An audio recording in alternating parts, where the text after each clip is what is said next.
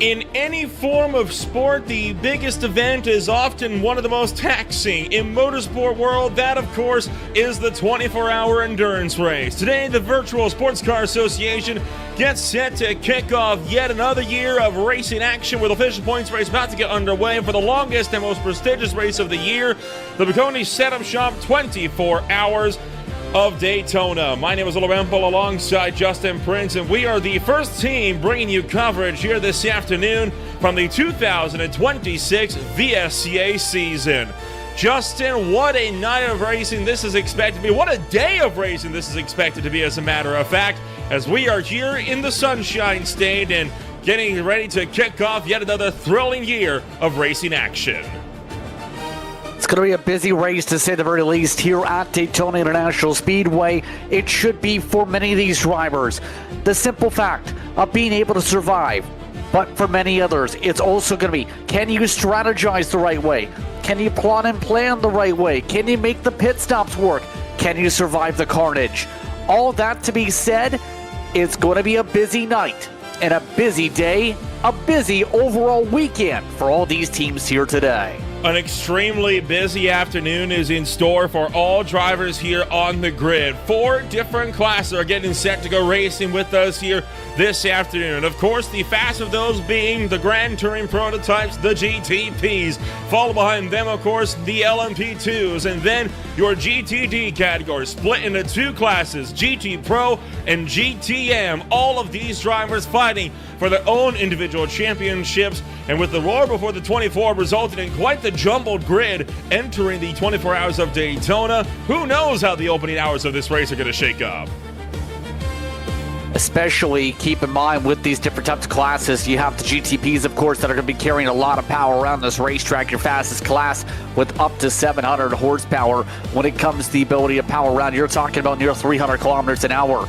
But also the older style LMP2, well, still in form of the iRacing service.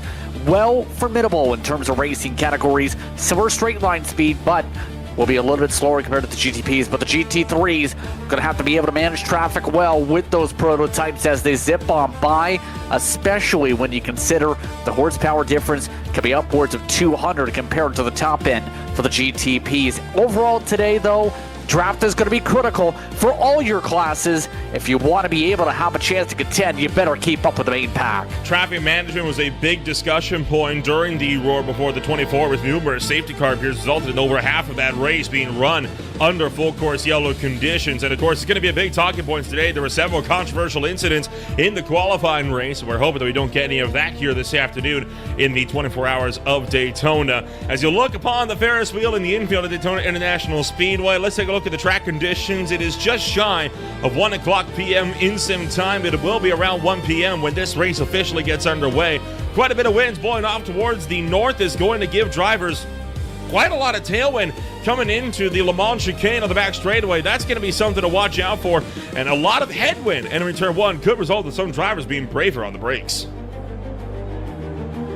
Yeah, especially with how you have to think about things in the opening corners for the in and out. Remember, there is that new rule that's been put in by iRacing especially and has been banned by the series regulators. You cannot take that corner in turn 1 wide, or else it's now a slowdown penalty as a course cut, because it's so advantageous, we've seen over the years, in the full Daytona 24. So that's going to be a big approach for some of the drivers here this weekend. That put in starting this weekend for the official track as well. It's going to be fun to see how drivers fare out, though, on how well they handle the brakes in the infield, because the better you are in the infield, the more it's going to set you up for the drafting sections. And don't forget as well the rolling 10 incident point limit before you get yourself a drive-through penalty. That is a constant throughout the night. Every 10X will get yourself 1 drive-through penalty. A lot of drivers got caught out by that in the roar before the 24. I would not be surprised if even before we're 3 hours in, we saw some drivers suffering results of that one here in this one, if the racing in the roar is anything to go by. Yes, and we were talking about some of the craziness that happened in the roar with the qualifications to make sure you can get here. It's quite simple. Can you stay out of trouble? Can you avoid major stack-ups? That's the big thing. There are the tow areas around the racetrack that competitors have to think about. But overall today, we're about to see, can they survive 24 hours? Well, it's time to see who's going to be starting where for the 24 Hours of Daytona here this afternoon. So we are, of course, going to kick things off here with your GTP field as they get set to line on up here for racing action this afternoon. Nicholas Pedersen taking the win for Wastegate Racing in the Roar will start his race from pole position. Alvaro Martinez, the World of Sim Racing team, will be beside him on the front row of the GTPs. Row 2 on the grid, it's Mark Gershell for Albrecht Motorsports alongside JD Daniel for Pack Sim Sport, with row 3 now holding Felipe Silveira for BMW M-Team Delta Racing alongside VSR Competizione Bianco of Sergi Lazer. Row 4 on the grid then, it's Brandon Clark for Ayers Racing. They were involved in a controversial incident last week. They're hoping for better here this afternoon. Sebastian Gonzalez Burgess for Red Lab Competizione is going to be in 8th. Top 10 closed out by Jeremy Carter for V1M alongside Gordy Vermeulen for BMW M-Team TSR GTP. V1M was one of the teams to beat in the Roar, and they're looking for more this afternoon as well. Tiago Mello for Lion GPX Bravo Snow will start 11th alongside João Vitor Delgado for BMW M-Team Delta Racing, and that should look to just about close out your GTP field with Tanner Prater bringing up the rear for No Limit Sim Racing Academy. And Justin, you've got the LMP2s. Guess what's transitioning over to them now as it's Vitor Pita who's behind the wheel for Monarch Racing Team, who will start on the pole. Lucas Matsila will start in second. 23 machine is the Twins Turn SRV entry. Then you have Marcus John for Rescue Skill by WMS in third. Flight Level Racing's Paulo Calvo will start in the top 4 today. You flip the page over to row number 3. That's where you find Matthew Luke, Fury Sim Sport LMP. Then it's Corey Sircone who will start things off in the 6th position today for V1M. 7th, that's where you find Gregory Niesmer. He's going to be right now setting up for Track Limit Sim Racing Thunderbolt, looking to get the lightning strikes alongside Jorge Teo Diaz with Grow Racing Team Blue in the 8th position. Rounding out the top 10 today, Adam Joseph Melhot will be one of the other Twin Turn SRS machines brought to you by Dearborn Barheim. Then you also throw Fonzo Reed, should say, for RTR Rick Team Racing. They'll be in the top 10 today for those cars as we flip the page to the GTs. It is Joao Pedro Teixeira for Epic Vans Pulsar Esports team taking home a commanding win in GT Pro by 4/10 over Ian Lawrence Brown for Blocco Motore. 2 Aston Martin to start things off on the front row of GT Pro. Vincent Herbier for Sim City Racing starting off in 3rd for Porsche, alongside the Corvette of Marco Pereira from the World of Sim Racing team. Row 3 in the greatest Manuel Maya for Matco Fisher Motorsports alongside Chris Treiber for Double Stint Racing. With row 4 holding Chad Duld for Iverson Today Motorsports VSCA alongside Rodrigo Moreros for RTR Rick Team Racing. Top 10 closed out by Jack Hedgecox for Going Racing, making the jump down from LMP2 into the GT Pro category, wanting a new challenge, and boy, they've got it this afternoon. Carlos Gumile for VSR Competizione Nero will start in 10th place. Benjamin Fisher, then Unitronic Fisher Motorsports started 11th alongside Travis Linscomb Hatfield for Tullamarine Racing down in 12th, followed up by Justin Delano for Vulture Motorsports Pro alongside Nuno Magalhaes for Grow Racing Team White. Back in the field, then it's Jens Zalakias for Rusty Spatula's Racing VSA alongside Tomas Silva for Virtual Power Sim Racing. And then that will take us straight through into the GTMs. Yes, those drivers led by Nicholas Gowen. Gowen Racing on the pole. Tim McLeish for SRN Motorsports Orange in 2nd. 3rd spot today, Marcus Taylor drives behind the wheel for SWF Motorsports. Samuel Hoff will be in the Superstar Racing Team machine in 4th. Michael Garone will start in 5th, off in the S's Racing, looking out to do that today. Richard Bell is in an SRN TFR Alliance car. Jason Ketty will start in the 7th spot for Flight Level Racing. Then it's Sam Vaughn, who's in the BMW M-Team car. Christopher Lemprecht will start in 9th. Wolf Motorsports Sim Racing in the 9th position. Lucas Santos for Vulture Motorsports is in the top 10. Kevin Smith for Intercom Fisher Motorsport starts off in 11th. Then it's the Superstar Racing Team entry yellow, brought to you by Michael James today, who starts off in the 12th position. Then in 13th today, Will Robertson for Wastegate Racing. will look to try and keep it clean alongside Yanis Konstantin, who will drive the Daily Kart Market Aries racing car. Then it's Tane Hudson, starts 15th, the Team FR13DA Sport Machine. Then it's Smil Labe, who will start in that 16th spot with the Blanco Motor Am entry. And 16 cars in that group, and it's been a busy pack. It should be fun. 55 cars are lined up and ready to do battle here this afternoon. The GTPs and the LMP2s will, of course, start as a herd, and then the entire GT field starts as a herd as well here. Justin, this race anticipated to be a hotly contested one here this afternoon. Kind of talk us through what the big points are going to be in surviving the opening couple hours here. Well, the big thing is these drivers are going to be over top each other to start things off. Expect a lot of chaos, in particular in the horseshoes, to begin things here today. Might see some contact, a lot of it in the first hour or two. Wouldn't be surprised to see a safety car.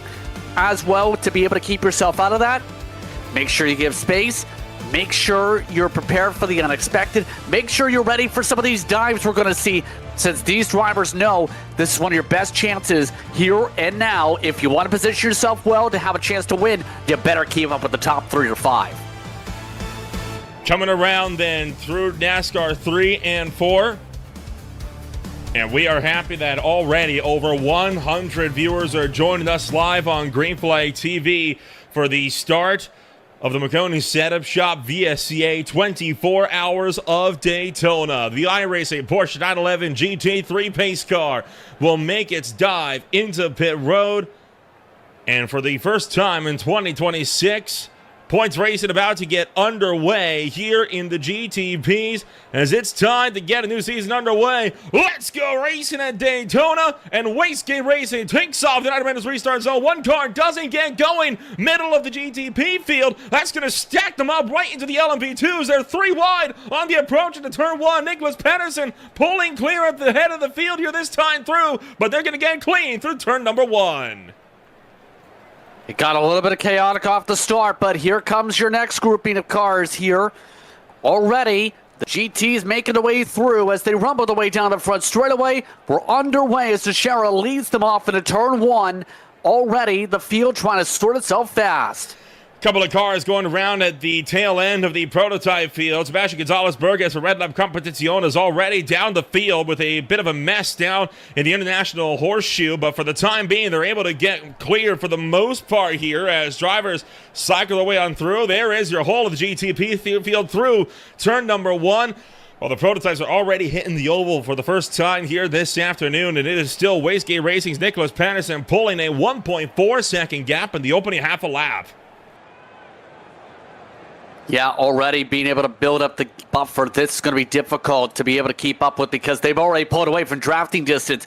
Quite simple, when you pull away that much, you're basically in a position where you're going to need to hope for some luck to be able to keep up with them from this point forward. They're showing why they're one of the top teams here with the pull away as you see the LMP2s rumble their way through Le Mans. Coming around through the Le Mans chicane, that is, of course, the LMP2 field thundering their way on through, and just a few seconds down the road, here comes the GT field making their way now into the bus stop for the first time here this afternoon. Corey Cursone has a black flag right out of the gate. That's going to be for a restart infraction, like for passing illegally prior to the start-finish line in this one as a result of that massive checkup that we saw in your GT field bouncing over the curbs. Something that the prototypes not able to do so effectively here in this one. And you see some of the prototypes that had to start this race from pit road now cutting their way through GT traffic. Yeah, a couple teams did get that instruction from race control here today, and we're seeing how difficult it's going to be for some of these cars to be able to make up the ground. You're talking about a good half a track behind at least. They're having to zip their way from as a result there. It's not going to be easy to come back from, but with a safety car, they could get back in it. But we're looking around and seeing some of these cars in GT competition and some of the prototypes. The prototypes not having too many sends, but the GTs are attempting some of those sends we've seen right now with the horseshoes. And it is Corey Cresone currently running 5th place in LMP2, who's got that black flag that he has to serve this time by, or next time by, or that car could risk getting disqualified before their race has even really fully gotten underway. The LMP2 field breaking apart relatively early here, but we got to fight for the lead in that LMP2 category. Fury Supersport LMP's Matthew Luke trying to pressure the back with Lucas Moncia for Twin Turn SRV-Debecca Bornheim, still holding on to the lead of the race. Yeah, just providing pressure right now. That's what you can do. But remember, 24 hours, you have a lot of time if you want to be able to actually make a move. Looks like Fury is saying, who needs fuel save now? We get a chance to lead early on in this one. Control our own destiny. Get the pass on the ice side. The problem is, it's going to be down to how brave you are in the braking zone for the in and out. Trying to make this one happen around the long way, and he's got him as a great move for Matthew Luke, and no doubt Lucas Moncia trying to just play things a little bit easier here. Oh, we got one of the GTPs spun off the road there and looking like hard into the wall, missing the front clip. That, I think, is Lion GP X Bravo Snow's Thiago Mello, who's having issues. And it looks like they might be trying to wait for the tow. One of the things we mentioned with the tow zones is you have to message race control directly and wait for if there's approval. They are trying to move the car at the least. The problem is there's no hole, and if they try and stuff it on through, it can get dangerous. It looks like they're going to try and drive it through instead of a tow. Oh, look at that right front, though. That right front is disconnected off of that vehicle. You can see that wheel kind of loosely flopping around. No rotation in it whatsoever. That car is junk. They need to get that car to a towaway zone. That's not going to make it all the way around this racetrack. It might be a safety thing, possibly. Haven't heard anything from race control involving it over the radio. But already, you can see just how some of these drivers are having to take a full dive to get around, full lane around to make sure they avoid trouble. But let's take a look. Quite simply, started with some of the side-by-side. You can see them pushing a little bit wide in the first point, put them in a compromised position. And then there's contact from behind. And a hard hit into the wall for the driver, the number 20. So Thiago Mello with a rough impact early on here this afternoon. That was not the way they were hoping to start off racing action here this afternoon. And it looks like they are going to try to limp that car around to get it back to the road. Credit to them. The car is able to drive, so they're going to see what they can do. And who knows, maybe if they can get it back to pit road, they can possibly seek to salvage this race. Now, in the roar, we didn't even make it out of turn 3 before we had our first full course yellow with a multi-car pileup in the GT field. But so far, drivers a lot more calm and orderly here, it seems, in the opening bells here of the Daytona 24. Yeah, you're talking about a difference of, 2 hours, 40 minutes compared to 24 hours. It's a big difference on how you can approach things over the course of the race. But for a lot of these drivers here, you can see some of these sends going on. For example, in the GTMs, you can see the leaders shuffling with Gowen, having a battle and hold on. Nicholas Gowen, who's racing, his team's popped up in a lot of different series, doing a good job holding up Samuel Hoff there on defense so far. And right now, Nicholas Gowen for Going Racing, just barely holding on for the McLaren of Samuel Hoff, and you're watching that number 17 car now try to go for a run around the outside in the turn 1. It wasn't quite on, though, for the McLaren, so that allows for the Ferrari to stay clear. There wasn't a lot of love for the Ferraris. The last time we were out here in the VSA Sports Car Championship back in 2024, only 1 or 2 on the grid, even less McLarens. But now with more Ferraris on the field, it looks like that manufacturer may be making a resurgence, at least in the GTP field, where you got one of the Ferraris now leading the way by 3 seconds. Kind of wondering if that's part of the BOP, kind of also wondering if that's just with the way the transitions have happened on iRacing with some of the changes, how things are going. Remember, there's new tire models to think about when in terms of the updates. There's been a lot of talk about the new tire carcasses for some of this in terms of the various different patterns that are actually on it that almost looks like a dinosaur scale when it comes to the look of it. But it's supposed to work differently, where it burns off pretty quickly, that top layer, then turns essentially almost into a slick, the way I understand that concept. And we're seeing already some of these teams We're going to wrap around that new tire, it seems, in your prototypes. So the field going to keep on battling here as we seek to get the fight up and rolling. And right now, drivers are going to continue on the stellar fights that we've seen so far throughout the course of the afternoon. We haven't talked about the lead of the GT Pros all that much. Let's focus in on them now, as you've got yourself the App Events Pulsar Esports Team, SimCity Racing, and Block Motore numbers 1, 2, and 3 in the battle for the lead of GT Pro. 2 Aston Martins leading the way, and right now they are sandwiching the Porsche in the number 2 spot. These guys were in quite the fight, and there was only 0.4 of a second between them in the roll before the 24. So I feel like that 73 and the 183, those are going to be the 2 cars to watch later in the game here as this race works its way, especially into the night portions. Yeah, that's going to be something to watch for, especially since we've already seen with their average pace in the early going looking very comfortable. Be able to keep things at a good tempo. Right now running in the 1 minute 45s to start things off today. We know SimCity, though, good team, good development as a grouping. Absorbed some drivers over the offseason in late November. Right now they're doing a good job being able to keep up, to be sure they keep within this draft and keep themselves in a good position early on, but they have a 183 machine that is on fuel save right behind. You saw him lifting out of the throttle there, just looking to save fuel behind the Porsche, maybe hoping that the SimCity Racing number 71 can pull him up to the class leaders there of App Events Pulsar Esports Team. Now, of course, the fuel saving is going to be a major point of concern for teams, right? Because this is not going to be like your average Daytona 24 on iRacing where you just run straight through on a fixed strategy right through to the end of the race. No, sir. With the full course yellows that could come up at any moment, you could get some really major looks in how these fights carry out. Meanwhile, a fight for 9th in GT Pro as an actor with a big dive to the inside of one of the BMWs here. That is VSR Competition Nero getting by iRacing Today Motorsports as Carlos Gumail fights his way past Chad Dalton. Yeah, look at this, though. They have a lot of LMPs that are trying to make their way on through. That's going to take away the bottom. Our first major layering of traffic for a lot of these drivers here.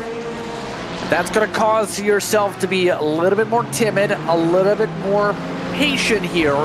How you run things, especially with these prototypes, they zip along to your side and make these passes as quick as possible.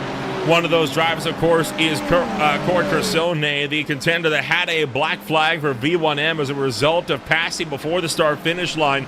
So Corey Cresone going to have to really fight through the field here this afternoon. Still on the lead lap. That is the critical thing here. 1 full course yellow. That number 11 car is right back into contention with the rest of the LMP2 grid. Yeah, but with how calm things have almost been, except for the one crash here so far, I think for the most part, you're just waiting to see if anybody's going to step on it, so to speak. Make those major mistakes. You can't bank on it, though, is the critical thing. Seeing some of the errors, though, up towards the GTPs. Top 6 ripping their way on through with the layering. All sorts of calamity for the in and out, though, because this is going to compromise your line, especially those that are trying to do what they were doing in practice. Run towards the outside while not crossing the white line, then make a diamond line. That's what we just seen with that Ferrari. Outside of the initial race start, this is the period where we can expect to see the most chances for a 4-course yellow. It was the first time when GTP and the LMP2 traffic catch the backs of the GTs. Oh, look out, one GTP car getting into the grass. That was one of the Cadillacs that had to go evasive there as he fired his way past some of the GT Pro field, went 3 wide with 2 wheels in the grass. That is incredibly risky to be going for a move like that less than 15 minutes into a 24-hour long race. And that's mighty sketchy, to say the least. You see some of the drivers, like the 12 there, trying to lock up the tire. That's the BMW M-Team Delta racing car, trying to avoid contact. So some of these drivers just making sure they don't slam on in with some of these tight confines here. B1M trying to make sure they stay ahead of this You see the blinking lights pop up with a lot of these drivers asking, let's give some space. It's time for a hard sin. There's the reason, with a lot of time loss alone for some of these cars. And that caused one of the GT Pro Porsches to have a look on their McLaren brethren there in the look of the Le Mans chicane. They ended up backing out, but that is now going to cause quite a bit of ruckus here. This is for a 15th place here in the, sorry, that's actually a pro car getting around one of the GTMs as well. And clearly that AM car not happy. There's a bit more headlight flashing going on there. Battle for fourth is on as well as they make their way now down into turn number 1. But it's going to be Albrecht Motorsports' Mark Skershel who continues to hold on for number 4. Yeah, just right now holding on to the gap. Skershel for now.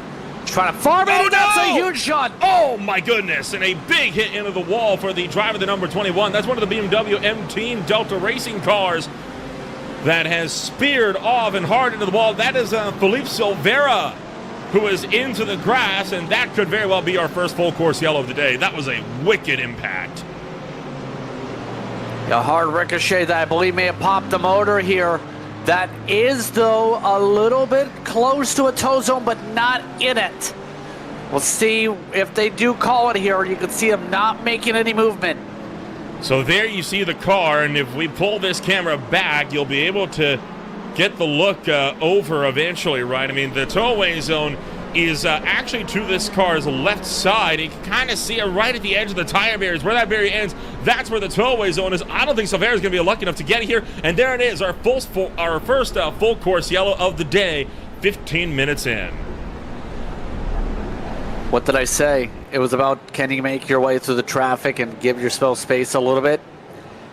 In that case, Silveira just absolutely demolished there.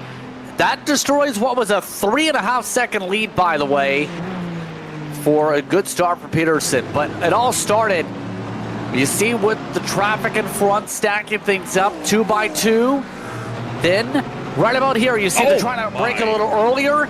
Car behind didn't get the message that they're going to lift the brakes a little earlier to make sure they didn't squeeze out the GT. Jeez, that was absolutely brutal. And a wicked hit into the tires to kick things off here this afternoon. Take another look at this one again. We'll slow this one down this time. You see him looking to the right side of the Acura. And keep in mind, that number 8 car is the same car that already has one of its drivers with 5 license point penalties from an incident coming from the Roar. And tell you what, whoever's in that Acura is thanking lucky stars. They're thinking, what in the heck just happened there? Yeah, Brandon Clark was the one behind in that case. I think for Clark, he wasn't expected to brake. That's about what you can say. A hard bit of contact, though, but you got to be prepared for that because they're trying to pass by traffic. You don't want to cause contact when you blend up a little bit on the racetrack. Let's take a look at it right here. He's on board with the Acura, Carlos Guma for VSR Competición, and whoa, boy. That's the last thing you're expecting to see, and say it with me now, I'd like to see this happen in front of you. Yeah, now with all this, gets a little bit interesting here. Didn't get fully, by the way, to the point where we lapped some of the LMP2s with the speed difference, but did get a couple, like Monarch, that originally had been the pole, but fell a lap back already. At this point, chance to try and regroup and reset for some opportunities to pass soon.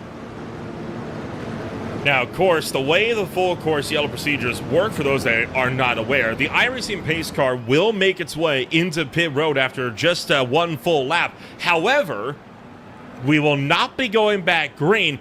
That is usually around the time when we'll be seeing cars coming down pit road if drivers do want to make a run to pit road. And then, of course, you're going to be seeing contenders going for their class sorts. So it'll be GTPs, LM2s, and the pros in front of the Ms. And that will be a sort that will take place. And then after that, once they've been given clearance to go, you'll see the GTP field accelerate away on the exit of the bus stop chicane. So most full course yellows during the Roar, we're looking around roughly 15 to 30 minutes thereabouts. So it's going to be a little bit before we get back to green flag racing here while they clean up the mess down at the International Horseshoe. But tell you what, Justin, is that one of those incidents that we kind of expected to see this early on, or is it one of those things where You know, some drivers are looking at this and they're thinking, man, why are we doing that this early on?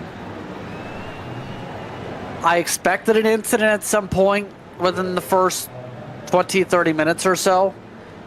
I wasn't expecting it in that fashion, but it's something you expect potentially to pop up here. In most cases, you will see somebody make an incident. That you see at least 2 or 3 major crashes. We've already seen 1 crash in the first place.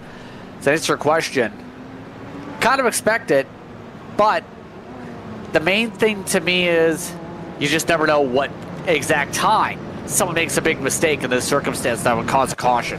This is on board with Brandon Clark. He was the contender that was right behind the mast, and he had a front row seat to all of it.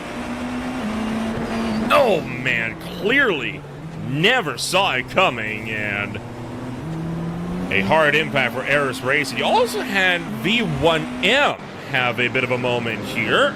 This was right around the same time, and this was just as the full course yellow was coming out. Just, oh boy, a lock of the race into the West Horseshoe, spun off the road, but again, very, very lucky that everyone around had the wherewithal to avoid that car.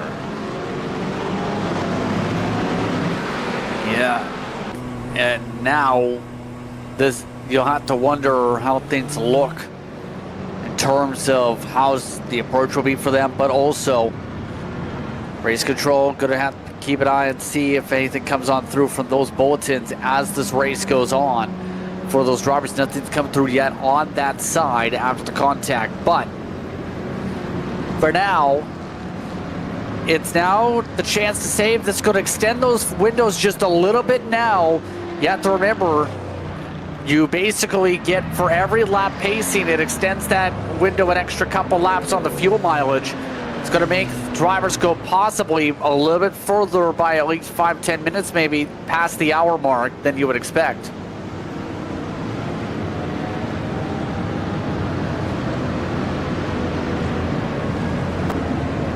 Well, all of this said and done now, we're about 20 minutes deep at this point in time.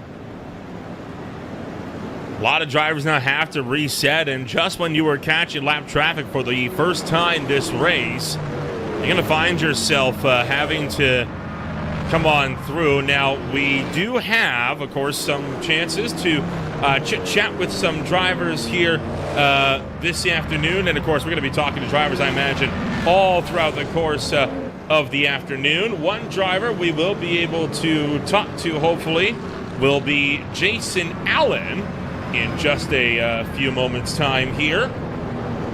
I tell you what, obviously a lot of drivers here, they're going to be having themselves with quite the run over the course of the afternoon here, Justin. Yes, going to have a lot of opportunities to speak with competitors, but also a lot of opportunities to be able to pick the minds of many of these drivers. You'd have to think and feel how they're going to approach things for these competitors. It's the big thing with a series like this, is the ability to connect with drivers, to be able to learn what this strategy is going to be, what their approach is going to be, stuff along those lines. Yes, sir.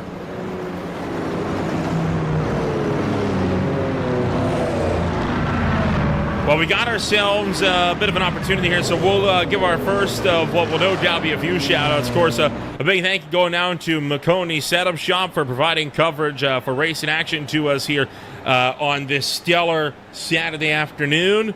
And a big thank you going out to them, of course, throughout the entire day here this afternoon, providing funding for the VSAMB, one of the proud sponsors of the 2026 VSA Sports Car Championship. When you want the best, you can't settle for the rest. For everything on iRacing, there's just one name you need, Maconi. With Maconi Setup Shop, they now provide the best of the best in setups, paint scheme, coaching, and event organization. With cars across all 4 license classes, they have what you need to hit the track with confidence. Grab a subscription started at only $8 a month and save money while going fast at MaconiSetupShop.com/subscriptions. And remember, at Maconi Setup Shop, they're their setups, but your victories. So the iRacing pace car has come down to pit road, but the full course yellow is still in force, so the pace speed going to increase by about another 20, 30 kilometers an hour or so to the VSCA pacing speed. You talk about GTM, Nicholas Goen right now was looking to have a pretty good buffer here. He was actually 2 cars away from Samuel Hoff for Superstars racing team. But unfortunately, that buffer is going to be erased now with this full course yellow. Yeah, absolutely eviscerated after what was a good start. Remember, this is a team that has been around, actually, when you think about it, since 1993. But has only been around the sim since like 2021. We've seen basically an entire grouping of drivers be able to try and approach things very specifically for these events, to where they're looking to have delight for these endurance races and compete well. 3 years now in this series as a team. Second year as a full in. First time having a second entry as well this campaign. They've looked very stellar so far, but it's about maintaining consistency this race. And right now, Nicholas Goldwyn and company going to have to make sure they're prepared when we do get back going for some of the carnage that can pop up. Let's get a chance to talk here to Jason Allen from the SimCity Racing number 71 Porsche here, and we'll bring Allen into the broadcast booth now. Jason, obviously not the way this race a lot of drivers are hoping to get started off with a very early yellow flag, but a good start for SimCity Racing as you guys find yourselves up 1 and into the number 2 spot early on. Yeah, hey Nolan, thanks again for your guys' team and everything broadcasting again. But yeah, we're just kind of cruising around, putting in laps. That's kind of what you do with these things, and kind of race when it's needed. But obviously this isn't the time to be racing, so just want to thank all my guys. And my son's driving today. I'm not doing any driving, just helping with crew chief duties. But yeah, I just kind of want to get laps in right now. Well, obviously, with the tires going to be cooling down quite significantly here, how does this full course yellow shake up the initial strategy? Obviously, without giving away too much actual team strategy here, but I mean, surely the plans are already starting to change behind the scenes there for you guys, right? 100%, especially with the the stage after 6 hours, 12 hours, 18 hours. You get endurance points for those, so that's something that's always on our minds. We always have a dedicated crew chief in the races that thinks about that stuff, and you're right. From the green flag on, we start thinking about that. Overall, season-wide goals for that number 71. What do you reckon the main aim is going to be for the season? Because that car has shown a lot of speed throughout the board, and it's showing a lot of promise here early on as well. Yeah, obviously be smart, take care of the car. Last year, the team did a great job, lucky enough to win the sprint, the endurance, and then also the season-long championship. So, that is our goal again this year, is to keep that thing up front every race and bring home the championships again. Scale of 1 to 10, how confident are you in that team on taking away the win here in the VSCA 24 Hours of Daytona? Obviously it's a long race. Then when you factor in, you got a lot of lower I rating GTP cars and LMP cars. You see a lot of this stuff that happens. So anything can happen, but as far as our team is concerned, our drivers, we put in the work, we put in the time. I'm very confident in our team. Very, very confident. 1 to 10. 10. Well, we'll wish you the best of luck then when we go racing here in just a little while. Congratulations, of course, on the good start to the race, and we'll see if you guys can follow it up over the next 23 and a half hours.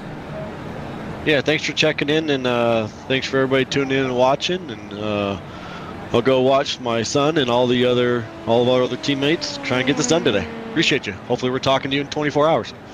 Jason Allen from SimCity Racing joining us up here this afternoon. His son, Carson Allen, is going to be one of the drivers jumping into that car before too long here as well, Justin. Of course, the mandatory driver requirements is going to be a constant for a lot of contenders here in this series. And we saw a few drivers getting dangerously close to being caught out by that in the roar as a result of how the safety cars fell. Do you reckon we could be seeing drivers getting into trouble with that here today? Because it can be quite difficult to balance those mandatory driver requirements across, we're talking 3, 4, 5, and sometimes 6 driver teams. But that's a tough thing to say in the early going here when talking about things. When it comes to the regulations, I think for a lot of the drivers, it's about making sure you get the calculations right. And it's all taken, remember, the iRacing API for each event. It's important to think about making sure everyone is aware. For example, you have the 24 hours, you have the minimum of 3, maximum of 6. You can only have 13 hours for a max. You have to get someone in 2 hours. I think it's not as big of a concern as long as you get, say, if you're a 6-car team, people in. But it's just making sure that after every couple pit stops, you make a driver change. Keep it simple. Get yourself on the number and planned out right to make sure you actually stay within that fair speed or fair time. For those that may just be tuning into the show here, my name is Ola Ramble alongside Justin Prince. We are bringing you all the action here in the VSCA 24 Hours of Daytona. Here we are under our first full course yellow of the day, and if you are unfamiliar, this is the incident that puts us under the safety car so far. It was BMW M Team Delta Racing's number 21 GTP that got sent by Eris Racing behind while trying to lap one of the Acura GT Pros. A shot to the back knocks the rear wing loose and sends him right into the edge of the turn 3 wall. And I'm going to be honest here, Justin, if he doesn't hit the end of that turn 3 wall, he probably could have gotten away with a broken rear wing, yes, but at least an intact engine. Yeah, it wouldn't have been as bad. Might have still broken axle possibly with the left side tire, but it just the angle on in the velocity carried into the wall in the first place was that big. But as these drivers continue to roll, they've been told to return to the pace speed here. You see some of the waves still sorting out. We'll see where things get settled in pretty soon as all these cars just try and sort out, are they going to be in the right spots, and continue to follow along with the regulations that were put into full depth during the drivers' meeting, especially with the multiple layers that may come into play with class sort.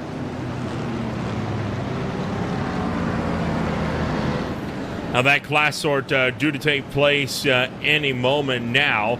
No drivers, or at least very few drivers, have come down pit road. In fact, the only drivers that have been into pit road are those that actually started this race from pit road as well. So I'm not too surprised, in all honesty, to see this, as well, you see some of the GTPs actually getting a bit of a gap here on Joao Pedro Teixeira, and it looks like we are getting into our class war, which means green flag is imminent. They are not going to be too far away.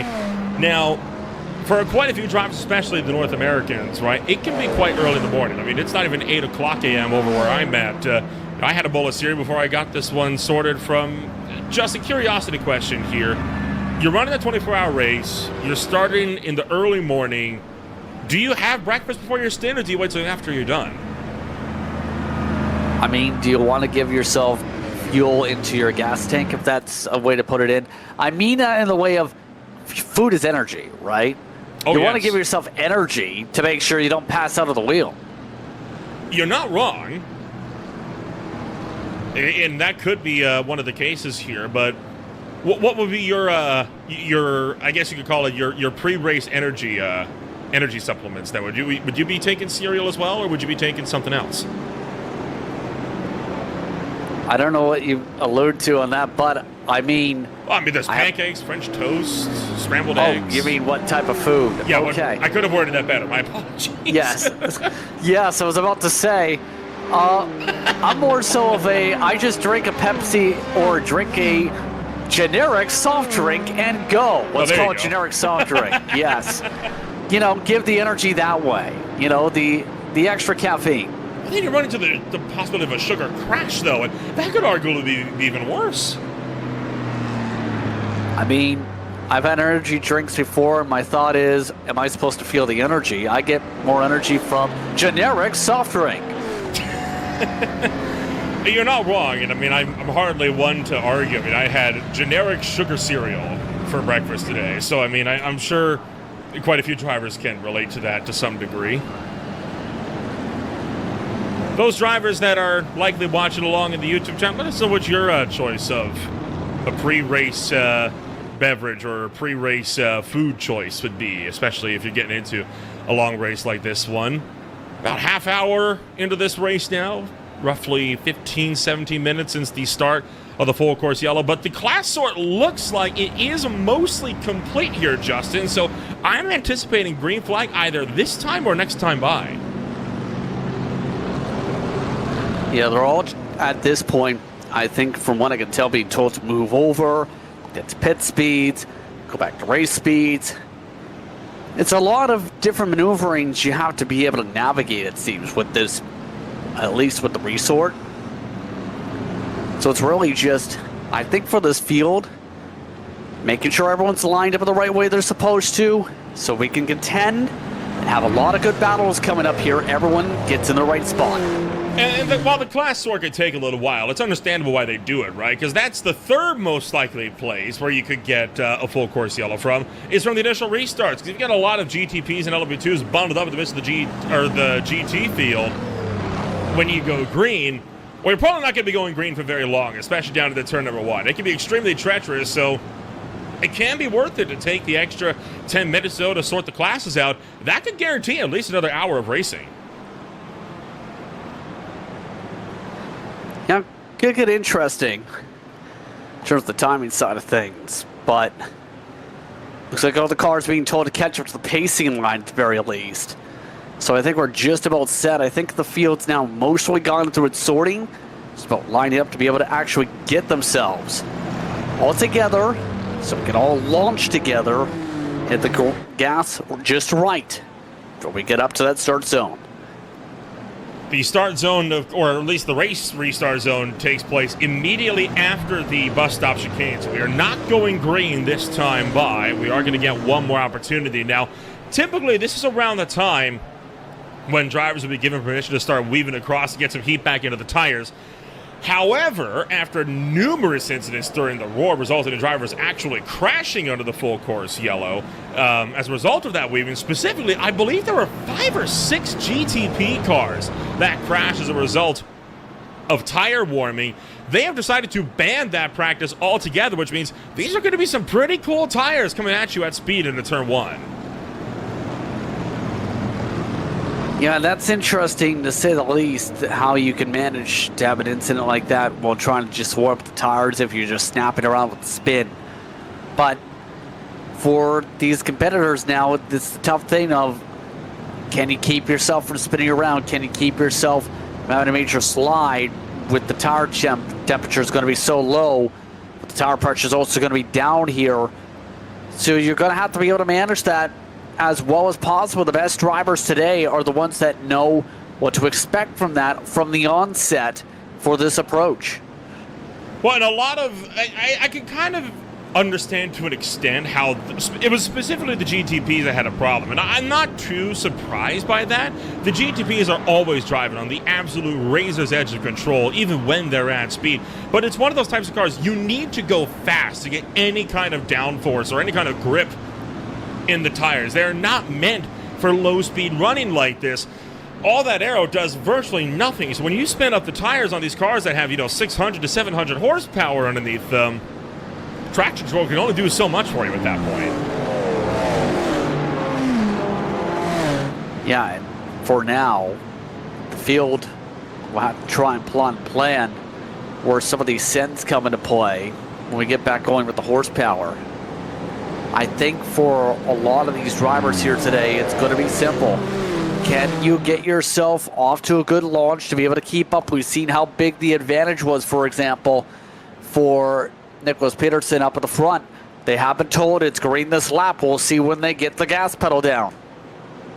Should be immediately out of the bus stop chicane here as they'll make their way to the back straightaway. There it is. Nicholas Pedersen on the loud pedal, and this race is officially back underway here in the Maconi Setup Shop 24 Hours of Daytona. So Pedersen takes off, and now the rest of the field hot on his heels. J.D. Daniel for Pack Simsport trying to see if he can close the gap. J.D. Daniel, one of the drivers that was a big competitor in the roar and could look to make a statement here early on here this afternoon. No move being made into turn number 1. Meanwhile, you got Vincent Herbier putting Teixeira under fire, and could SimCity Racing go to the lead here early on the restart? See right now some of the peaks with SimCity Racing to try to make some moves. We do have smoke popping up as some of the drivers of the prototypes going for some excursions. And Gregory Meismer has spun around out of the LMP2 field here this afternoon. A tough break for him, having to wait for the entirety of the GT traffic to fire his way on through. And quickly, Patterson able to break out another 1.2 second gap up at the head of the field. J.D. Daniel fighting his way through in the number 55 as well. Battle for the LMP2 lead is on. So is the battle for the GT Pro race lead, where it's Porsche versus Aston Martin. And this is what happened at Track Limits Sim Racing Thunderbolt with their number 420 LMP2. When in turn one, it was 3 wide. Yeah, you see the snap around in the middle of the braking zone, sends him well off the racetrack. Able to keep it from going towards the wall. Good to go from there, as for now, the GTPs rumble their way out of the bus stop. And that battle for the LMP2 class lead is still looking hotly contested as well. This is the look of what happened to Tanner Prater moments ago as well. Same corner at turn 1, spins off the road, and he is going to find the tires, but only a light impact, so he's able to more or less recover the car. And now we got Paolo Calvo around, and that is stopped right in the middle of the GT field at the exit of the bus stop chicane. And now one of the Acuras is spinning around, an Acura that just avoided disaster earlier on in this race. And it's calamity, and another quick full-course yellow brings this race to a stop. And realistically, they had no choice there. Had to have. Yes, absolutely. That was absolutely in a dangerous position and definitely led to the second spin there. And now we'll see if we get a quickie or if we see a full-length caution period, as this will re-rack and stack the field once again. We're already 40 minutes through, and now our second caution. Oh boy, look at the front end of that LMP2. That P217 took a vicious impact. And I'm willing to bet overcorrected on the exit and went into the outside wall here, Justin. Yeah, Calvo taking the toe at the very least in this sequence. But let's watch for it right here. With Calvo, already see him a little bit deep into the braking zone in the first place. You have to hit the apex is just right, because you miss it, you could end up snapping around here. Calvo comes on through. There it goes, snapping right into the wall, and a ricochet with a blown motor. A brutal impact into the wall, and whole host of problems, all of them coming from various prototypes all throughout the field here. This is at speed. And a hard hit into the outside wall. And then watch as the GT traffic all comes firing through. You're looking for the Acura that's going to go spinning off to the right-hand side. Right there, lost the back end. I think trying to check up for the incident. That was Carlos Gumao for VSR Competición Janeiro. The Acura that just avoided being caught up in an incident earlier on this race. Yeah, tough spot there, and I think that all blended together because of the fact there was a car in the middle of the racetrack. See right there, you see the signs of what's happening. Takes the car hard to the left, trying to get ready to avoid, and it snaps him around. Tough break as our second full course yellow of the afternoon slows us down all over again. Should be a quick one here, not nearly as much to get organized here with the class sort.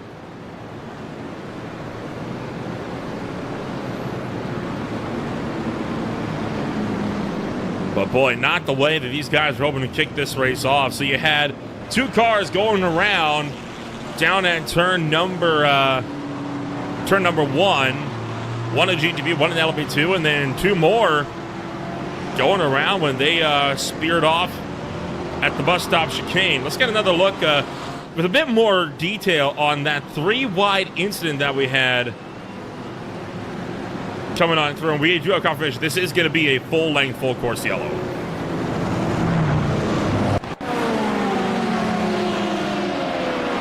Yeah, just seeing here as drivers rumbled on through.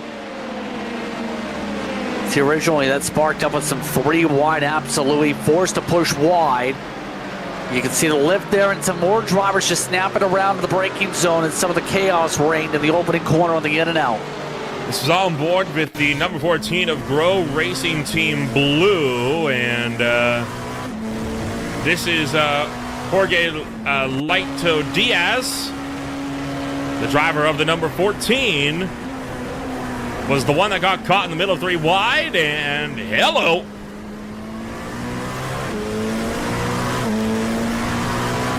Yep, it absolutely snaps them around, costs them time at this point.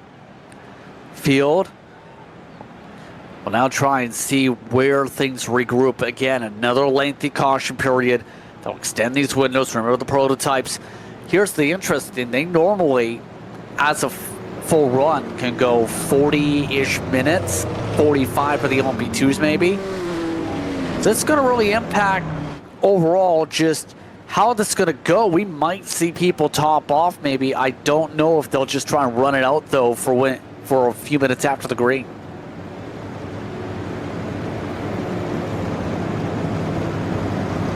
Well, we do have another one of the contenders here that is going to be able to kind of give a bit of a chit chat with us here. It is from Track Limits Racing, and it is Randy Marino. Justin, you are standing by with him. Yes, indeed, Randy. First things first, talk us through how things have looked. Well, he just left. Well, that worked very well. Let's try this again. He is back. Randy, hello. Do you have a... He just left again. He does not want to be on. It seems like he might have some technical difficulties. We'll check back in with him in just a moment here. In the meantime, though, full course yellow remains in full force here this afternoon.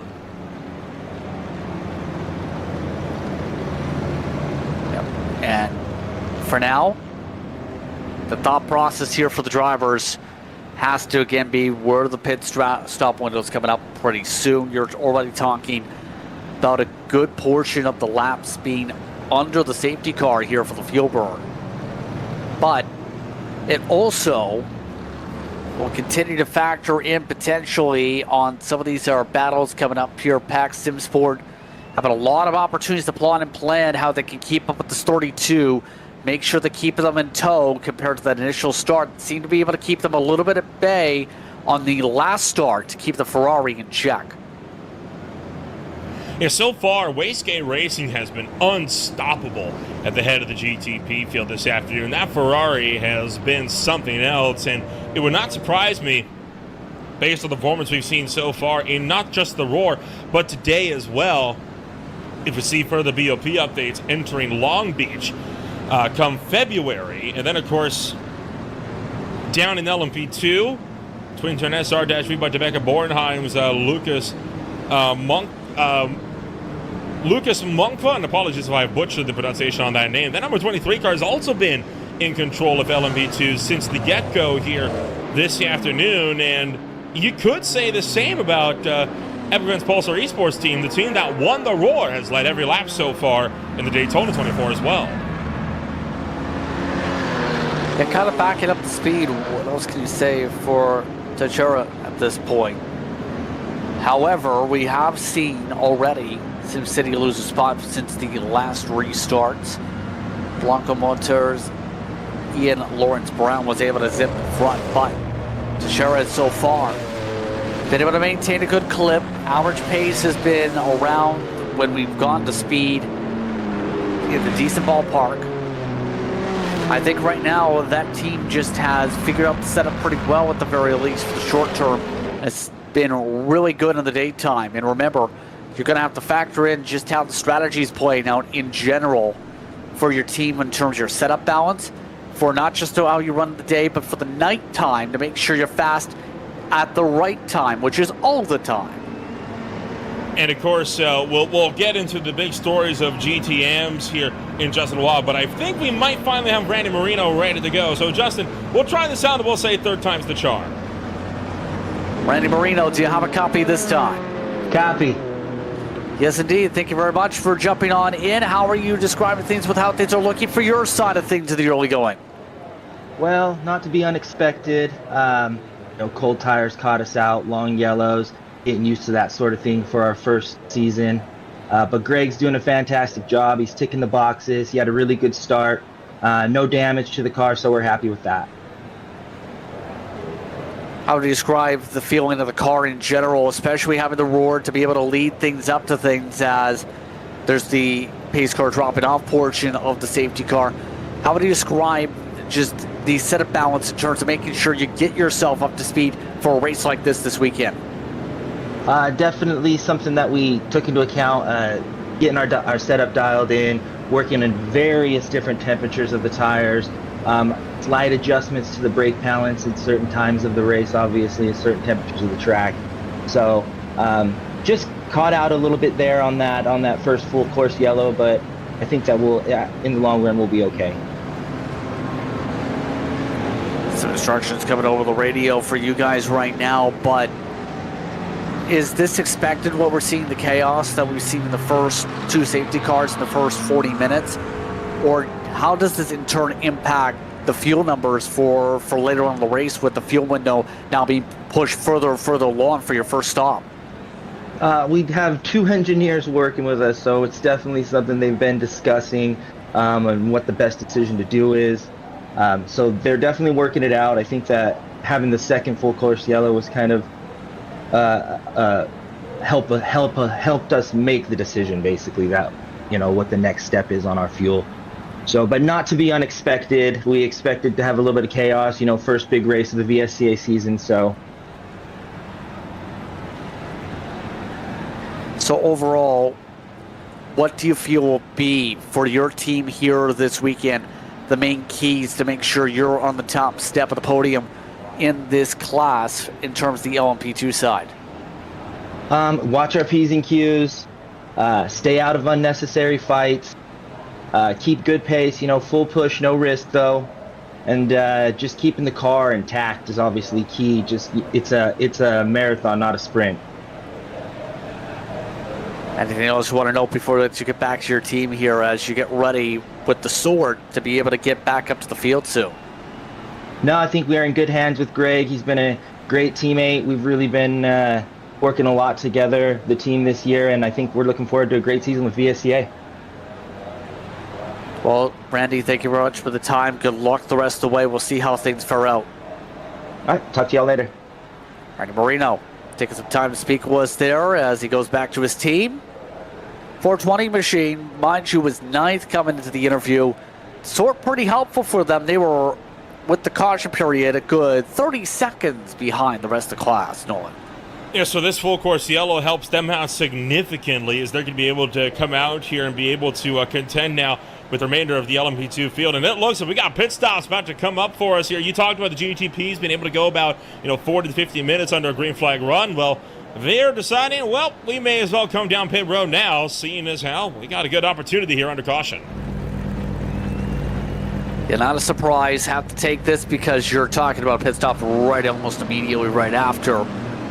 Interesting enough, some of the GTs are also coming down, so it's a full-on pit party. Just about, in fact, everybody for the most part, except for a couple, are taking the pit stop opportunity right here. So a lot of contenders making their way in. Looks like for the GT field itself, about I would say maybe a 2/3 split, with a third of the field staying out on the racetrack. In fact, most of the GTMs, in fact, staying out on the racetrack. It's a majority of the GT Pro field that has come down to the lane. Drivers are able to get in and out just fine. Of course, no surprise that we're seeing most of the LMP2 and GTP fields come in as well. The thing that surprises me is Brandon Clark for Aris Racing has stayed out on the racetrack. That's going to put the number 8 car way off cycle from the rest of the competitors. See just everybody just escorting themselves out. A little bit of stacking up off the pit exit, though. Believe we did see, though, Teixeira amongst those who did not come down, interesting enough, for the GTs for the fuel window. Manuel Mayer, the first of the drivers who peeled down in the GTs. So it's going to be interesting how this lays out, because you're talking about, after we go green, to stop in 20, 30 minutes for them anyway, but this is going to put things into perspective where they're going to be offset basically the whole entire wing now because of this call. We were talking a bit about the drivers that have led the various classes so far today, and right now that pit stop window will put SR Motorsports Orange and Tim McLeish in the lead of GTM. Of course, they are one of the drivers that did not come down to pit road, but I think the real stories in the GT categories have been Goen Racing. You got Nicholas Goen running right now 9th place in GTM, but they were up in the lead of GTM for most of this race. And then you also have a GT Pro entry for the Goen Racing crew as well, right now headed up by Jack Hedgecox. Now, the reason why this is a big deal, last time we saw these guys was in 2024 when we were broadcasting this series, and they were running in the LMP2s with only one entry. They did not have 2 entries. They didn't even have any GT cars at all. It was all LMP2, and this team was dominant. By far one of the biggest class wins of the entire season, arguably. They were able to score themselves, I believe it was 5 straight wins when you factor in post-race penalties as well, throughout the course of the 2024 season, locking out the first half of the season. It was a dominant run that we rarely see on live racing, let alone on Green Flag TV. And it was a bit of a surprise to see Goen Racing jumping into the GT categories. Now, not necessarily a downgrade. Kenneth and I were talking about this during the Roar, right? It's not a downgrade to jump down to the GT field. It's just a different challenge. And I feel like that is part of what Goen Racing wanted. They wanted a new challenge for their team after they were clearly the team to beat in LMP2. And it looks like so far they've met a pretty significant match with the rest of the field of the GTs. Yeah, it's not a surprise because whenever I've seen them in some of the league races, they've been mightily competitive in general. I think they just have a good core. When you talk about, of course, Nicholas Goen, but also Connor Bonning in the field, you have Nathan Mullen, you have Simo God, you have Michaels, that's a part of that lineup. 2 entries in terms of their team. So I think so far, things are good as, don't run each other over, please. It would not be the first time we've seen that in the 2025 campaign. It wouldn't even be the first time we've seen that this race. One of the big reasons why I was surprised that Ayers Racing stay out is you see all that front-end damage on the front of Ayers Racing. That is a result of course, the crash that brought out the first full course yellow of this race. Only about 15 or 20 minutes into this race. You can get a good look at it there, right? Look at all that damage on especially the left front of that car. That is going to result in pretty significant aero damage for this team coming into the second hour of this race.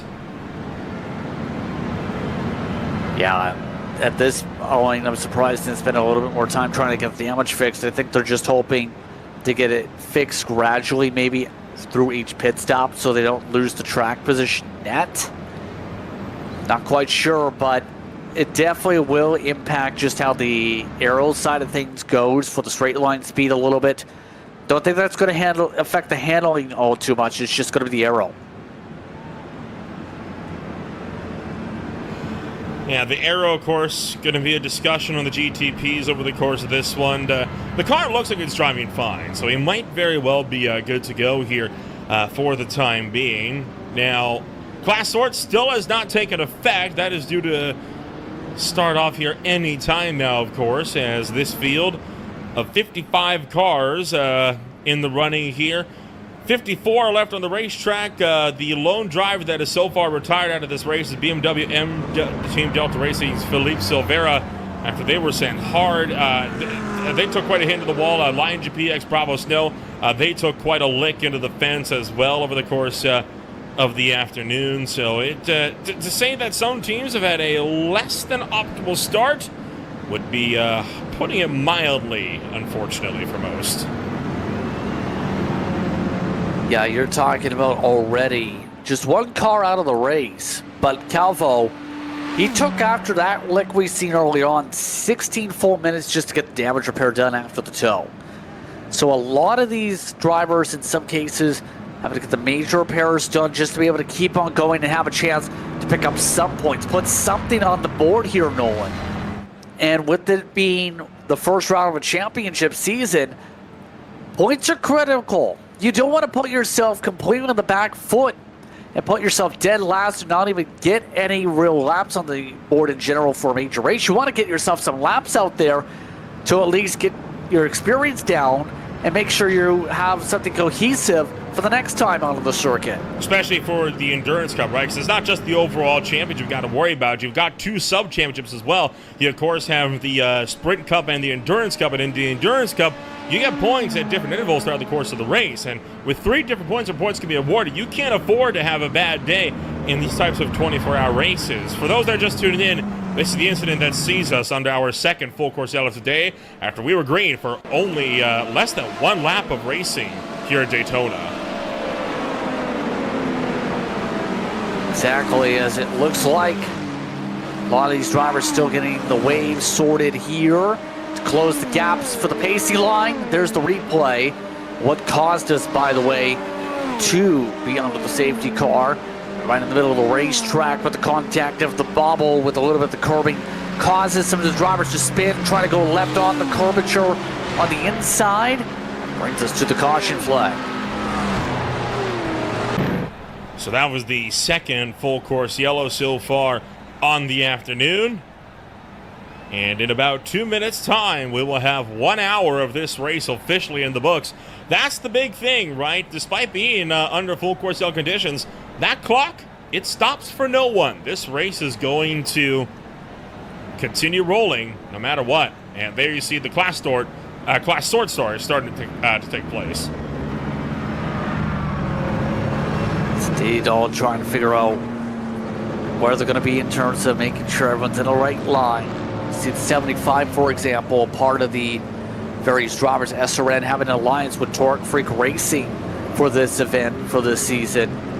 Of course, Torque Freak Racing as a unit, very strong team that's appeared in series like the majors, that's had a lot of reputation with its drivers. So far here today, though, Richard Bell has been driving the wheel pretty well inside the top 5 overall on the racetrack. Been looking good in that Mercedes, to say the very least, in terms of the pace for that alliance with SRN.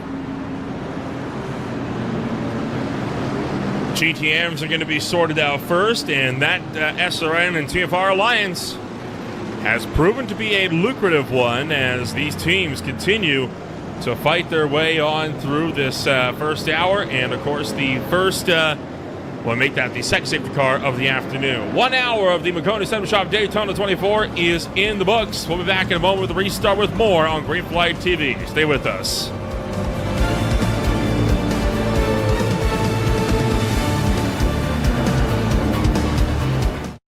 Racing isn't easy, but experiencing it is. iRacing puts you in the driver's seat with the industry's leading sim racing game. Drive on laser scan replicas of the greatest racing circuits from around the world. Go head to head against other drivers chosen by skill-based matchmaking to ensure competitive racing at every level. Compete across all your favorite series in officially licensed cars engineered to deliver the most accurate driving experience possible.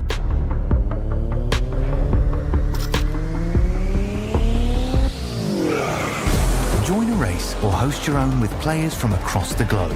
Race against the computer or in a league with friends. Feel the thrill behind the wheel. Visit iRacing.com.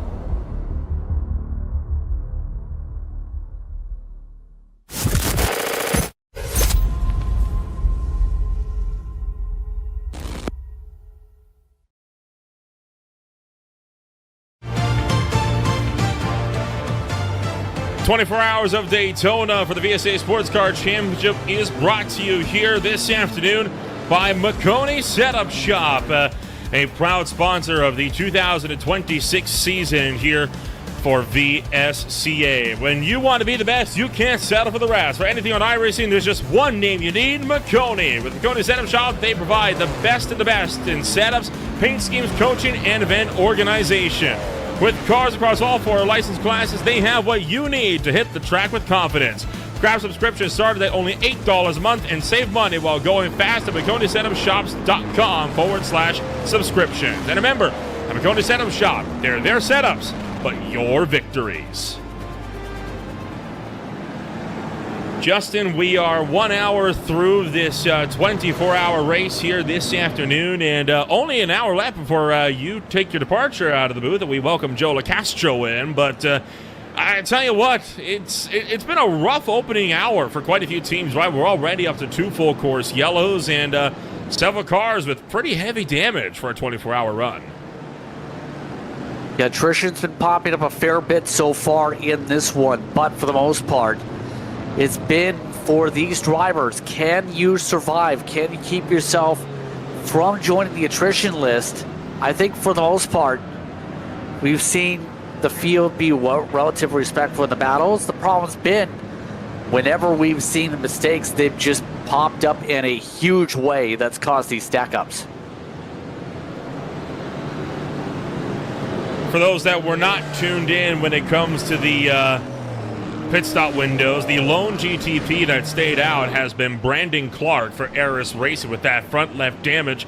You've also got 3 GT Pros that have stayed out. They currently lead the way, 1, 2, 3, with Epic Advanced Pulsar Esports Team, SimCity Racing, and 2 Lemma Tree Racing. All of the LMP2s have been in under this full course yellow, and you also have the top 5 make that top 6 in GTM that have also seen themselves not come down to pit road. That includes SR Motorsports Orange, the SR and TFR Alliance, Daily Car, Dot Market, Eris Racing, Intercom Fisher Motorsports, Wastegate Racing, and Blocco Motore AM. So a split decision, the GTM category and the GT Pros, but relatively cut and dry with the GTPs and LB2. Saver Eris Racing, who is now off cycle. Green flag is back in the air.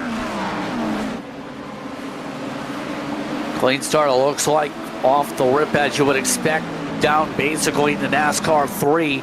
But watch for the run for Pedersen to come pretty quick. You see some of the other drivers lining up behind. There's the look. Pedersen to make it quick. On the outside, just couldn't get the braking right. As there's a lockup. Major lockup on the left front for Brandon Clark. He goes deep into turn 1. That lets Pedersen through for the lead of the GTPs and the overall race lead. Battles on for second, as well as twin turn SR-G by Rebecca Bornheim. Punched off the top step, and we got cars around again at turn 1. 2 LMP2s making contact and spearing off the road. You also got one of the other GT Pros going around. Blocco Bertone spins off the road at the back of the field. A little bit of chaos off the rip as here comes your GTMs. I'm still trying to get going on the reblend, by the way. This obviously isn't going to be a tow. You can just see them just trying to get the angle to be able to launch away as more spins for the 88. Yet more problems right off the hitch, and this is for one of the BMW GT Pros, and again, not a whole lot he can do. Look out! He's going to drive right onto the circuit and create a massive bottleneck, and that's going to cause another multi-car spin off the road at the exit of the National Horseshoe. And that was just unnecessary. Is that one of the go-in machines? See, it was. Just driving through all the billboards there. That car's 3 broke. wide with the squeeze, yeah. And he's going to be forced to tow. That could be our 3rd full course yellow now of the afternoon. And that time we wouldn't even make it half a lap in the GT field before we brought this race to a stop once more. Nicholas Goen still sitting there waiting for permission to tow. He is on the infield. There's no way to get that car across the racetrack. And boy, wouldn't that be just a disaster if we had our 3rd full course yellow and the second one, which would be back-to-back without a full lap of racing, and that car is still stationary in the infield with no signs of motion. Yeah, the tow area is on the other side of the racetrack, right about where you see that red RV right now. I'm curious how race control is going to approach this already with this right off the rip again. It's been a little bit of a while, and still no movement, still no signs yet as they continue to wait, as everyone else has been able to keep it clean off the rip. There's the caution. Oh, boy.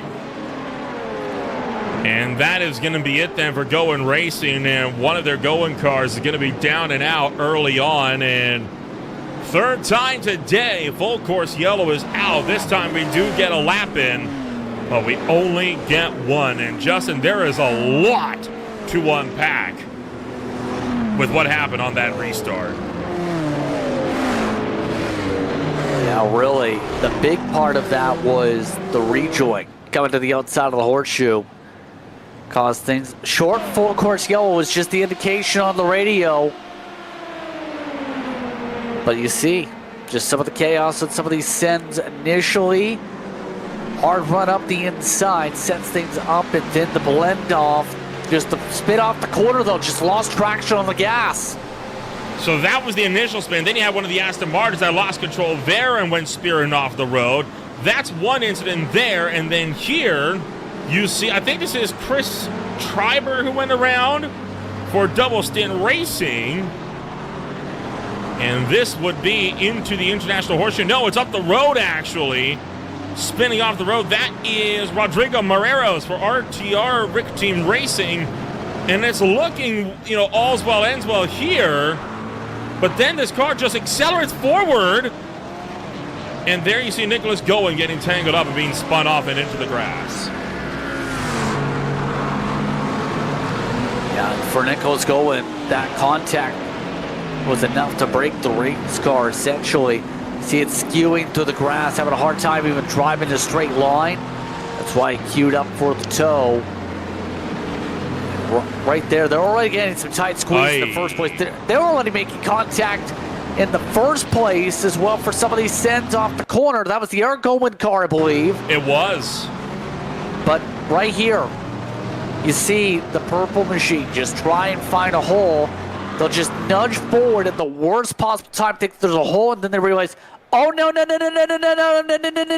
and bam. That's often the SS Racing's GTM entry that got tangled up in that mess. That's Michael Garone. And then, of course, just nowhere for Nicholas Goen to go, who got run into. And it was Vulture Motorsports' Lucas Santos that went spearing off the road as well in the Porsche. So two names that we're very familiar with on Green Flight to be getting caught up in this. Santos, I think, just got a small graze. I think, if anything, the 19, just the bad luck was it was on the tire rod. Broke the tire rod right off. Here it is, the initial contact for the 18. Trying to close the door almost, it looked like, from that angle. And then this is the tricky thing, right? Because you can see the A pillars kind of blocking the view, but I mean, still, the whole field is right there. I don't understand the logic of trying to accelerate forward like that.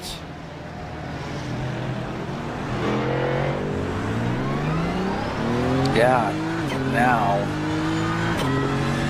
think of this, Mark. It's going to be how things go off the restart.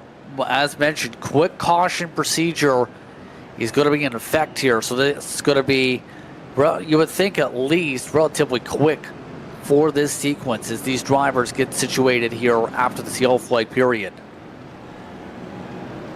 Nicholas Goen going to be down and out of the race with extensive damage repairs now. You see off of the SS Racing's Michael Garone is in the box as well. Still in the race car, so evidently believes that car can get back out onto the racetrack, but I would not be surprised if that car took quite a hit as well. And there you see Lucas Santos. That Porsche still circulating, so it looks like despite some damage on the left front, that Porsche might be okay to continue. Of course, Lucas Santos runs under the Screechy Boost Motorsports colors over in the Classic IndyCar Series. Had quite the run during the 2025 campaign for CIS, and he was with Screechy Boost Motorsports as well over here in the VSA Sports Car Championship during 2024 before SMM pulled out following the 2024 race at the Virginia International Raceway. Lucas has since been racing under numerous different team colors here across VSCA and now finds himself home at Vulture Motorsports, where he is helping to get their Porsche around this run here this afternoon. But man, not an easy run of this race. But the longest green flag run we had was the opening bell, and that only lasted, we're talking 20 minutes or less. That's the quickie caution period. Remember, the rules state that if there's a caution within 15 minutes, that's why it's a quickie caution period. That essentially we'll see Step 4, which is the pit road entry through Step 6, which is a third wave round, not going to be completed. Essentially, no pit stops over the sequence. So if you're part of those teams that stayed out from the previous cautions and are close on fuel, Aries Racing might be interesting to see if they're going to be basically forced to come right in after the restart, since they didn't really have any flexibility of time to push their fuel window further. This team still has not come down pit road, and you saw them make an effort to try to hold on to the race lead on the initial start, but had one hell of a lockup on the left front that sent them really deep into turn one. And lucky that that wasn't the full course yellow incident right there, as that stacked up the top 5 in the GTP field. They are now down into 6, but what this does do, this gives them a good opportunity to at least let that left front cool a little bit here and get back into regulation temps with the rest of the tires on the car. Yeah, get a chance to equalize out, right? To be able to make sure you can actually perform. The big thing to me, though, is how Clark is able to get himself immediately into a strategy spot. He has essentially put himself in a hole where he's the only one in his car class not to be on the fuel cycle. It's a big gamble that's now seen him go a lot further than most would expect with the way the windows fare out. He's got to be on fumes with the way things are shaped up with these cautions. You wonder if maybe he's hoping for a 4th quick full course yellow here, which would give him the opportunity to come down pit road and maybe get things served. But at the moment, that number 8 car could be in a spot of trouble. You've also got some of the GT Pro cars here that are going to start to become a question, right? Drivers like Evan Van's Pulsar Esports team, they've now been going there for over an hour. Now, these cars can go about an hour, just over an hour under green flag conditions, but as we've seen, a lot of the prototype drivers weren't wanting to take the risk of that early on. And how long do you think it's going to be before these drivers that stayed out from the full course yellow about 7 laps ago decide to come down pit road as well?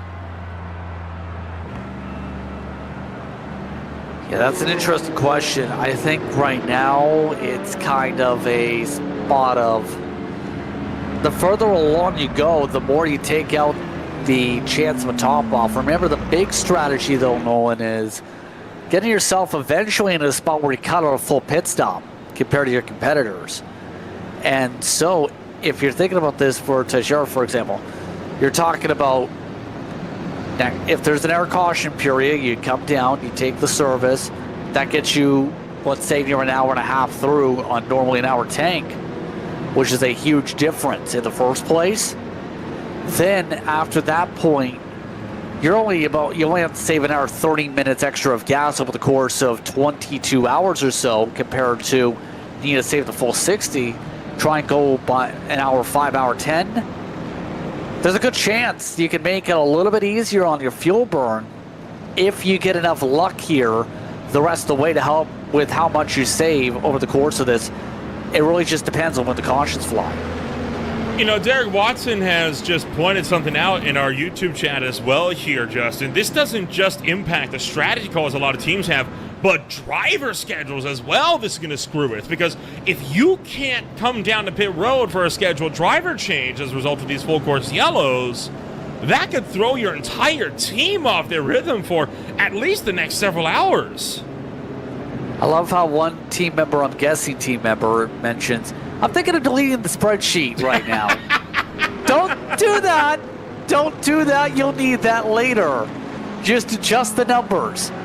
But yeah, this does make big factors here, because you're talking about, for most of these drivers here, a fair bit of their minimum time has been burned up for caution, and they're going to be just saying, can I get some extra time to go and do some racing, please?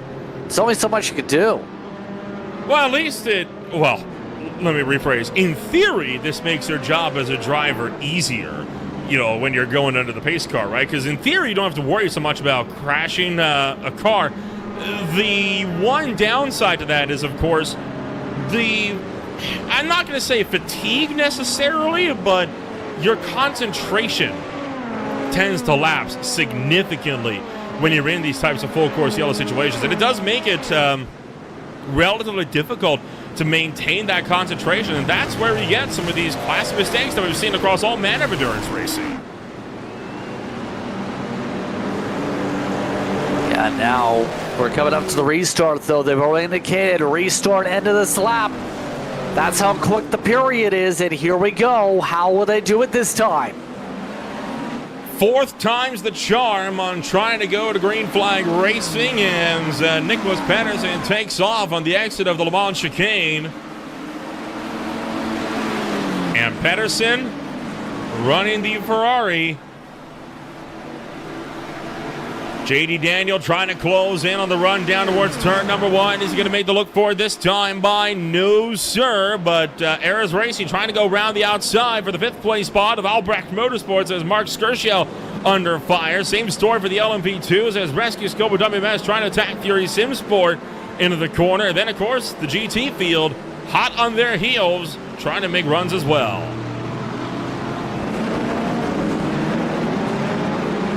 Yeah, look at this right now with some of the drivers getting fierce in the heart of the pack. We already mentioned Aries.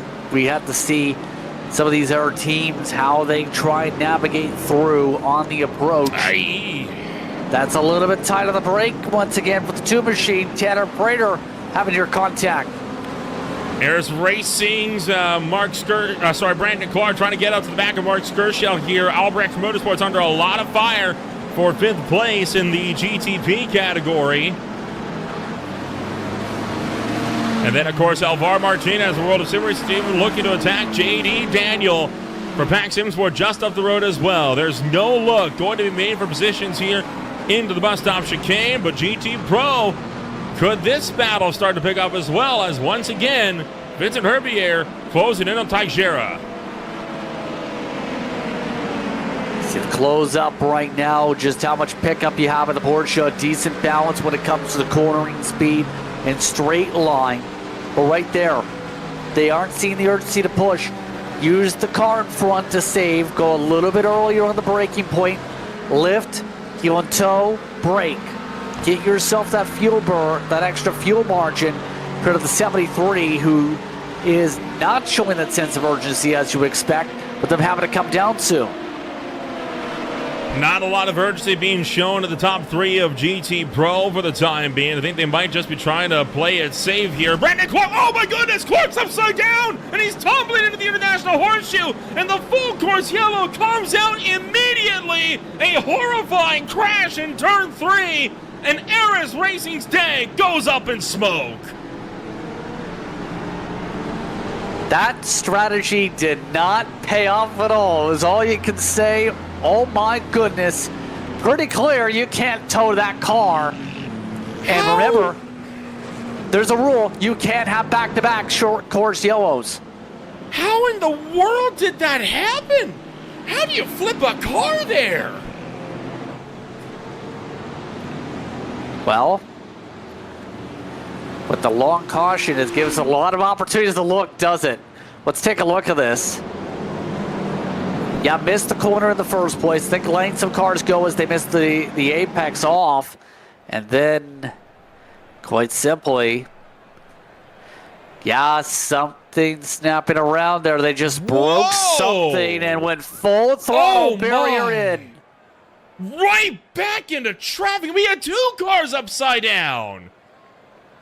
That has to be a hardware failure of some sort. That looked like a hung throttle. I've seen steering wheel issues before like that. I'm not sure if I've seen a hung throttle like that before, especially at Daytona. Let's keep an eye on this again. Yeah, you see, they notice something's wrong. They missed the initial apex, and then all of a sudden, it's like it just cuts out, and they lose all ability to turn. And the 2 cars involved, you had the that's Lion GPX Bravo Snow, Tiago Mello had just gotten back onto the racetrack. And then you also had the number 10 getting caught up as well for V1M of Jeremy Carter. Yeah, that is horrific. Let's put it this way. Brandon Clark's still yet to tow the race car. Oh, my. Yeah, I almost want to see it on board with this, with how rough this looked here, because it's like those little wiggles we see coming out of the in and out and coming into the International Horseshoe indicate something weird was going on in that sequence. The full throttle kind of just puts the extra exclamation point on how much of a problem there was to break the car and have the hardware as it just smashes several cars' hopes and dreams. Somehow it looks like the number 10 of V1M managed to get out of that relatively unscathed. How? I have no idea, but that car looks unharmed. believe one of the team members, by the way, from Aries is indicating that it was a hardware issue, sadly. I'm not surprised. And I apparently told them to pit. They didn't pit. Oh, my goodness. This is going to be the look on board with the number 8 of Brandon Clark. Hold on, folks. This is going to be a wild ride.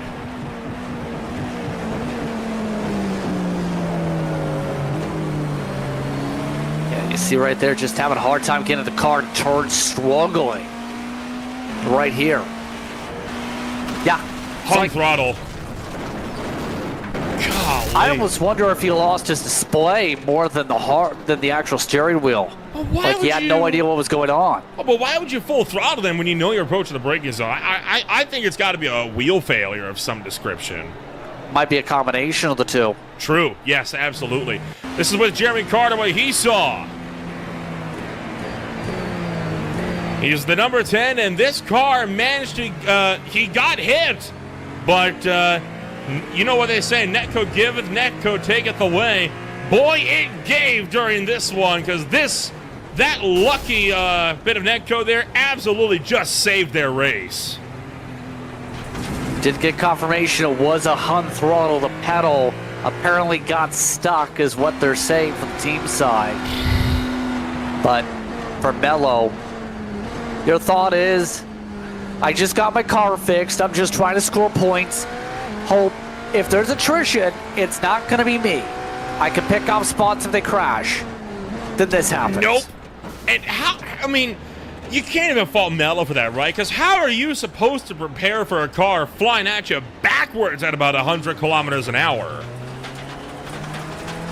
You can't prepare for that. Quite simply, your hope is, I hope that I survive when this car goes flying. If there is a car flying. In that case, pure calamity. Pure chaos. This is going to be a look for the spotter stand here, and this is going to do a good job of showing just how violently this car snapped back in the other direction. Watch at the speed that this car shoots backwards back onto the racetrack from side on. I mean, no one, you cannot prepare for that. Yeah, even generic bubble wrap couldn't work in that case. There's nothing you can really do except at this point with that much damage, it might just tell them they have too much damage. They might be able to they might not be able to even try again after that, some of these teams here from that hit. Well, we got a couple of drivers that are waiting to give us a chat here. We, of course, have Alan Perez from Pack Simsport waiting. We also have Felipe Silveira waiting to give words as well. Of course, Felipe Silveira from the Delta Racing crew. Justin, who are you thinking first? I'm thinking, why not go to Pack Simsport? JD Daniels been keeping them in range, rode all these safety cars. Alan Perez now joining us here. Alan, so far, looking really good for you guys, keeping up within the draft with all the safety cars right behind the leader. How are you guys seeing things so far, holding on to P2? Yeah, I mean, obviously we've gained some positions from the start, which is great. JD's doing a great job behind the wheel. Wastegate definitely has some pace. Nicholas is in a great groove right now, so it's a long race. Hopefully we can get some green run in here to figure out what the real pace is with everyone across the group. But overall, clean for us and can't complain much. How much have these safety cars really impacted the strategy, especially since we already seen during one of the safety cars everyone peeled down? How big has this been with how far this is pushing not just the fuel, but your driver times?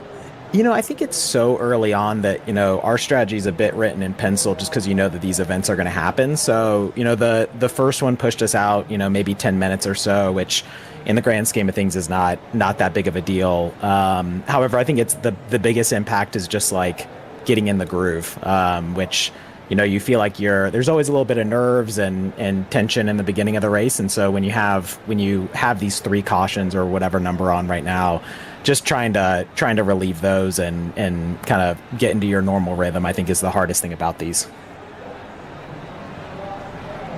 Of course, there was a lot of talk with the tire models coming up from the previous build with the new tire carcass. How do you feel about how the tires have felt with this build here for the GTP? Yeah, I mean, I think it's taken. First, I think I think mostly in our team's view is there's no negative to the tire build.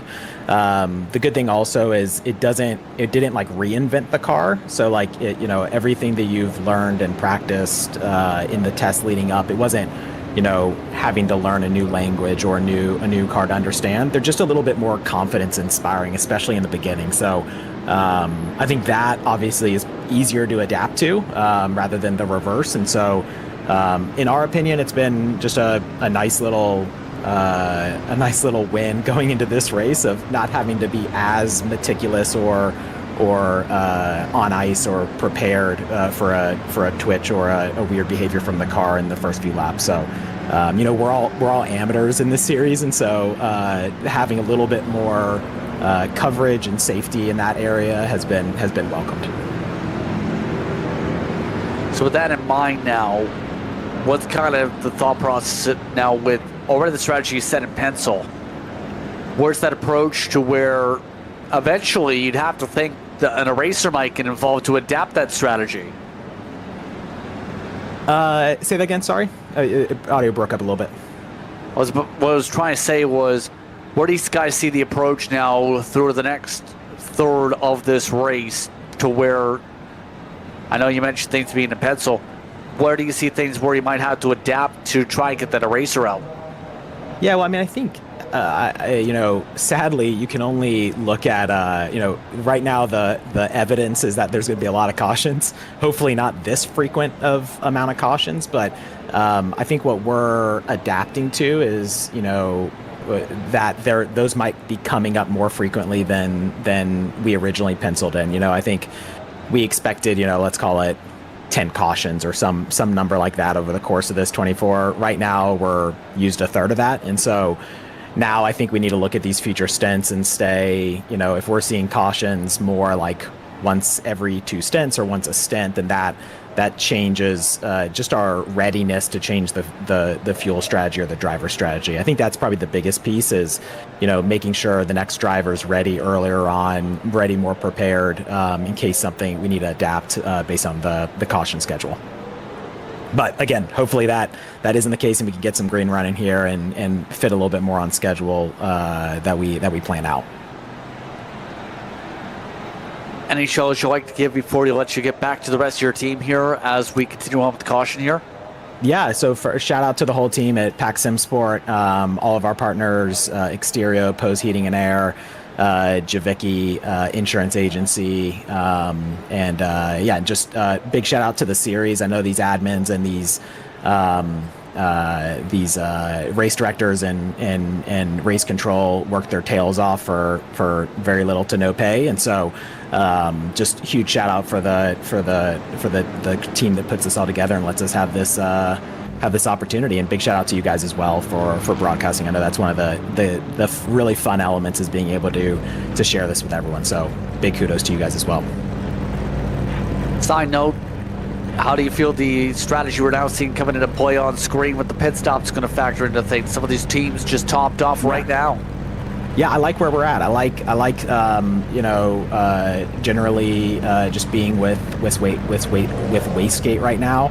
I think the thing to always know is with track position is really important here, and luckily the Porsche has a really good top line, so we can stay out front on the bankings really well. And especially with smaller green periods in between the cautions, it's harder to make up that track position. So I like the call we made, obviously. I'm a little biased, but we'll see how it pans out for everyone else. All right. Thank you very much for your time, Alan. We'll see how things work out here. Thanks so much. Hopefully you guys get some green running soon to commentate on shortly. Alan Paris takes some time to speak with us, Nolan, and interesting part with the track position game, as some of these teams elected to come in only about 25, 30 minutes into the stints to break things up and try and play things different on the fuel burn.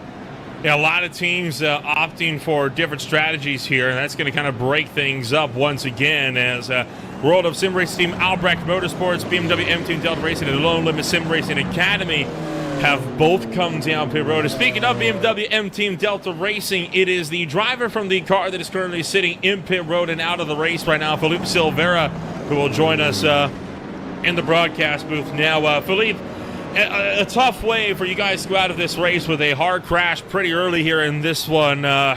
Talk us through the opening laps, because I know this has not been a race to remember so far for that number 21 crew.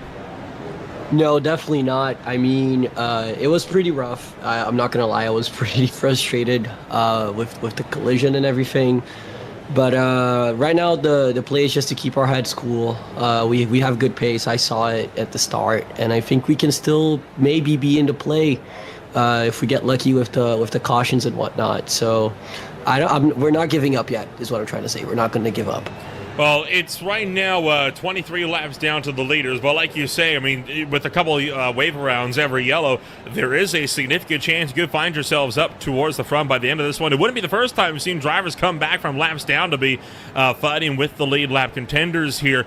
And with this being now our fourth full course yellow back to back to back to back, how confident are you that you can keep utilizing these full course yellows to keep that 21 car moving forward? Well, let's just say I really enjoy gambling, and I would gamble on this race right now. I think, you know, just if we play our cards well, like I said, if we take it safe, if we extend every stint, we could very well be in contention at the end of the race. But let's see. The sister car headed up by Daniel Campos just came down pit road under this yellow flag as well. And with you guys running two cars in the GTP category, is this a hope to potentially be fighting for the top spots of the championship for at least one of these cars by the end of the season? Well, I guess we'll just do our best and see where we end up. I know both teams have very good pace and we're very competitive, so we have good chances, definitely. And in the event that you get up to your sister car, what's the game plan? Work together, or is it kind of an every man for himself mentality right now? Definitely we'll be friendly to each other. I mean, we're both just trying to make it to the end as quick as possible, and, you know, we'll do whatever is necessary to ensure that we both finish as high as possible. Well, you guys are sorting your way through to the head of the field, so we'll wish you the best of luck out there, as still a long way to go. You guys aren't out of the fight yet. Yeah, thanks, guys. Appreciate it. And just want to say I'm a big fan of your guys' work here in Green Flag TV. Also, shout out to Delta, shout out to P1 Docs. And thank you as well, Felipe, for taking the time to join us up here. That was Felipe Silveira coming on home here this afternoon. Right now, watching from the sidelines, as we have No Limit Sim Racing Academy's Chase Koski down pit road. And Justin, there's a lot of damage on the front end of that Acura. We had a crash into the safety car here? If we did, I'd be absolutely surprised, to say the very least. That looks like I have a bit of scrape. Remember, we've seen that No Limits was sending it pretty deep before in some of those moments. I am not... My hope is, better not if they were behind. Seeing if they were potentially caught up in the mess here. They actually see No Limits right behind Eris Racing involved in this incident. There's Eris Racing going hot, rebound back, and they did manage to avoid the incident that puts us under the fourth full course yellow of the afternoon. So the damage as to where it came from, looking like it may very well be a mystery. Trying to look back at the tape right now. They were originally scored in the top 10 start of the lap, so my thought is possibly something that happened over the course of the sequence here. But that's how big some of the pacing troubles can be around this racetrack, right? Is you end up with all the maneuvering, all the dancing around, that you might be able to... We did see a slide to the tire barrier, I believe, for the 2 machine earlier on, so it might be part of the factor on that with the damage part. Just get the damage repair done. That is true. We did see that car hit the tire barriers, and in fact, the damage is on the right front side, where you would have seen that car slide into the tire barrier as well. So it could very well be, hey, we got a lot of time under the yellow flag. May as well get all the damage fixed, because the way the four-course yellows are flying, it's almost a guarantee that they're going to get that lap back later on today. Exactly, and I know some of the teams that have been popping up with the comments side of things, that the thought is, hey, if we keep on getting cautions, we can fight for the lead. But you have to give credit to your leader, who's led the most laps today, Benny the pace car driver. With the almighty fuel tank, he can make it no matter the distance. I'm pretty sure he's just got a constant fuel tank for him in his own little safety car spot there. Every time he comes down pit road, that car is spending chances getting itself fueled on up. That Porsche always looked nice, and frankly, a little surprised they're not utilizing the BMW, but hey, I'm always a fan of the Porsche 911 pace car. Yeah, it's been a nice looking car on the iRacing service. I thought it was almost solar powered with the way things rumble with it because, well, we'll be in trouble. We'll be in trouble in the nighttime then. I mean, solar, electric, gas, combination of all. You have to have a backup option, right? In case you run out of electricity in your electric car. That's why hybrids are so popular. So, little bit of a fun fact nugget for you here, Justin. That is actually the second hung throttle incident that we have seen over the course of our VSCA broadcast. We actually saw the first one was actually during the 2024 24 Hours of Daytona. It was with the Fisher Motorsports GT Pro when Benjamin Fisher had his throttle stick open on the run down into the Le Mans chicane. Now, thankfully, he was by himself. It did not bring out any kind of caution periods. They were doing random yellows at the time.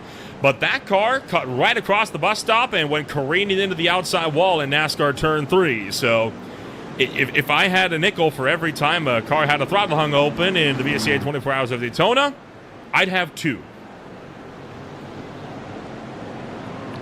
yeah, and that just kind of sparks how many incidents have popped up here today. Now, or really, how many times it could potentially happen is the better way to put it. However, the main thing at this point is with these types of races, it's important to mention the hardware is getting pushed to the limits here. For example, give a personal one right here.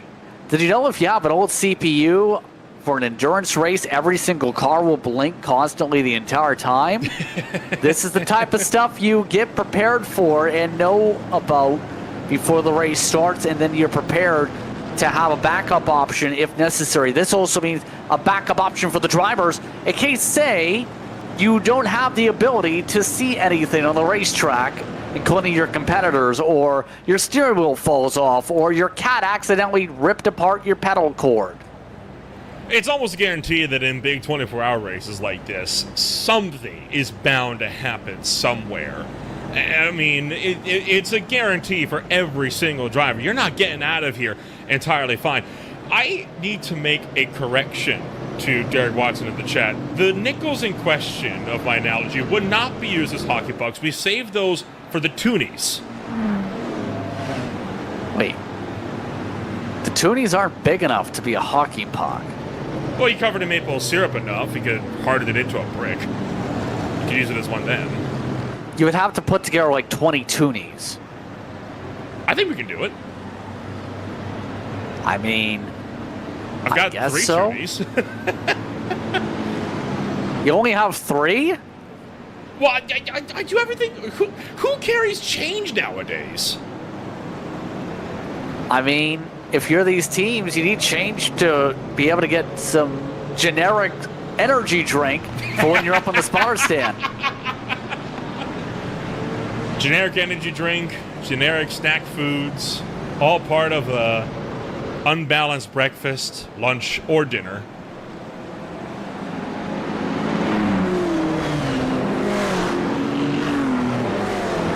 Yep. By the way, we are coming up to the restart at the end of this lap, so there's that to be able to get us back to racing. A lot of split strategies, a lot of GTs pit during this caution to a part of the split strategy. At this point, it's an absolute strategy roulette. We're not even 2 hours in, and we're probably at 4 different variant strategies. It's like it was said earlier on, right? In the event that you get a race like this, chuck the strategy book out the window.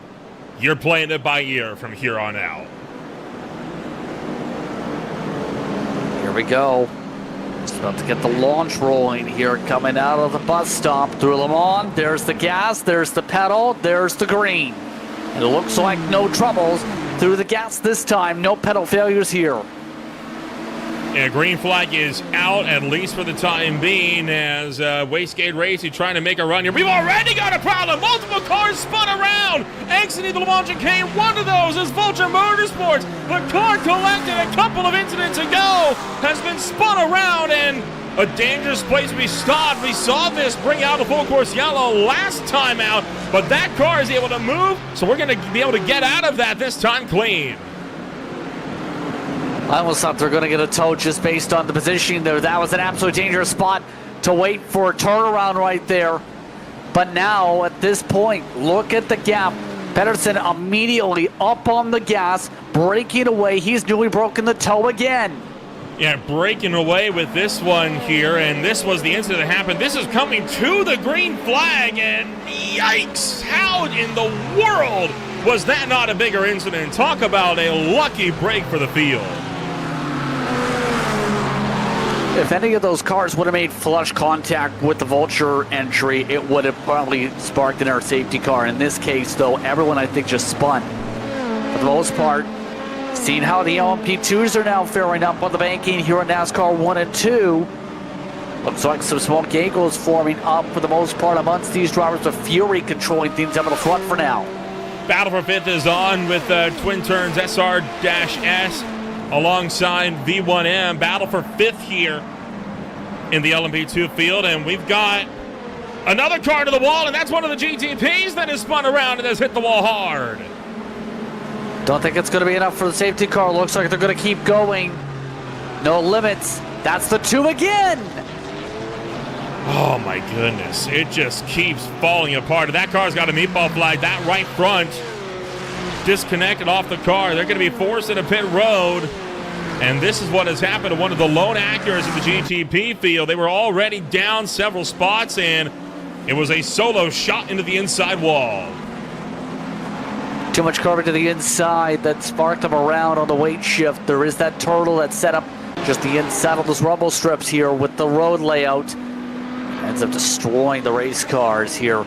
Now at this point, though, in some of the air battles, like for third, you still have the 25 that's won the TSR entries. Looking to ride in front of VSR.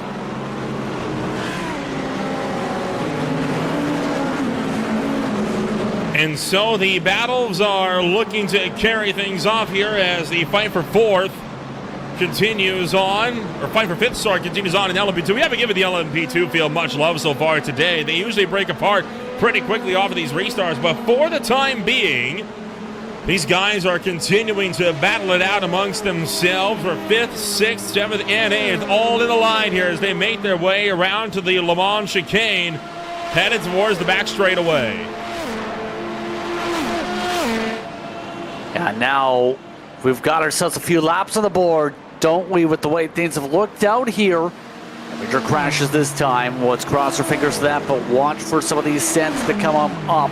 In particular, Sergei Lazaire trying to make sure he gets himself around with the losses milling his lad on the track. But the problem is, you can't go as wide now. You can't really send as deep as you used to, and that's making it much more difficult to send into the one.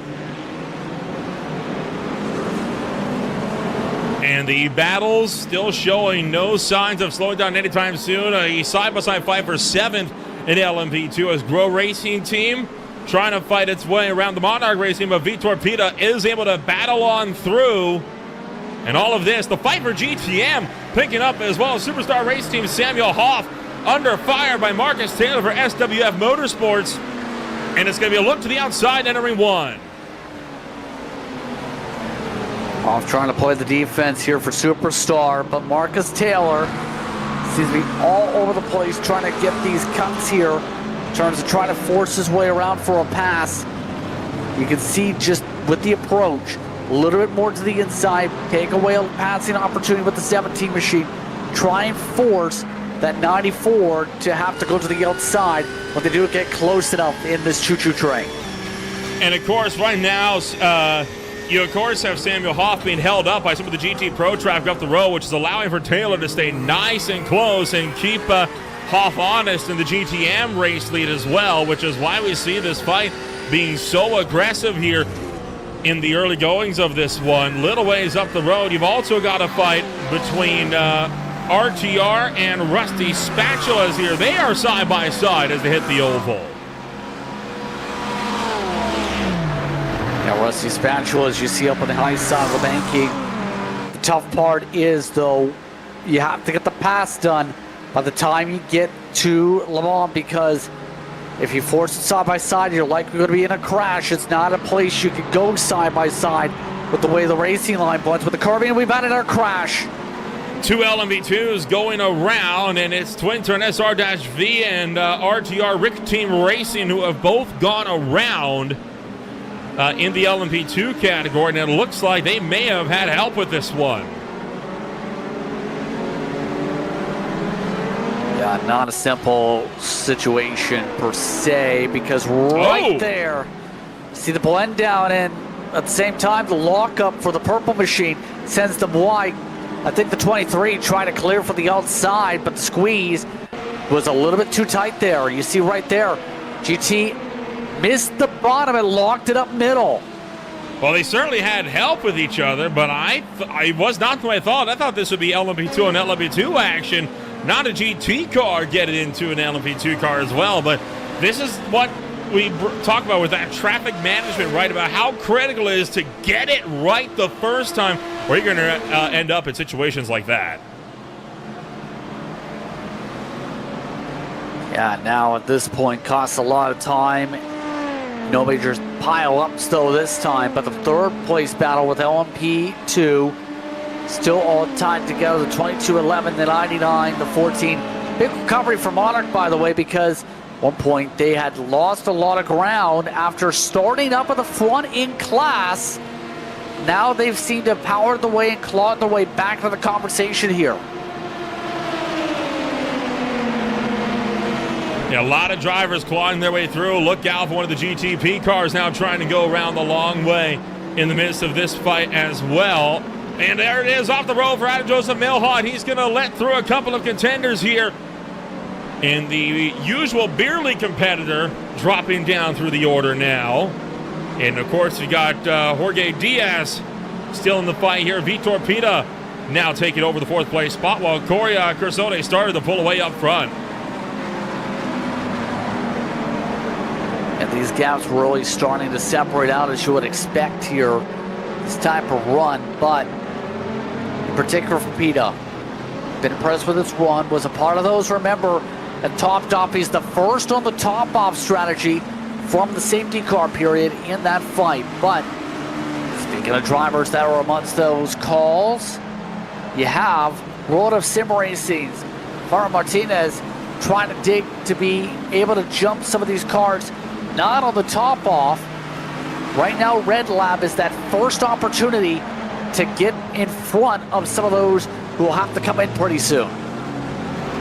And right now, Red Lab Competizione holding on for the sixth place position, and Albrecht Motorsports' Mark Sturcio starting to get himself involved in the mix here as well. So a three-way fight for sixth developing in the GTP field as well. Well, it's shockingly the GT Pro and GTM fields that are actually starting to show a bit more separation now. Yeah, in particular, you expect some of these groups to really start to splinter their own mini packs. It's the nature of endurance racing, as we've talked about so many times, where comparable speeds will migrate together, and you'll have a hard time finding your way forward unless you have A, driver change, B, a caution, C, just better strategy. So it's going to be difficult for some of these teams now to get themselves out of, say, this battle for eighth to claw your way forward. Blanco Morta, who was up in the race lead earlier on today, battling up in the top three, in fact, just trying to find a way to get themselves some of this positioning back and get themselves a better position.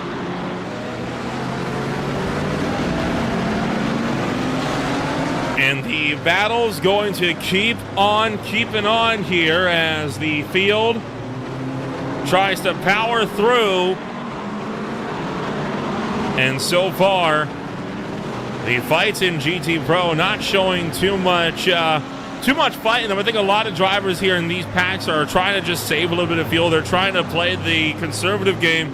They know it's the long game, and a lot of these guys, they're showing it with how they're driving, right? Not going for aggressive moves, not trying to even duck out a line to show the nose. They're just trying to run it clean. I mean, do you want to have a bunch of damage in your race car and not be up to speed? That's quite the simple answer to that. Why you run it clean, you kind of need to build respect as well with your competitors. You don't build that much repertoire and that much rapport with drivers if you are known for being the person who will just say, what's front bumper damage, when it's a sim.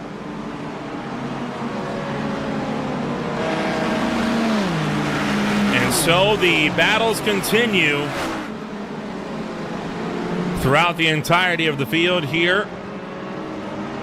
And the Monarch Racing team, the Grow Racing team, and of course Twin Turn SR-V by Rebecca Bornheim trying to fight this one out as well. And here we go, a couple of the GT Pros that didn't pit in a little while. They're now making their way into the lane. Now, for some of these drivers, this is actually their first pit stop of the day, believe it or not, here, because they were able to save that much fuel under all the safety cars throughout the first hour. Absolutely stunning. You're talking about almost potentially cutting out the full pit stop already. That takes a lot of the effort completely out of the race for some of those teams to make it where you try and save. It's now going to be a lot more interesting for them later on. They played this pretty well, I think, to set themselves up long term. No kidding. A lot of these teams, again, thinking long game here, and the GTs that have those bigger fuel tanks, or at least less fuel efficient or more fuel efficient cars, they're able to make those types of strategy calls that guys in the GTPs and the LMP2s realistically aren't able to make. So it was a stellar job for these guys on the attempt to make that strategy call work. That puts Rodrigo Moreros now into the 8th place spot, trying to run down Carlos Gumil for VSR Competición Nero up front. Yep, right now you see the dig to try and close with the draft. Watch, though, with the brake mark. A lot deeper by that, at least 10 feet. That's enough to just close. With the way that car binds down, though, under the brakes, allows them to be able to plant. Vegas in particular seems really solid for the braking marks. But that's a little bit of connection favor for no damage. A bit of a how do you do there from Lucas Moncia into the back of Jorge Diaz up front for the Grow Race Team Blue, and getting a little bit dicey there in the battle for the 5th place spot.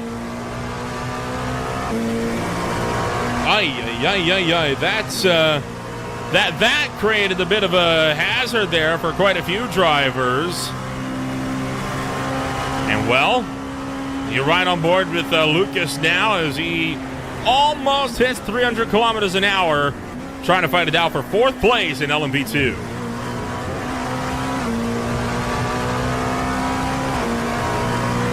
Yeah, rhythm focus seems to be again to play for these battle packs.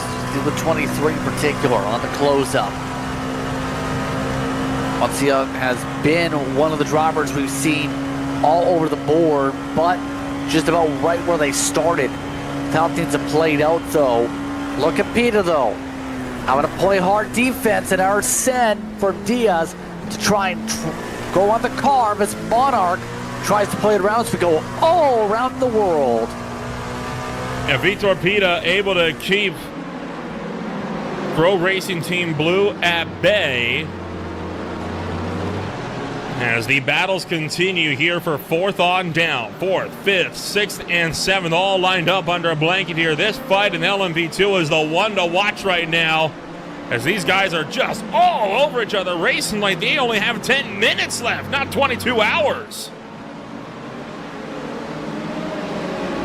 Yeah, we've I mean, that was kind of the philosophy about the start. We've seen that popped up, absolutely.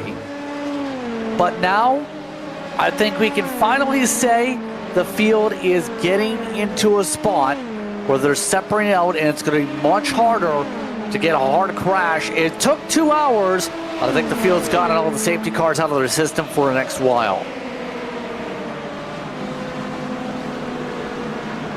Now, for the time being, they'll remain tightly packed together, and I'd imagine these are spots that could look to swap around quite a bit over the next several laps here. Pro Racing Blue tucks in behind Monarch. Are they going to look for the run? Yes, they are, going up to the outside line, and we are going to try to get a run going here side by side for second place in LMV2 round the outside as Track Limits Racing Thunderbolts Gregory Meisberg comes to pit road. And there around the outside is Pro Racing Team fighting it out with Monarch side by side. Still there's a contact door to door. A little bit aggressive here from Monarch once again to try and get the spot for certain. Look at this though as well. Rhea's also getting the chance to go alongside. The more they fight like this, the more time they lose to V1M though. Remember, the 11 machine had to get the bunch up to close back up. Monarch going a little bit too deep on these braking zones, and that's cost him. Yeah, that has cost Vitor Pita dearly here. He's now under fire from Alfonso Race just behind. And Alfonso, can he get the crossover for RTR Rick Team Racing? Not quite this time by. Flash of the headlights, though. Alfonso Race evidently not happy that was being held up here by Monarch. Yeah, right now you see just how the bunch up right now. There's no place to go for them. That's the tough part. See how much they're checking up because everyone's backing up the corner here. And it's backing everyone into each other, making it so much harder to build up these runs. Here comes the dive. Oh, that's dangerous! Oh, look out! Boy, oh boy, and I'd imagine Alfonso is getting real hot under the collar. He's now under fire from Adam Joseph Milhot. Milhot going to go around the outside and knock Race down a spot, but near contact there between the two. And he's coming to pit road. Yeah, well, it's having a decent run so far today, but for Adam Joseph, take the service, get it done, get the card sorted, go from there. There were 28 laps on the fuel number for their sake. Fury is amongst those in that situation. There's the driver change to go with it. Adam Joseph Milhot jumps out. Rares Freitan jumps into the race car. So a new contender is into the number 22 entry. And let's get a look at that wild moment coming down into the next corner. And you're going to get a look here. Watch this as the number 87 looks for the inside.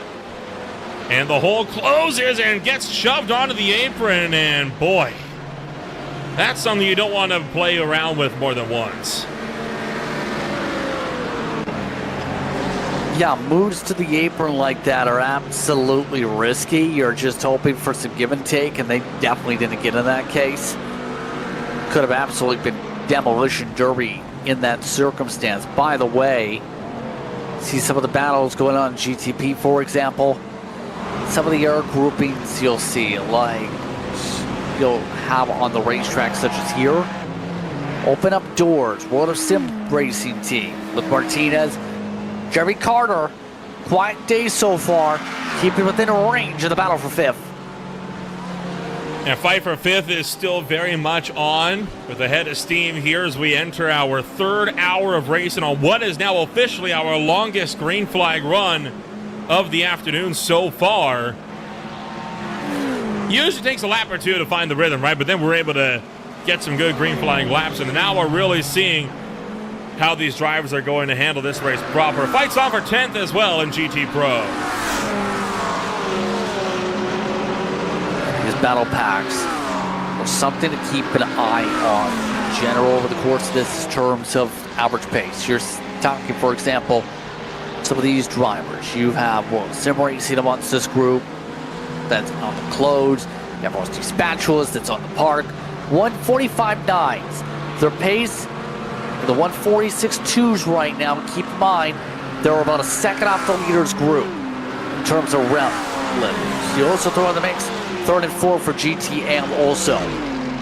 For these respective groups, if you don't have the opportunity to make the move, you have so much opportunity to go sip, sip, sip right about here. Go, say, 3/4 throttle, let the draft just pull you, go from there. Ah, cheeky. Decided, it looks like they just decided in this sake, though. I recognize speed. Go ahead. Why not? Well, what this also does is this allows for now Wolf Motorsports Sim Racing to do the fuel same. It's like, all right, you want to save fuel? Let me just move offline and lift a little bit. You can take the spot if you want it so badly. But the counterpoint is you have to hope that they keep close up in that as more pit stops. That is Sircone, who's been decent this run, got some good positioning, and now Kyle Allen says hi to the car. Kyle Allen jumping into the car for the first time here this afternoon, as the battle's going to continue on elsewhere throughout the racetrack. I tell you what, quite the fight that drivers are having so far, and showing no signs on any of these battles on going away anytime soon. The prototypes are making another run at pit road, leaving mostly battles in the GT categories.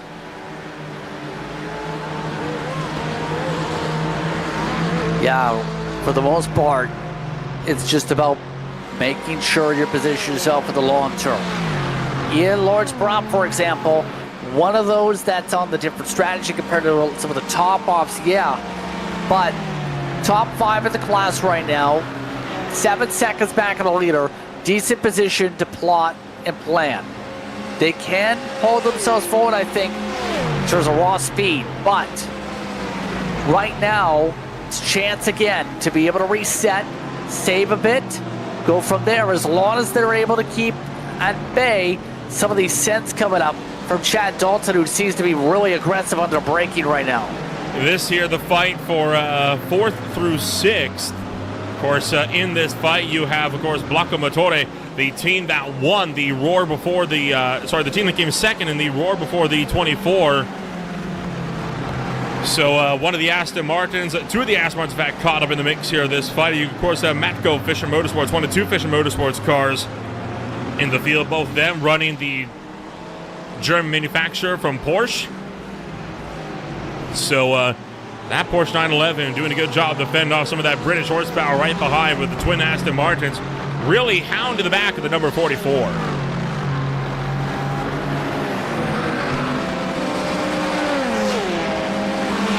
Yeah, looking like for now that Dale Fisher Motorsport has been able to really do a solid job, just be able to park it in this circumstance for the gap. I like the way the Porsche drives, is just my thought process still. Because when it comes to a car, it's not quite as simple as, it's my favorite manufacturer, it's the exact same type of car. No, the BOP adjustment, first of all, factors in. For example, you talk about the BOP, it's actually, for the 2 different cars, you're talking about an extra 15 pounds for the Porsche. A little bit of extra weight that's going to impact your ability to turn the car and impact how you balance your setup. Compare that to, say, the Aston Martin on the Pursuit. The Aston Martin has 24 pounds. That's 11 kilograms, by the way, to get my metrics correct. So you're talking about even heavier of a car while having a max fuel capacity.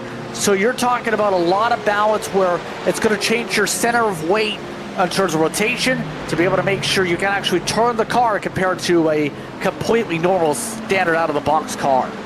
And you saw Ian Lawrence Brown able to make that dive into the International Horseshoe that time by for Blocco Motore as well. So Brown is doing a lot of good work here trying to make that car happen. Selena Ward for Wastegate Racing going to jump into the car. Now, Selena Ward started that car in the roar before the 24. It was Pedersen who finished the job. This time the roles are switched. It was Pedersen who started the race, and now Selena Ward jumping in as the relief driver just over 2 hours now into this race.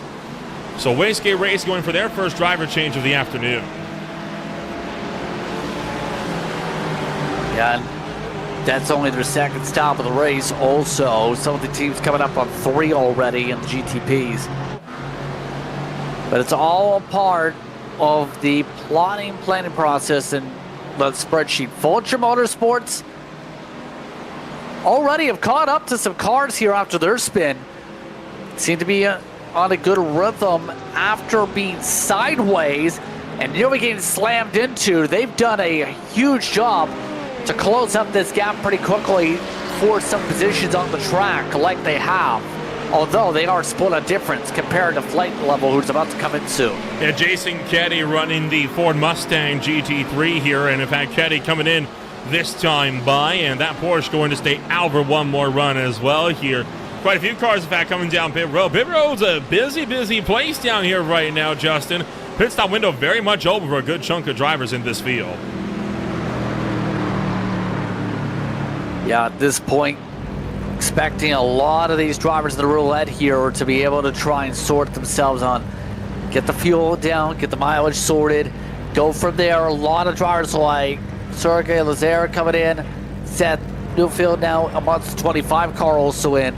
Looks like Michael Enizak now behind the wheel for Flight Level Racing, a part of the changes here. This is where you would expect a lot of these changes to come in. Only a couple hours in, it's a clear-cut opportunity to make the swap, albeit for a lot of these drivers, an extra 10 minutes on the offset.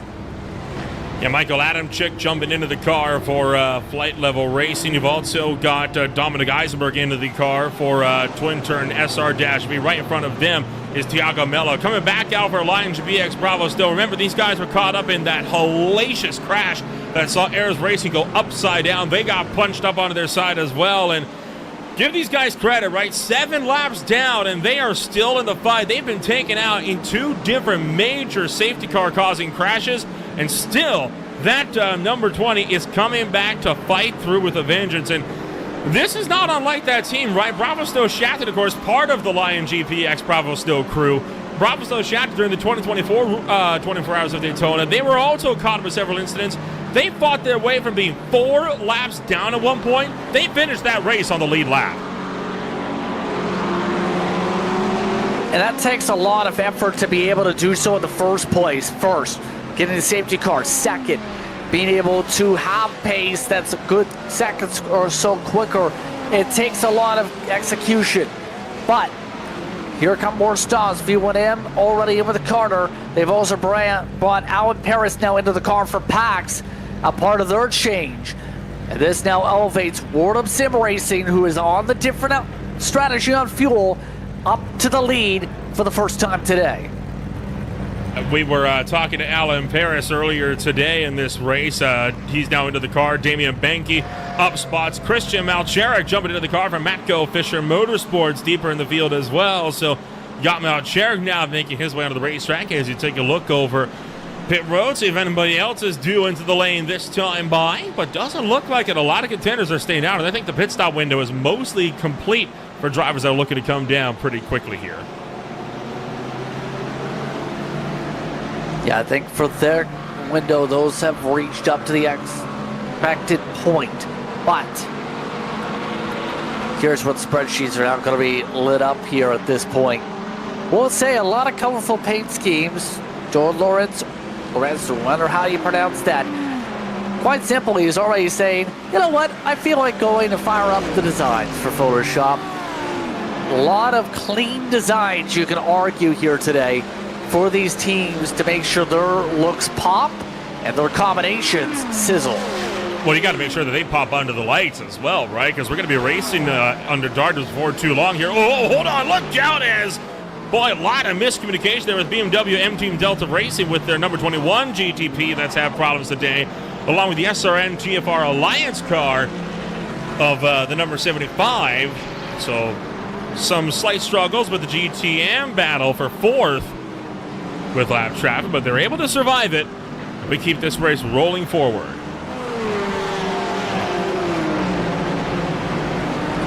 Yeah, for now, though, I think it's the conversation point of what's the box going to be like? What's the conversation overall? You expect it very minimal because, don't get me wrong, in your opinion, Nolan, if you have someone conversating with you during the race, is that more a distraction point or a relaxation point? I think that depends team to team, what do you say? I think it also depends on what stage in the race you're at as well, right? If you're like right out of the gate on a restart, is oh boy, look at that, a huge look around the outside for VSR Competizione Bianco getting around V1M. Sorry, that's the BMW Team TSR actually getting around Samuel Aragon up here in the battle. But I think it kind of depends on where you're at in the race. If you're right out of the gate on a restart, you're absolutely saying, nope, don't talk to me. I have a hard enough time getting back in the rhythm of this race. Last thing you want is somebody to talk to you. But if you're in, let's say, a late night stint of this race, you're at the midnight, the 1 a.m. portions, everyone's spread out, there's no real battles, conversations like that could actually help to keep you awake, especially if you're a North American team. Indeed. And that's going to be a part of making sure things are good. I know at this point some of the drivers have already stated, for those watching along on the comment side of things, it's easy as just giving them a call. No, it's not. No, it's not, because if they're falling asleep, you better wake them up. You better figure out a way to do that, because you never know if they just nod off to sleep just a couple minutes before they're about to jump on, and then they wake up and it's like, oh no, it's time for generic face wake-up cream or something along those lines.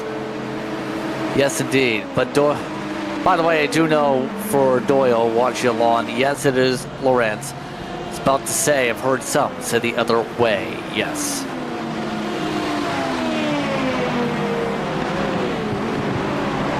And so Michael Williams and Kyle Allen making ground here as they fight their way in the battle for 4th place in LMP2. V1M and Track Limit Sim Racing Thunderbolt having some good runs. Remember, the Thunderbolt car was one of the cars that found itself in a spot of bother earlier on as well. So here we've got Michael Williams now fresh into the car and doing good work, driving that car back up into a 5th place run. V1M headed up by Kyle Allen just up the road as well. He is also seeking to have a pretty stellar run as well for 4th.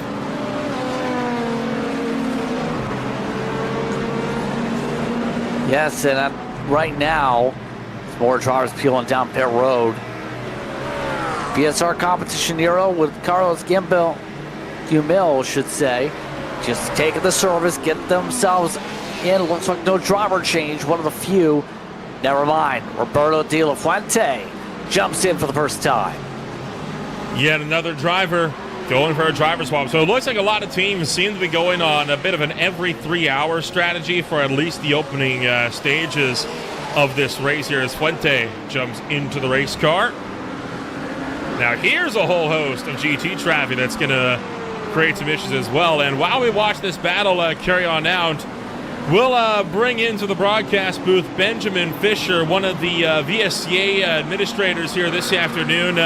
Ben, thank you for taking the time to join us up here. Obviously, this race has gone off to a rather interesting start, but let's start with you as a driver first and foremost. What would you say this race has been like from your perspective? Well, first of all, thanks for having me, guys. It's great to have you back. Welcome back, Green Flag TV.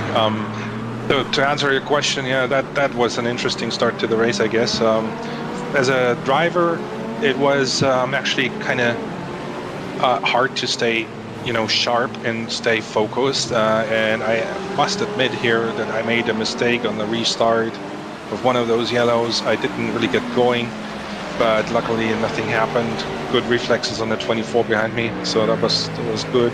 But yeah, it's just, we knew going into this race that there were probably going to be a lot of nerves from a lot of teams, and I think that's what you've been seeing here in the opening hour. That's we have seen some crashes that probably go down to nerves. I think there was one accident I'm hearing with the number 8 that might have been a mechanical failure of sorts. No idea, but yeah, we hope that it's going to calm down a little bit from here on out, that we get to race a little. Well, it certainly does look like things are calming down, at least for the time being here. Of course, you and the Fisher Motorsports crew, you've got 2 cars in the field here this afternoon. Both of them, of course, run the Porsche 911 GT3 colors. What's the game plan for Fisher Motorsports here as we enter the 2026 campaign? Actually, we have 3 cars. We have the 2 GT Pro cars, and we have also the number 90 in GTM. Oh, yes, 3, sorry. With this new entry. No problem at all. So we're really just letting the race come to us. That's the plan. I mean, this is a marathon of a race, not a sprint. For us, the communication in the team is also super important. As you know, we have that requirement in the series to have a human spotter for each car at all times, and we have seen last week already in the Roar that this is something that is critically important to make sure that communication between the driver and the spotter is really working well, and that also makes it easier for the driver to focus on what really is important right now. And we have seen that this has worked out quite well, but we still have some room for improvement as a team. And as far as the race itself goes, yeah, as you know, the rules are quite strict, and VSCA focused on clean racing, avoiding incidents, so that's what we're going to try to do.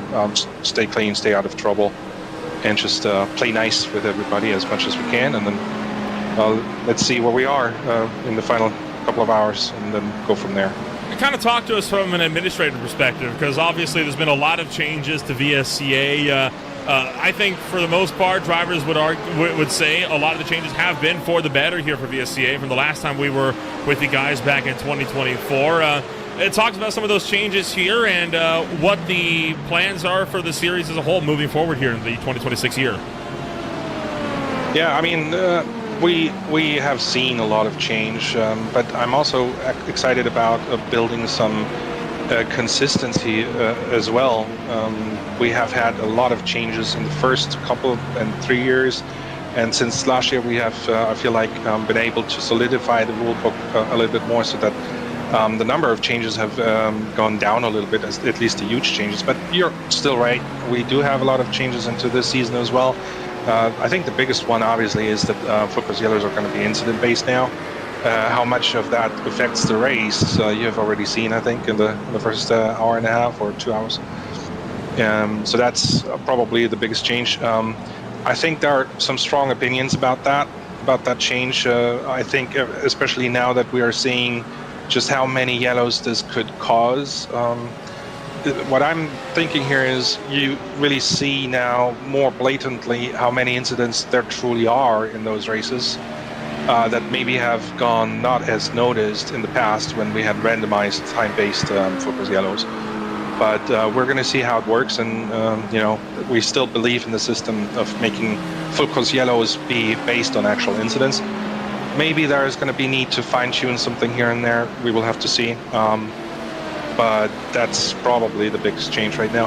And the growth is non-stopping for VSCA. We have, I think, close to 1,500 members now. We're really excited about where we have gone so far, and I think the future is looking bright. Of course, there's always going to be challenges along the way, but we're always going to continue to do our best to tackle those as they come. Ben, obviously your race control duties are coming up here pretty soon, so we'll let you get back to work before much longer. But before we let you go, kind of talk us through the guys that you want to thank here, not just for the race team, but of course for the series and for keeping this place going here into 2026. Yeah, thank you for giving me the opportunity here. So as speaking as an organizer here, I want to give a shout out to Jeff Maconi at Maconi Setup Shop, obviously, for sponsoring this race. It's tremendous to see that kind of support to make this possible. I'll be the first one to say we missed you guys, having no broadcast with Green Flag TV last year. Maybe you missed us too, I don't know. But those races are exciting, I would say. But yeah, that's the biggest thing. To have that support is amazing. And of course, I also want to give a shout out to all our teams and competitors for racing with us. We know it's not always perfect. We know that there are frustrations sometimes when, things don't go as hoped, and I share that sentiment. I'm incredibly grateful for everybody that is sticking with us, and I'm so proud also that we have so many veteran teams who have been staying with us for many years, since the beginning, since 2022. And of course, I also want to give a shout out to all our new teams who have joined the grid this year. We're really excited to have them on board, and we're looking forward to a great season, hopefully. And of course, last but not least, I want to give a shout out to you guys. Like I said at the beginning, it's great to have you back. And it's great to be back as well. Ben, thanks for taking the time to come up here and join us, and we will get the chance to hopefully talk to you more again by the end of this race, and hopefully with one of these cars as the class winner. Thank you. Thanks for having me. Talk to you later.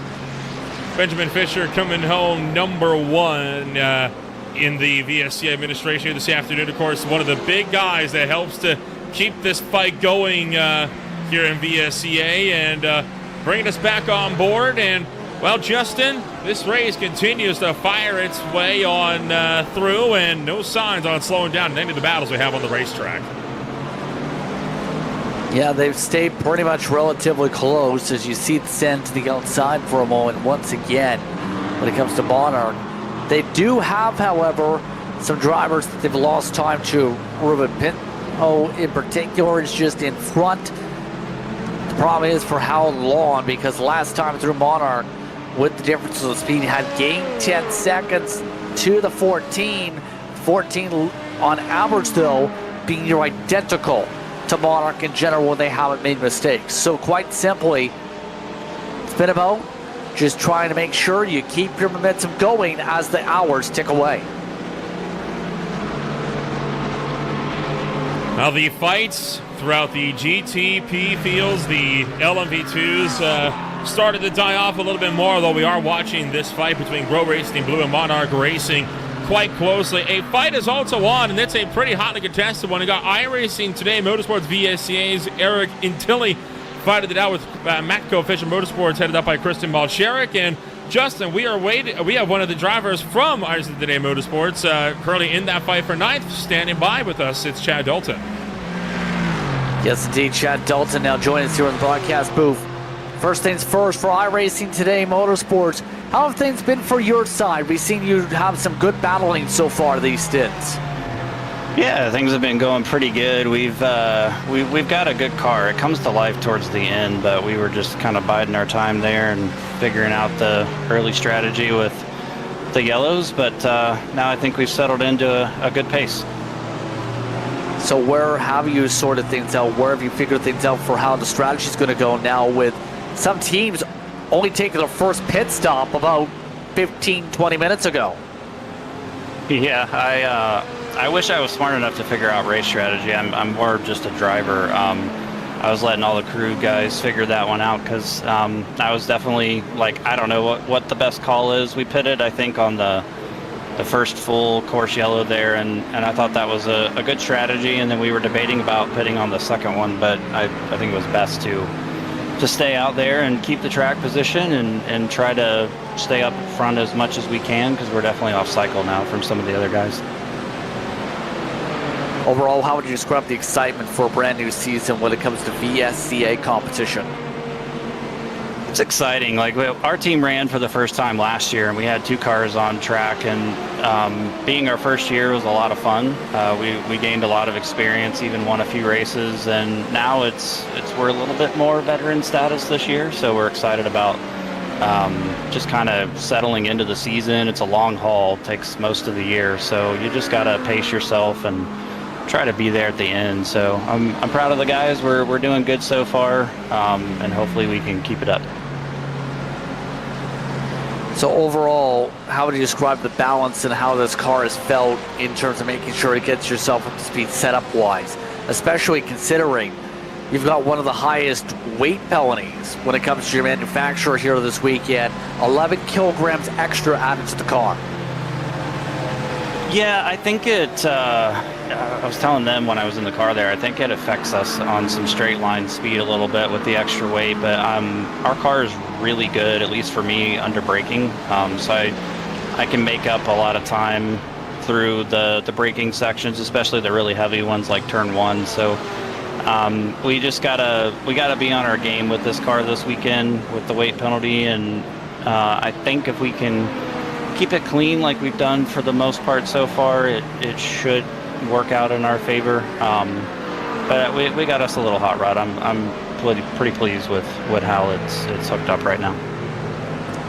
So now what's the approach for the next few hours for you and your team, especially with you guys still in the top 10? Yeah, I think it's just keep the pace up. Eric's about to be Iron Man out here. He's in our car right now for a while. He put himself in for the next several stints. So, hopefully he can pace himself, keep it on track and nice and clean, and we'll just try to get through the next several hours. It's definitely a long way to go, still 21 and a half hours to go. So we've run enough of these races over the years to know that you got to be in it to win it at the end. So it's really just kind of pacing around, keeping our strategy calls up and making the right calls there, and just keeping the team vibe going and up. So just for context, how long did Eric sign up to be in this car? He's currently signed up for the next 5 stints, so that'll be almost 6 hours. So a long time in the race car for him. And when's the next time you're in the car for a comparison? It will, see, I'm not even sure. It's much later in the evening. It'll be definitely dark in the race. I would say several hours from now. So I get a nice little break. I'm actually going to step into some race control after a while as well and try to help run the yellows. Any shows you'd like to give before we let you get back to your team here? Just to the team, like all the guys. We've prepared really well for this race. I think we've all run good practice laps. We're all having a blast out here. So just a shout out to iRacing Today Motorsports and thanks to VSCA for all they do and all the work they put in for this to let us come out here and have some fun racing. Well, I'll let you get back to your work here for this one. Thanks for the time here, Chad. Yeah, thank you guys. Enjoy. Chad Dalton taking some time to speak with us. 5 stints. Jeez. That is a lot of stints in a row for Eric and Tilly. But he signed up for it. It's his choice. I mean, be careful what you wish for is all I can say for that. Quite a few drivers are in a pit row, most of them from the GT field, as pit window is very much opening up for them as well. We had a couple of incidents under that yellow flag. One of these incidents coming from the twin-turn SR-S by Rebecca Bornheim. That is Reza Fractian that is now gone off the road. This is one of our LMP2 competitors, and this was a spin-up coming back onto the oval, it looks like, was fighting with Monarch Racing. And this happened on the approach here, looks like, to the bus stop chicane. Yeah, just watch this. You already have a BMW in front to spark up. 3 wide coming in just about is never great.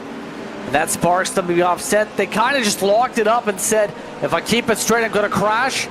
Still managed to crash, but it would have been much worse if they didn't shunt themselves almost to the left to make sure they didn't come across there. And then we had Caleb Koski for the No Limit Sim Racing Academy also going around, and a big slide off the road for No Limit Sim Racing Academy. And that has given we talked about it earlier, right? The rolling 10 incident point black flags. Well, that has just given the one. They had to come down and serve a drive-through penalty as a result. And, well, Justin, he's not the first driver to be caught out by that in these first few hours. He is certainly not going to be the last. Indeed, especially with how things can go as we see more pit stops here at the 68. It's a long time actually sitting in the box, and this will give up what the race lead had been by a sizable advantage because of this. But Soleil, as expected, in the window, and now at this point, that puts up for now, with a couple lap offset coming up, Tane Hunnison and Samil Laib up on the track as the others finish up service. It's a little bit interesting how the GT Pro and GTM fields have come about. Because the pros mostly came down and the Ams came down on the next safety car after them, right now a majority of the GTM field is, I say that. For a few moments there, the GTM field was actually mostly ahead of the GT Pro field in terms of overall scoring. Not the case anymore, as now the GTM started to make their way to pit road as well. But right now, you've got Team Freda Sport and Blocco Motore AM both leading the GTD fields overall, 1-2 in terms of overall positions. Yeah, not too much of a pickup, actually. You can argue for that, but it's about just slowly and methodically picking up spots. If you didn't get the best of launches, you could argue on that compared to the 1-2. But if you're up 11 to 12 spots, we're seeing for some of the teams, or up 30, then you're talking about absolute power moves to be able to make up a lot of ground. We'll say for Lucas, kind of in particular, the 77, we can talk about him for a split second. That machine up 30, that's including all the GTMs, mind you, that they passed on by. All the GTs they've passed has put them into net third. What a pick-me-up for the 77 this entire race so far today, to be able to pick up so much lost ground for the early going after essentially, remember, for their sake, in their class, not being amongst those obviously up towards the very front of this field, and in turn, making up so much ground back for virtual power. And you can see, in fact, Tulamatri Racing as well as Grow Racing Team White both back in the field as well, running 4th and 5th deeper in the pack as well. So the GT Pros having quite a hefty three-way battle now amongst the group. And boy, tell you what, these guys showing no signs of slowing down anytime soon in this ever-increasing fight. Although I say that, Cunha actually started to pull away. Nicholas Sol, as a result of lap traffic, now under fire from Grow Racing White to Alario Jorge right behind. Yeah, becoming an absolute hornet's nest for some of these drivers on the overlap of speed here. We'll say what we've seen today for 211 Sol in particular, looking really good with the strategy, with the raw pace. Right now, their average is quicker by far than most of the field, except for maybe what we've seen from Teixeira and Goldwyn, who's been able to respond pretty decently, but has dropped recently to 146s. I think overall, the raw speed is there. 68 is what I'm trying to say. The net strategy, only a couple seconds back of the race lead, is putting them right into the heart of being in the conversation to start as an early season contender. Very early to say that, obviously, with the points title, but they seem like a team that's been able to put together a good set of limitations to be fast here and keep themselves in front of Grow Racing, for example. And Grow Racing Team White, try as they may, they just do not have the pace to run down these contenders out in front. And Interchomp Fisher Motorsports has just found himself black flag. That is sort of stranded. He's actually off the road. So this is a big problem for the number 90 GTM competitor, while the GTM class leader Logan Giesbrecht has just come down to pit road as well. And this, in fact, giving them a meatball play as well. Whoa! Clipped the grass on the outside, spun around. And ABS keeps that car from stopping in time, and he's going to back it into the Armco quite heavily. Yeah, something's broken on that car. They can't get going for whatever reason out of the grass. I don't know if they got the permission to tow or not. I believe that might have been a tow area regardless. So yes, it should have been okay. Yeah, they were luckily at a towaway zone. Their car actually came to rest quite literally in the middle of the towaway zone. So that could not have been more perfectly timed of a spin for them. So we will keep ourselves from getting a full course yellow. But you are correct. That back suspension, especially the right rear, got pretty chewed up in the midst of all of that mess. Vulture Motorsports, with their pro car currently running out here on the racetrack. Sean Hatfield running in the number 10 spot, 16th place, a result of earlier incidents. And, One of their drivers, Lucas Santos, is going to be joining us now in the broadcast booth. Lucas, tell you what, it has not been the best of runs for Vulture Motorsports so far today. I know you were in the car when you got quite a hit there in the International Horseshoe. How's that car been feeling throughout the rest of your stint here so far? In my opinion, it hasn't changed. There's a little bit of air damage, I'm not going to lie, towards the front left of the car. But since the hit, the car's been feeling okay. It's been feeling grippy out there. It's really hot, but it's a really good track and a really good car that we have here. Kind of talk us through your run so far, because obviously, like we mentioned, this has not been a racer member so far, but both cars are still in the race and are still chugging along quite steadily, and no signs of slowing down for the field, and it looks like you guys have been able to settle into a good rhythm now. Absolutely, yeah. This is the part of the race that all of us in the team are reminding each other that, hey, it's time to settle down. The hectic start to this 24 has now gone away. And so throughout my stints, it was trying to calm myself down more so in that it was a lot of pacing laps. And so the jitters were coming back that I thought I would go away by the first hour of the race. But yeah, car felt great throughout my 2 hours or nearly 3 hours of driving. Main focus was, even with our hit, was to see if we can keep up with the rest of the field and use our yellow flags to our advantage. The teammates in the car with Eric, Jim, Kyle, and Shreyas, they've all been helping out greatly with one another, and so it's a nice team dynamic that we have here, especially starting off this 24. You used to be racing, of course, with Screeching Moose Motorsports in this series before they withdrew near the end of the 2024 season. And now that you're running with Vulture Motorsports, how did you come to find yourself with the Vulture Motorsports outfit, and are you sticking with these guys for the rest of the season? So yes, the plan is to stick with these guys the rest of the season. My role, I suppose, within the VSCA now has just been, we've made a lot of friends at Screeching Moose Motorsports. It's I want to give a shout out to the guys back in the factory. They're a really good team, and we plan on running the iRacing Daytona 24 Hours coming up soon. But the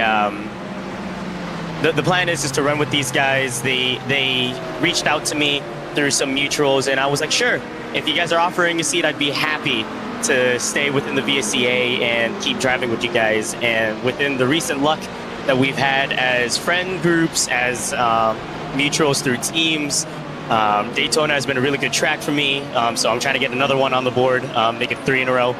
But with these guys, main priority with them is more so to help them out throughout the rest of the season and focus on getting them the championship as opposed to worrying about the personal goals. Well, Lucas, this race still has a long way to go in it. What's the overall goals for the Vulture Motorsports AM crew here in this one as we work our way through the first race of the season? Yeah, so right now the goal is to stick with the rest of the pack, or at least try and stay out on track as long as possible. We noticed a lot of people took those yellow flags to stay out, and we were one of the few teams to stay in, or to come in, keep extending our fuel stints. And so the main goal is to stay out there for as long as possible, to just try and run this clock out. Yes, 24 hours, we have a lot to do, but with our mindset of just keep out or keep extending our fuel stints, I think we can stay within. The aim is for top 5, but of course everybody wants that 24-hour win. Well, Lucas, we'll wish you and the rest of the Vulture Motorsports crew the best of luck, and we'll see you, hopefully, whenever we see you around next on the racetrack. Absolutely. See you guys soon. Lucas Santos for Vulture Motorsports, currently running in the number 10 spot for GTM. Jim McGill currently sitting inside that race car. Justin, we've got ourselves quite a few battles in the GTPs that have died off for the time being. You got this fight for 9th in GT Pro. LMV2's got a fight for 4th between Rescue Skill and Grow Racing Team Blue that hasn't really broken up in the last hour or so of racing. Yeah, we mentioned Ruben Pinto has been able to pull away 3 seconds actually from Soares. Monarch has slipped back in the traffic jam. But right now, Hinky in particular running about 3/4 off the tempo last time by. compared to the closing 14 machine. It's a tough thing right now to be able to try and make sure they don't keep bleeding off time, especially with the fastest car to the racetrack on the close. But they also have a lot of traffic they have to blend through as, take a look at pit road for a split second, everything else looking stable on track. And that is Raris Fratian that is currently in pit road. And as I say, there's no fights left in GT Pro. One has just picked up big time as a result of all this traffic. BMW M2 TSR GTP has been really stacked up in the lap traffic. And look at this, Danny Fontaine for the World of Sim Racing team starting the run down Seth Neufeld. You see they're having to negotiate a lot of traffic at the same time also.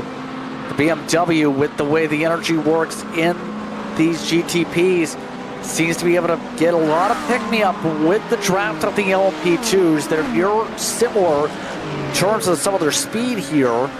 You see this is opening up slingshot opportunities to just get around everybody else without too much of a time loss here and build up the buffer around here as more drivers enter pit road, like Kyle Allen. Kyle Allen comes down pit road for V1M here in the LMP2 category, right as one of the GT Pro cars is making its way out. Now, will V1M go for a driver swap, or are they going to be leaving Kyle Allen inside the car? I'd imagine Kyle Allen is... No, they are going for the drive. No, they are. I'm looking at the virtual mirror there on the dashboard. I thought that was the back of the seat for a second. Kyle Allen is staying in the car for the time being, while the battle for second place in LMP2 is picking up as well. Dominic Eisenberg and Lucas Henke starting to get a little bit closer as well. Oh, look out, and around is going to go Dominic Eisenberg in the West Horseshoe. Trying to dive it pretty deep into the corner, a little bit treacherous, but that was all sparked by just trying to get around the traffic in that circumstance, be able to get themselves sorted out. The problem is, it was almost a little bit too deep on the cut dive, on the dive through. And just a little bit too deep in there. Meanwhile, Michael Williams being put under fire by Alfonso Reyes, and Reyes going to battle through. That's going to turn into 6th place here for these guys as well. Quite a good run that these guys are having for themselves here as Alfonso Reyes for Rick Team Racing fights his way through. Now Ruben Pino started to close in as well.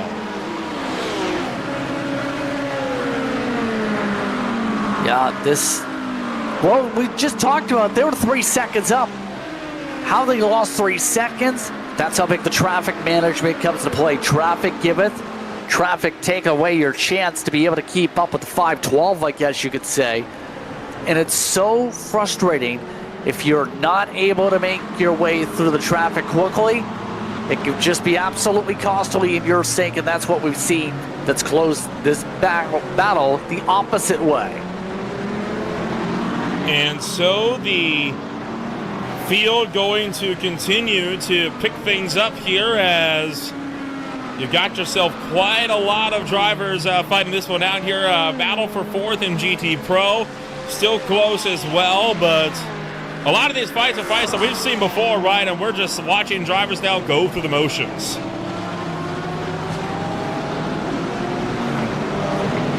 Yes, indeed, as we'll take a look and try and search around the track right now for the most part. I think that's kind of just the way things like this track and like this race can play out, though. That's the huge thing. You'll see just for many drivers, a lot of the competitors will see things settle out in a certain way where you're just kind of hoping for calmness rather than it being uber aggressive. You don't want to be uber chaotic, to say the very least, and where you're on edge. And the battle's going to keep on going. Ricardo Santos in for the Advance Pulsar Esports team. And so the battle's going to keep on going here. We got problems with the racetrack. Pack SimSport has had problems. Alan Paris is into pit road. They have now received a meatball flag here, and they are into the box. So some big issues here for for Pack Sims, were one of the big heavy hitters in GTP. Whoa, big loose moment off and into the tires at turn 6. Huge mistake, especially with the speed they've had all day. Takes yourself right out of a podium spot for a team that just could not afford to have any mistakes here. This puts into second with all of this now to Seth Neufeld should say, going to have an opportunity to try and really execute on the strategy. But we'll say, we talked about execution on strategy if you're the 77. Guess what? They're at the class lead now as a group. The GT Pro leaders right now. Toss Silva is one of the drivers that we've seen for them, and right now the 77 leads. First things first, for Virtual Power Sim Racing, how are things feeling now that you've got the lead with your strategy?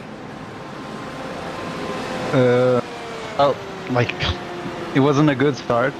We missed our quali lap, and that was a bit hard going through the whole GTAM field. But thank God there weren't any full course yellows in the beginning, so we could just cruise through the field and get behind our field before the first full course yellow. But yeah, I feel pretty good right now. I feel pretty confident on our pace as a team.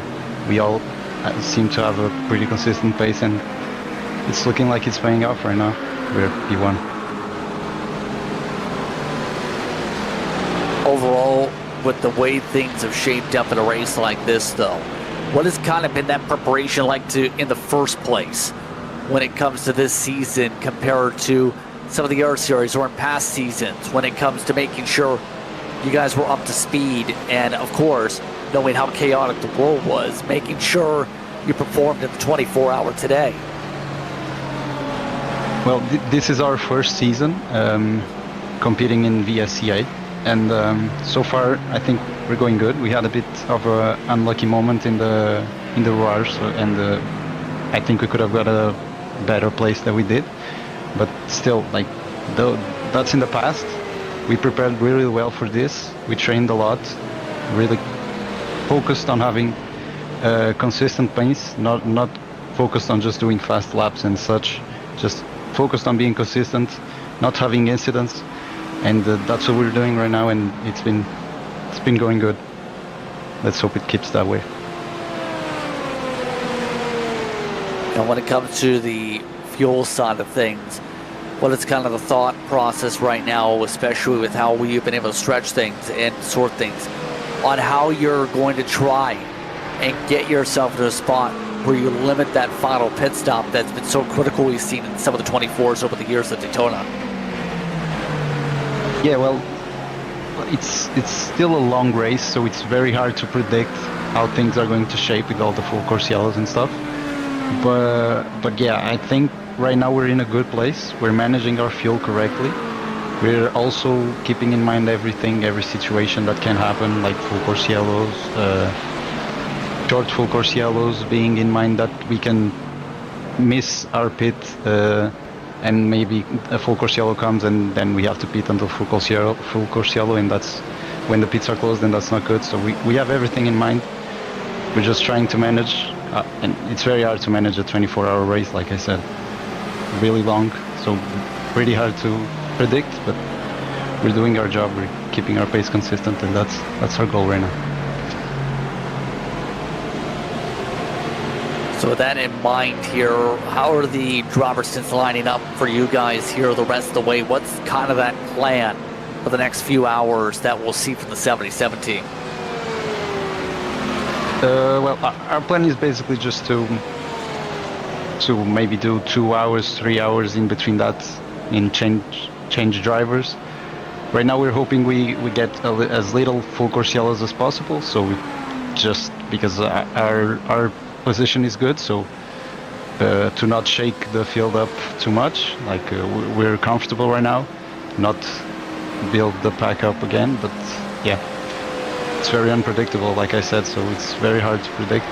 But yeah, we're just focused on doing our job right now.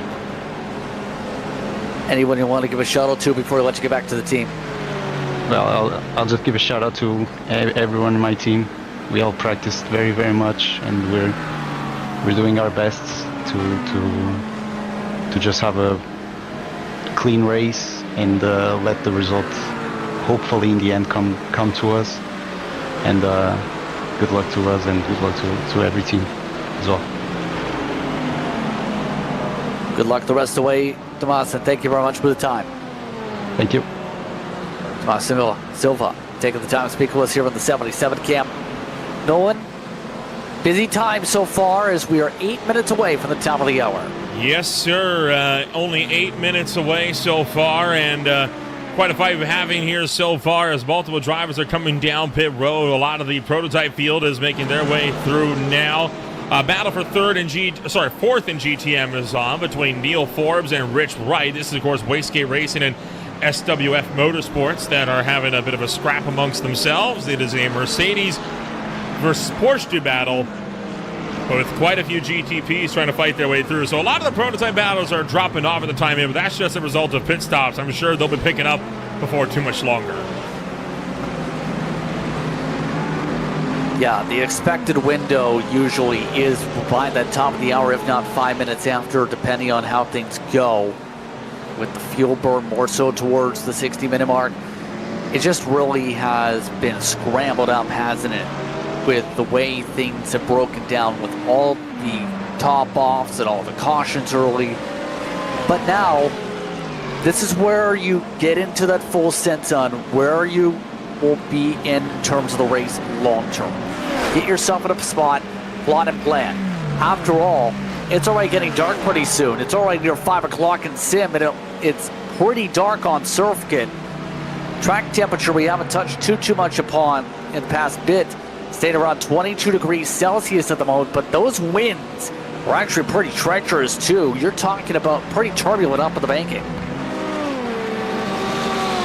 Estimated in-sim time is going to be 5:54 p.m. That will be pretty much exactly 1 hour from now, and then from there, we're going to be racing under the cover of darkness. Likely, Justin, if I had to predict, I would say for the next, we're looking at, 13 hours, just about? I mean, more of this race is going to be in darkness than it will be in the light as a result of being the wintertime here in the Northern Hemisphere.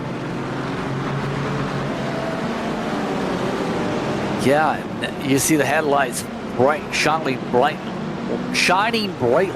is what I'm trying to say on a lot of these cars. But now, at this point, you have to consider for a lot of these teams with the tire models these days, it's a little bit more simplified. Or do you double stint, do you triple stint? We talked about in the past with GTs and a lot of times with prototypes. Of course, with the GTPs with the new tire model, it's not quite as simple as just keep the old tires and go. You have to take the new sets now, but here's the big thing for a lot of teams here is managing how you fare out with your tires. It's unlimited, but the time difference in the pit lane can, depending on your class, be interesting on that in terms of how long you spend in the pit lane and how long you end up bleeding time on the racetrack if you stay on the old tires. That is going to be one of the big things to keep an eye out for. If we are seeing double or triple stinting, we're going to be seeing them, or let's be honest, we're going to see that in the GT fields. You know what, actually, maybe the LMP2s, just because of how small their fuel tanks are in comparison to the rest of the field here, but I would say that it's mostly a GT strategy that you see that. GTPs, though, yeah, they're going to be taking tires pretty much every single pit stop from, not even from here on out to the end, throughout the entirety of this 24-hour race, of which we have got about 3 hours in the books of now.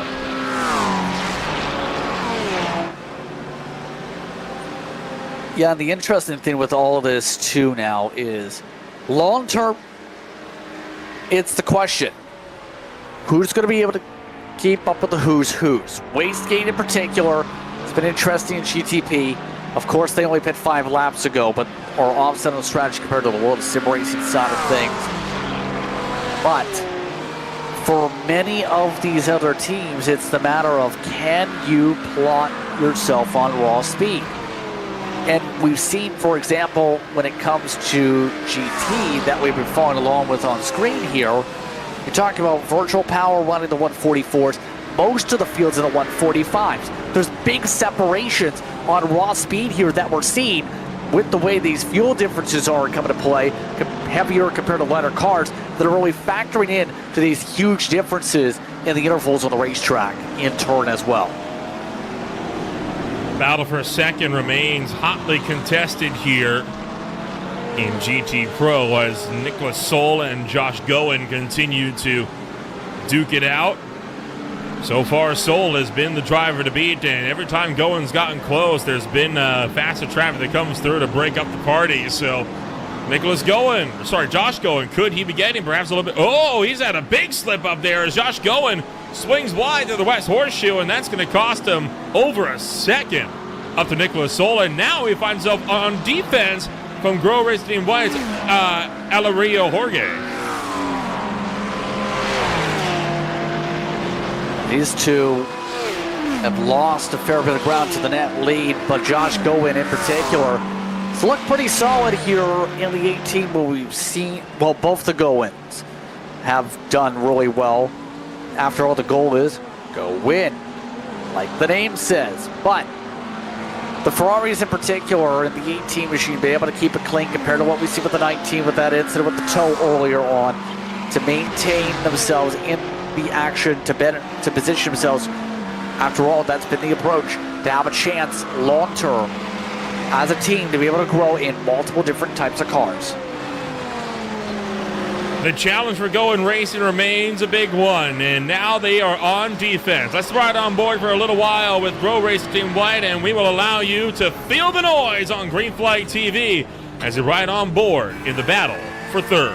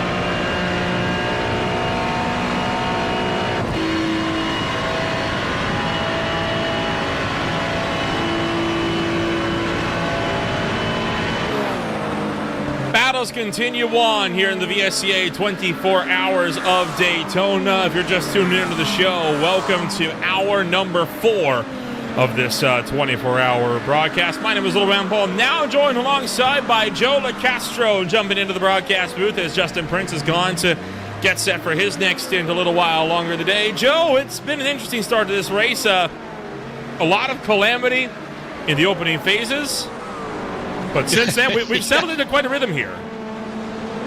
Well, you know, I heard just a little bit about that calamity. It sounds like I missed out a little bit. I admit I'm only able to tune in just now to see what's going on. But man, getting caught up has been a story of some ups and some downs. It sounds like some big downs to overcome. But now you've been racing for about a solid hour now, right? Oh, I would say well over that. Probably more like an hour and a half at this point. And the race has been good. There's been a lot of side-by-side, a lot of fights left and right. A lot of strategy calls have been kind of thrown for a bit of a loop here. And we've just had troubles as Nicholas Goen has had a spin. This is down 15th place in GTM, out of the International Horseshoe. Back end comes around on the throttle, and around he goes, and he's going to back up into the infield. No problems, though. Gets the car refired and keeps that thing rolling forward. We will stay green.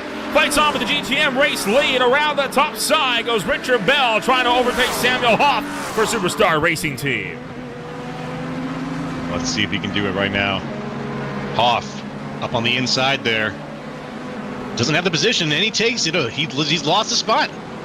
And just like that, Samuel Hoff, for the first time in a while, drops out of the lead of the GTM field, and that's going to put Richard Bell's Mercedes-AMG up on top now at the head of the field here as a result of this. So rough ride there for Samuel Hoff, who is also now fighting out with Juca Tainio. That's the 112 Russ Dispatches car. Now, this is for 26th overall, but remember, that 112, that is a GT Pro car, so not fighting with Hoff for on-track positions. So while these fights continue on here, let's see if we can't get a word in here with, I was going to say let's get a word in with Teixeira, but it looks like he is unavailable for comment now as, might have another stint coming up is usually what that inquires. And now Andre Vitor Diaz into pit row for the GTP crew, and just making his way out of the of pit row. Was second when he came down. Now that car runs in 4th after the pit stops.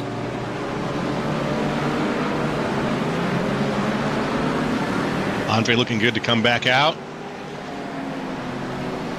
Tucks himself in, and that's a perfect position. Now he's running 4th right now, up 4 from where he started. Now let's see how far back he is. He's got a 13-second gap right now between himself and Seth Neufeld, who's he's got a little bit of traffic right behind him. And then you saw that battle for second in the LMP2 category getting broken up. Speaking of GTP paddles, here's one that's starting to develop. 6th place in GTP. Albrecht Motorsports' Mike Stenecke fighting that with Damian Benke. This is V1M versus Albrecht Motorsports for 6th place in the GTP category, right as they're cutting their way through a bunch of that traffic as well. So Albrecht continuing to hold steady for now with Stenecke behind the wheel while Benke tries to run him down from 7th. Now he's got just one piece of traffic between the two of them. That looks like Benke's got to get around to get there. And coming down to pit road is going to be Danny Fonte, still in the car for the World of Sim Racing Team. Now he makes his way onto the racetrack. That gives Selena Ward from Wastegate Racing the race lead back in GTP. Wastegate Racing have been the ones to beat. They've been on fire since the drop of the green flag. Selena Ward has been in the car for the last couple hours now. And Selena Ward, one of those drivers that is going to have himself with quite a good run over here throughout the course of the afternoon. And one of the Red Lab cars, Red Lab Competizione, has had big problems, and he is off at turn 1. And Joe, we could be getting another safety car here. That car looks like it is broken. He is not in a safe location. No, there's only a couple of spots here on the track where you can pull off to actually avoid that caution. There it is. Here we go. Yes, sir. Caution's out now. There's only a few spots you can safely do it, and that is not one of them. Yeah, that is the 5th safety car period now of the race, bringing the longest green flag run that we have had to a close, and a tough break for the field here. They were hoping for more, and well, they're not going to get it. So the full course yellow is out for the 5th time and the first time in hour 4 of this race. The opening 4 times you saw the safety car out, all of them were in the opening hour now of the race. And well, Selena Ward's lead of 7 seconds has been absolutely obliterated because of that. Yeah, that's a 7-second lead is early on in a long race. Having just a good leading pace is exactly what you want, because you want that to slowly but surely increase over time. These yellows are just not allowing that to happen. Taking a jump back here, this is what happened to bring us under the safety car period for the 5th time this afternoon. Is Red Lab Competition headed up by Gustavo Eduardo Silva coming down into turn 1. And looking like, Joe, this is going to be all self-inflicted here.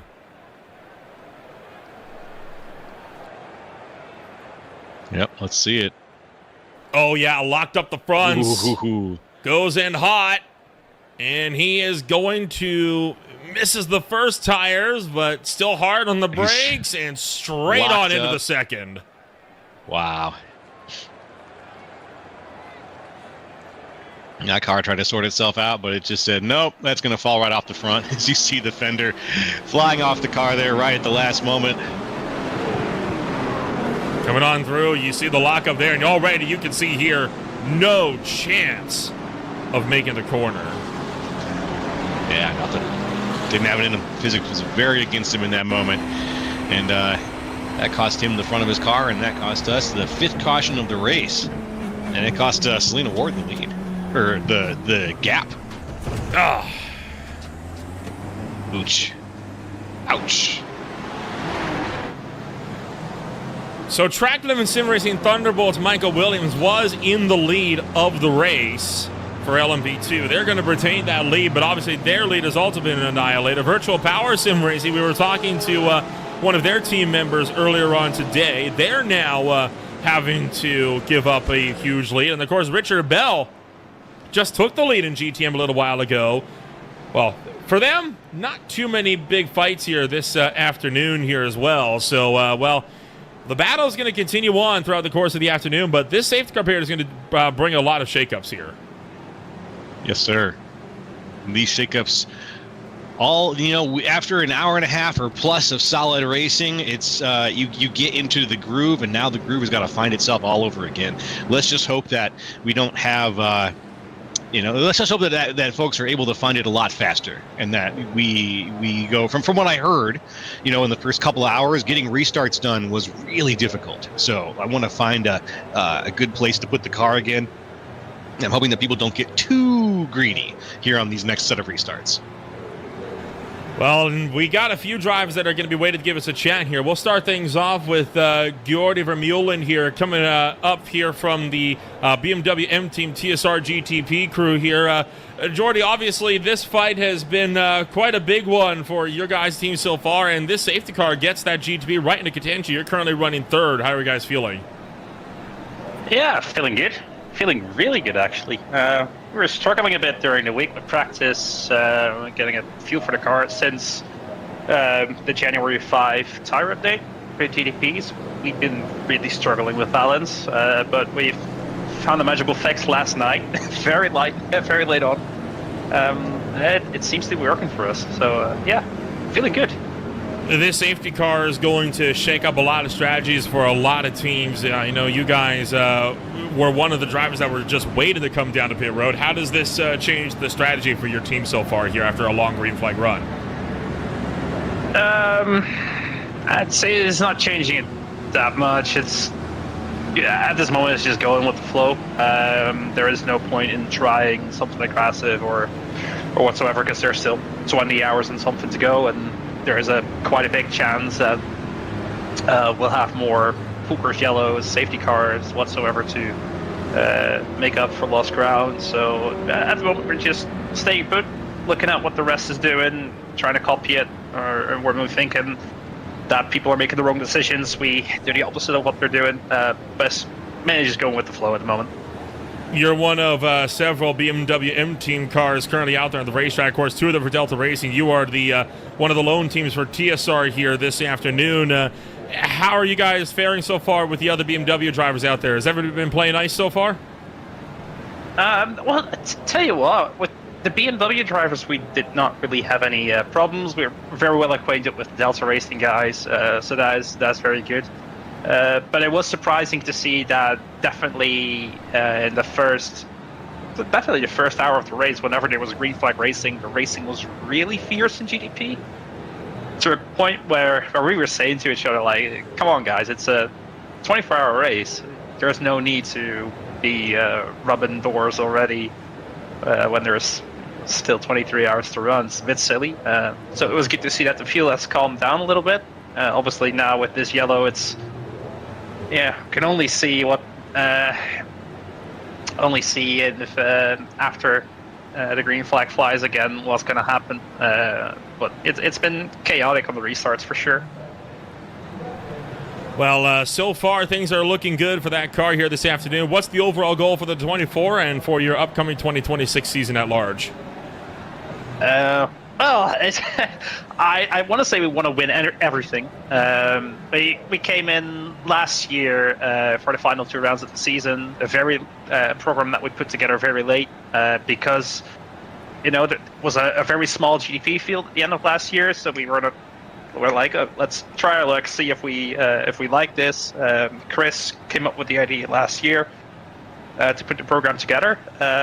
We enjoyed it, so. Last year, Road America and Petit Le Mans, they were kind of like practice rounds for us, like dip our feet in the water, see how that all goes, and we enjoyed it. So now we're here, and we're not here to come 5th or 4th or 3rd. We're here to win. Well, we wish you the best of luck throughout the rest of this race. Seth Neufeld's been doing a good job in that car so far. You guys are running in 3rd, and no doubt pit stops will shake up the order as well. We'll hopefully be talking to you again later on this race. Yeah, good luck on the broadcast, guys.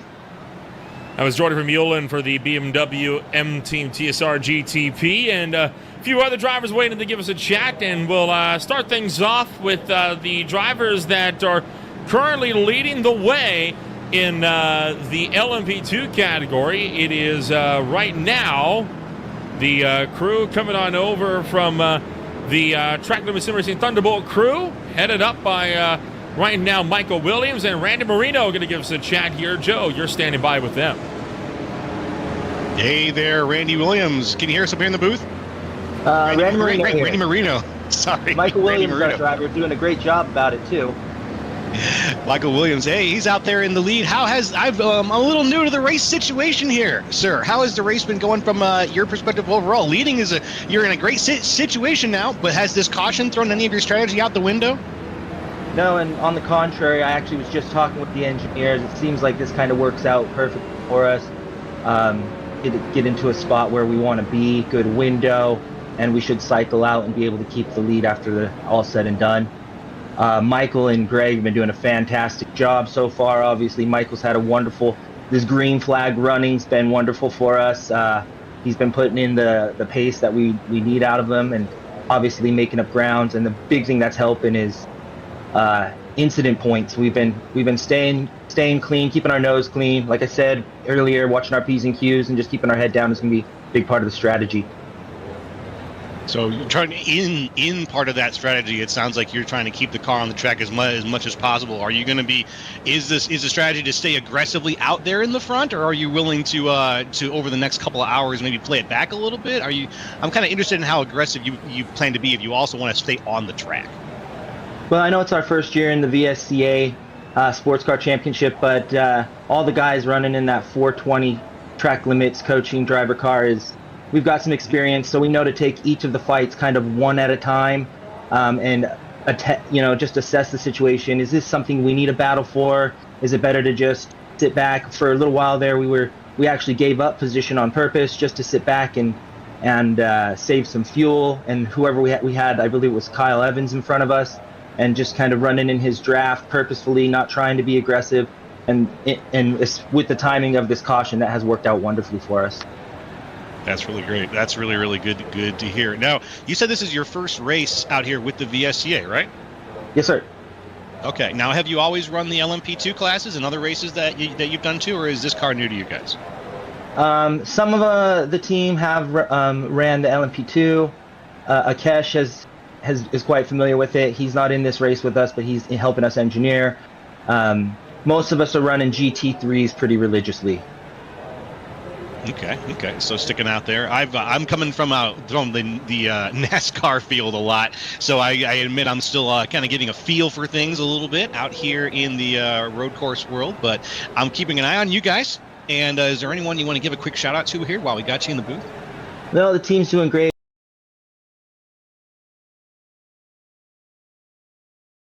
We got Alex Schneider about to hop in the car.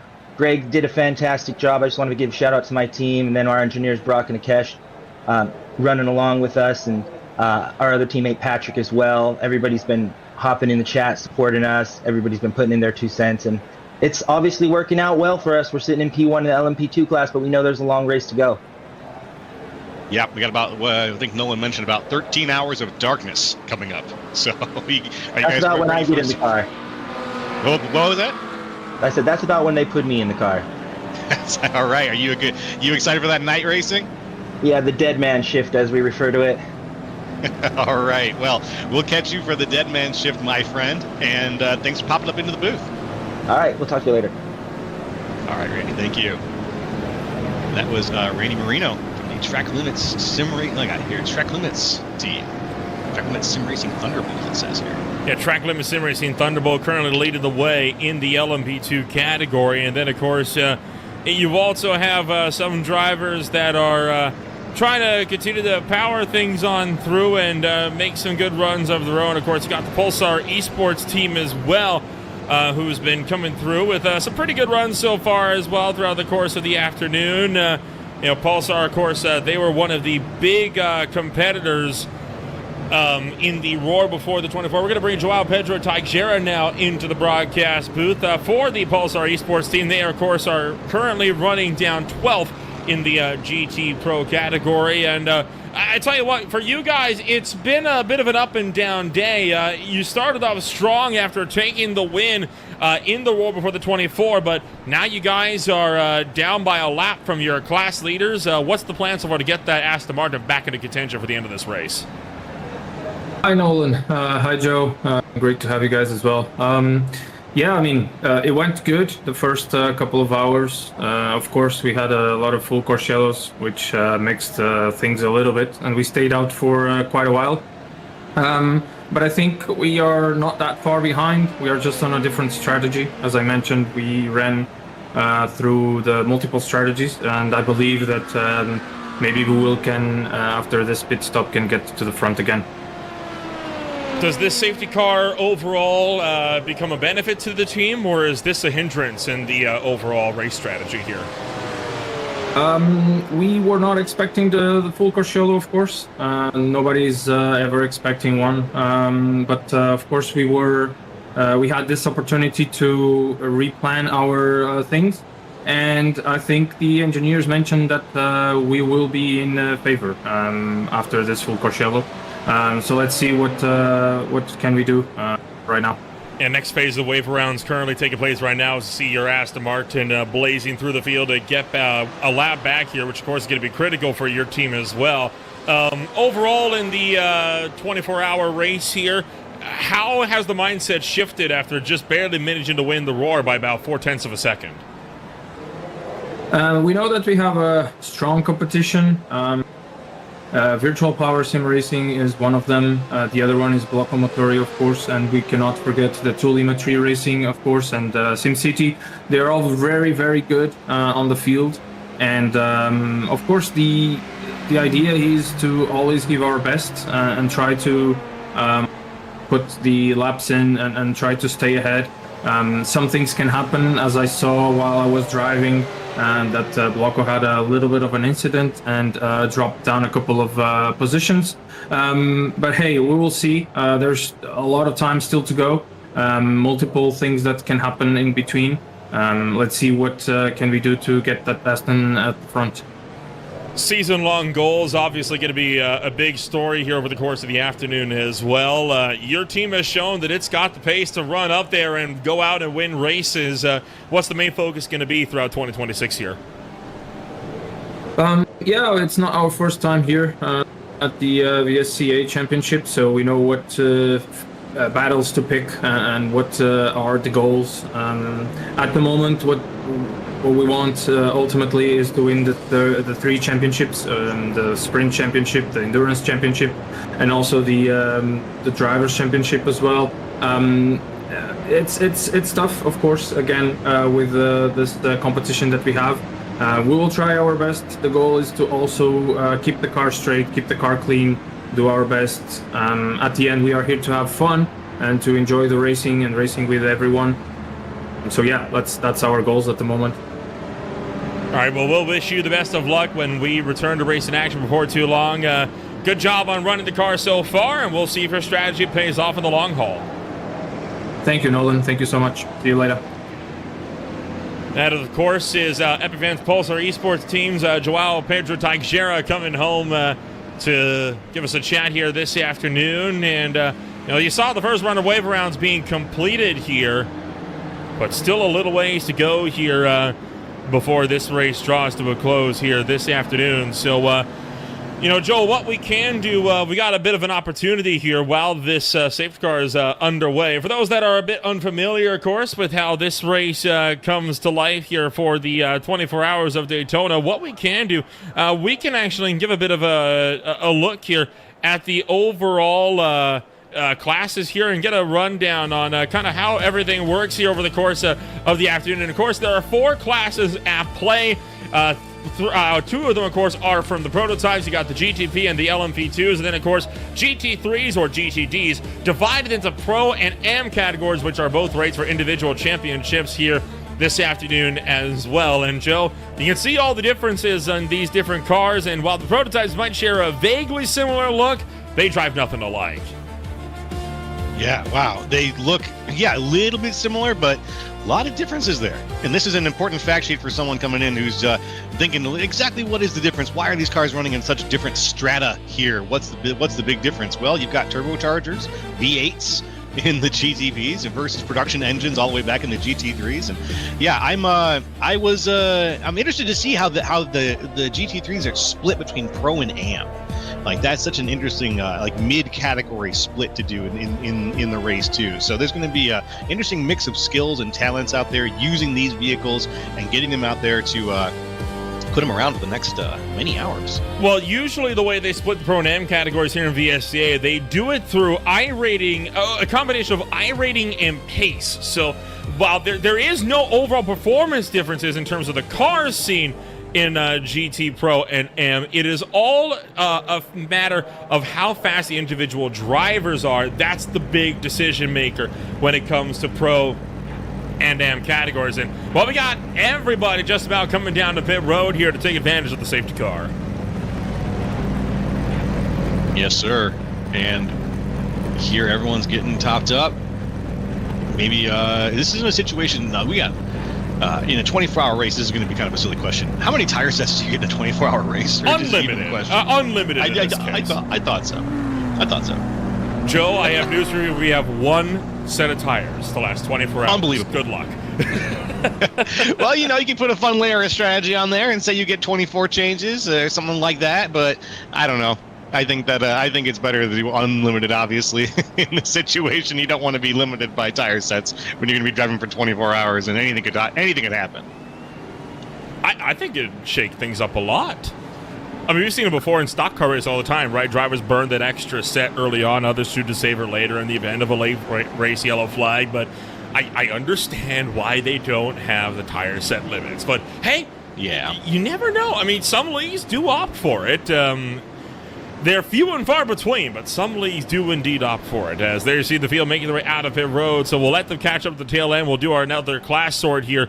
I'll tell you what, it is getting dark around the Daytona International Speedway here for the time being, and I think that sun has set behind the horizon here this afternoon, or at least it is about, which means those stadium lights are about to flick on.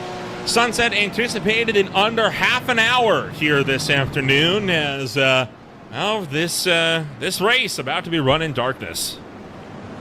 Ooh, spooky stuff. But you know those stands are going to stay full of people, and we are going to keep broadcasting. And so thank you to the folks who are going to be joining us and tuning in, checking out this broadcast as we go deep into the night of the iRacing service. And we see if these guys can keep it on the track and keep their eyes open as we drive during the middle of the day, and the guys in the simulation have to contend with nighttime driving. Of course, this is one of the unique things about Daytona, right? This is one of the very few tracks where the whole track is actually still lit. The infield a little bit less so, but there's still plenty of lighting from the stadium lights all around the oval section that you can see even without headlights all the way through here. This is one of very few racetracks in the world where that's possible. That's true. I didn't even think about that. I was honestly considering how much the game changes when you're using your headlights to see things, but here at Daytona, things are just tight enough, and you're running the outside often enough that, yeah, those stadium lights are going to really light things up. The big difference where headlights are going to make a difference, that's, of course, going to be at races like the Monster Energy 12 Hours of Sebring coming up in March. And then, of course, you'll have Petit Le Mans at season's end as well. So you got plenty of contenders here that are going to be able to try to make runs here over the course of the afternoon. Now, we do have other drivers waiting to give us a chit-chat here. We got Samuel Hoff from the Superstar Racing Team standing by. They are right now running 4th place in GTM. And Joe, you're standing by with Samuel Hoff here. Hey there, Samuel. Can you hear us up in the booth all right? Yeah, I got a hold of you guys. All right, yeah, running 4th place right now in the GTM. The race has been a really wild experience, but for you guys running 4th, how have things been so far? I'm going to make it a nice general question. How have things run for you so far? It ran well. Stayed in the car from the very beginning till just now, and Dylan jumped in, so hoping Dylan can keep some of our good pace. We ended up not changing tires until this last stop, so we were actually inherently in the lead for a while in GTM due to not changing tires and just kind of taking fuel only for a while. Mm-hmm. And worked out well, but then started to lose it at the end of that last run.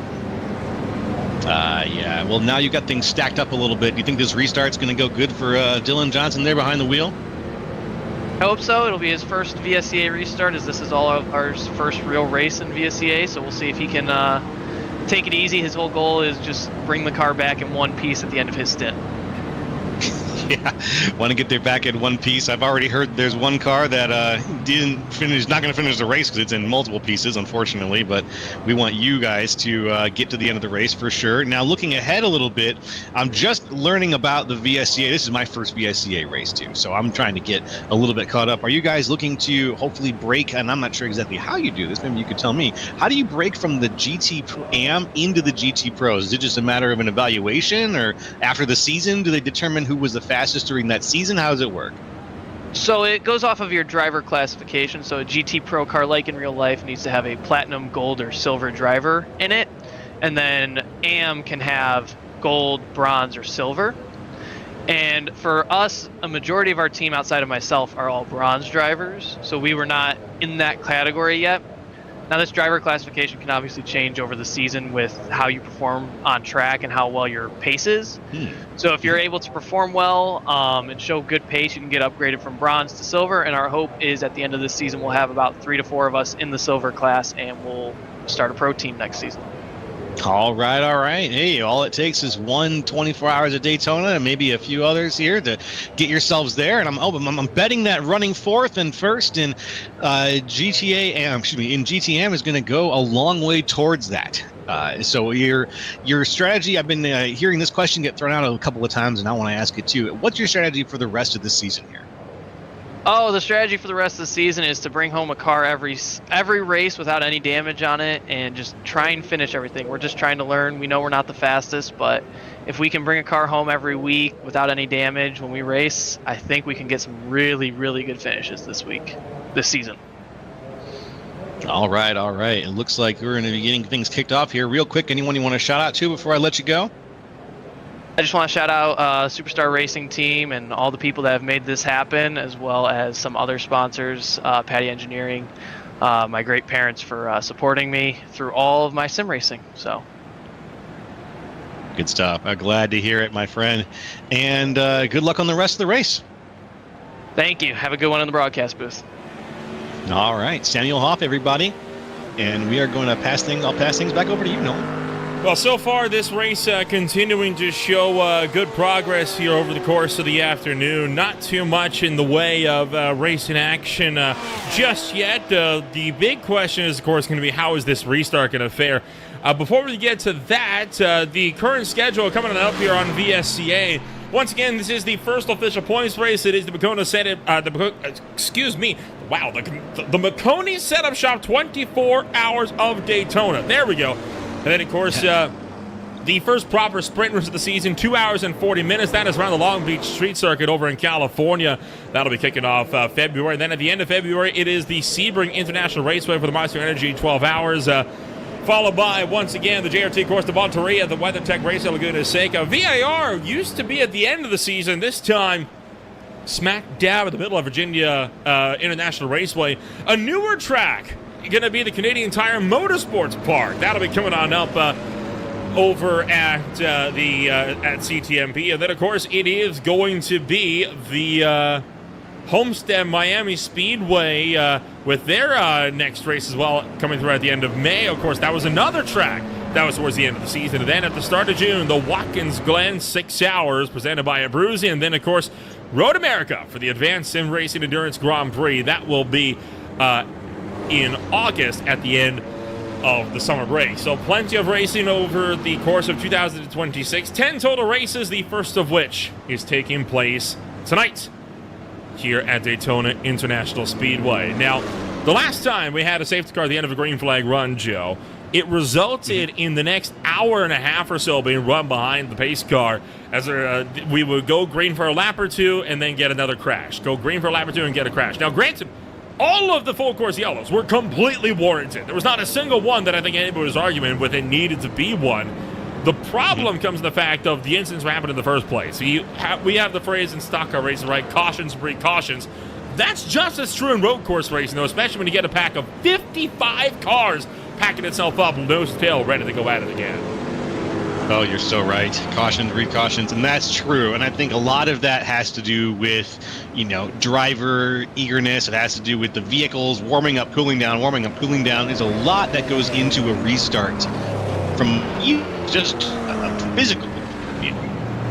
When all of that adds up and you've got 55 cars all trying to accelerate smoothly, all trying to brake smoothly, all within meters of each other, just barely feet, it's a matter of a lot of precision that has to go on for at least a lap or two. And then you can start fighting. Then you can start to push for position. You can start increasing the gaps, closing the gaps. But for a little while, you just got to do some precision driving. And let's see, you got to let cooler heads prevail. You got to stay on the road. You can't be pushing too hard, because if you try to make that your big moment, there's another phrase that we sometimes hear in stock car racing: you can't win it on the first lap. And you can't win it on the restart either. It's just not going to happen. You can't win it even in the first 100 laps here in these types of racing. You know what? Let's play a game here. At the start of this race, obviously that number has changed dramatically now, but at the start of the 24-hour race, how many laps do you think were projected to be in this 24-hour affair? Oh, man, I have no frame of reference for this. I'm going to guess in 24 hours at Daytona. Oh, my goodness. We're on lap 100 now, for reference. Yeah, okay, we're on lap 100. I'd say 800 laps. You're actually not far off. 808. You are my goodness. You are very close. Good job. I'm actually surprised you got that so close. How about that? See, you do know a thing or two about road racing. Yeah, I guess so. Seems like math is the strong suit here. Oh, no, don't put me in that seat. I was just estimating is the strong suit. Estimating is the strong suit here. I can guess about how much anything might be. Yeah, 808. As soon as you try to get any more precise. 808. Beautiful. That 808. Oh, yeah. That was, of course, before we got all the safety car appears. That number has changed dramatically. Yes. Right now, it's projecting 400, but obviously that is also a wildly incorrect number. We're going to have to wait until we really go green for a little while before we can realistically get another fair judgment on how many laps this race is estimated to be. But working lap 101 as of right now in the span of the opening 4 or 5 hours or so of this race. About to enter hour 5 here in just a moment. Lap 101. All right. That's just a beautiful thing. I can't believe you got within 10 laps of that guess. Once you told me it was 100. I wouldn't have been able to guess that. I would have guessed over 1,000.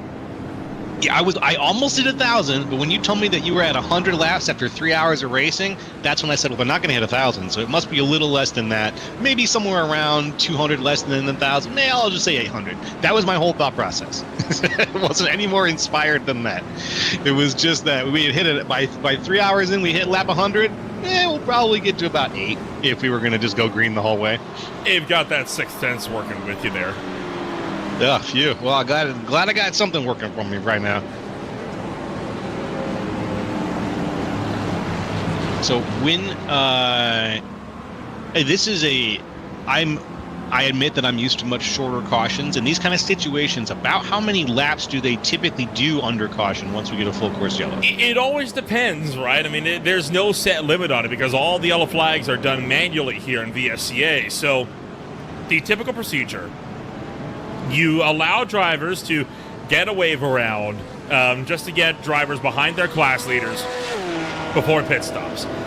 Then the pit stop cycle opens up. From there, after the pit stops, a second run of wave bys takes place, after which you then have to sort all of the class behind one another, and then usually a lap or two after that is when drivers go back to green flag racing. So right now, a lot of the GTPs are running, but you see how these two GT Pro cars are up here with some of the GTPs? Once they start to drop back, you know you're getting close. Right now, we're still in the wave around phase. Gotcha. Yeah, I see a few of them there. We're still in that wave around phase. That makes sense. And I just saw all the lights snap yes, sir. on. And you can... Anybody with astigmatism doing those lights. Kind of hard to see from here, but you can see that sun is officially at the crescent. You can in fact see some of the lights turning on from some of these LMP2 machines as well. And as we look, there you see those stadium lights are on. This race officially classified as a night race. Here we are. And it is, as you mentioned, winter time still in the northern hemisphere, so we are going to have more conditions where the lights are on than when they're off.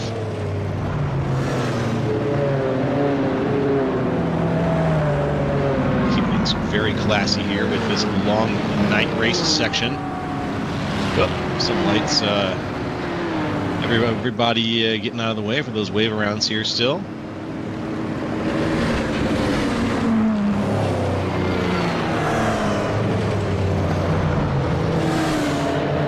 The field not going to be restarting this time around. I believe we are not quite in the phase. We might be in the class order phase. It looks like they're slowly working their way through the field here this afternoon. About 20 hours of racing left to go. We're going to give another quick shout out, of course, here to the folks that keep the lights on here for the VSCA Sports Car Championship and the guys they help to bring us coverage of the 24 hours of Daytona. When you want to be the best, you can't settle for the rest. For anything on iRacing, there's only one name you need. Maconi. With Maconi Setup Shops, they now provide the best of the best in setups, paint schemes, coaching, and event organization. With cars across all 4 licensed classes, they have what you need to hit the track with confidence. Grab a subscription for as little as $8 a month and save money while going fast at MaconiSetupShop.com/subscriptions. There we go. And remember, at Maconi Setup Shop, they're their setups, but your victories. Maconi Setup Shop, a proud sponsor of VSCA here in 2026. As we are reaching the start of hour number 5 in about 17 minutes or so here. Great to see. And for anybody watching who has done any racing are going to know that a good setup shop goes a long way. I have only just cracked into the idea of setups or using them, but having an engineer who actually thinks about, works on this kind of stuff, and who does it is rocket science. I'll just say it is rocket science, and fine-tuning these cars is a weekly constant thing. That edge, it cannot be understated. So once again, great shout out to Maconi Setup Shops and to the setups they provided for today's race. Right now, several of the drivers here are having themselves with quite a bit of a run here. We're going to give a chat in here with Nicholas Soul under the course of this yellow flag here right now, running for 2-Lemon Racing. Marco Silva right behind the car for the time being. Nicholas, a good run so far for you guys. You run 3rd in GT Pro. How's your McLaren been feeling so far? Thank you very much. Feeling very good so far, to be honest. We've taken a slow, relaxed approach to the race, obviously starting in P13. And being at a 24-hour race, we took things a bit easy in the beginning, but we made a good strategy call, and the car is feeling absolutely great. Overall, this safety car period has proven to be a bit of a shakeup for quite a few drivers in this strategy, to some benefit, to some a detriment. Where has that settled in for that number 68? So far, really good. We've decided to stay out in the one of the earlier safety cars. I believe the first long full course yellow, against some of the leaders in the GT Pro class. That put us in an offset on the strategy, meaning that we so far have only pitted on the full course yellow, which means that basically the time that you're losing compared to the rest of the field is a bit less compared to when you pit on the green. So that's been going very well for us, but as you said, full course yellows shake things up, and especially with the endurance points coming up at the 6-hour mark, it's going to be an interesting part, and see how this goes for us.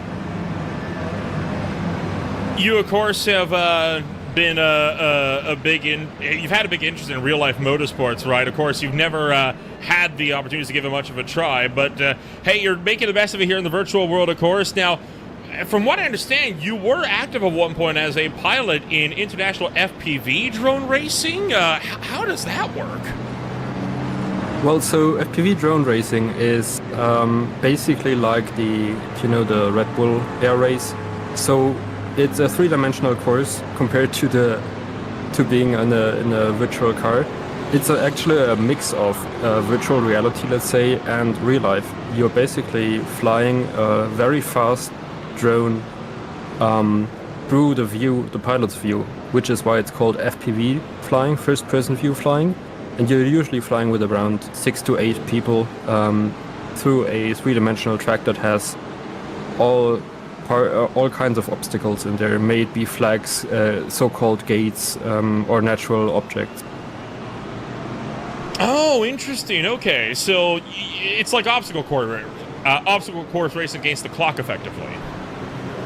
Yes, indeed. So there's obviously you have qualifying, but you also have the races where it basically is whoever finishes first. The contrast to motorsport in real life or also sim racing is that the drones are really fast. So the usual drones that we are flying are about go 0 to 100 kilometers an hour in under a second. and also the races are not very long. So meaning one heat lasts around 2 minutes maximum, meaning that you have to be like really quick, really on point, which is the complete opposite compared to a 24-hour race like we have here. Well, the endurance factor is going to be critical throughout the course of the afternoon. We're back to green flag race, so Nicholas, we're going to let you get back to your team here, but good luck throughout the remainder of the 24-hour here this afternoon. Thank you, guys. Have a good time. Nicholas Soul currently joining us as their team still runs third place. And you saw it pass to the lead as well on the restart. Oh, and now one GTP car around. That's Red Lab Competizione. That's Gustavo Eduardo Silva going around. That's actually the car that brought out the full course yellow. It's now stopped off the road in a dangerous spot. He's going to get T-boned hard by one of the GT pros.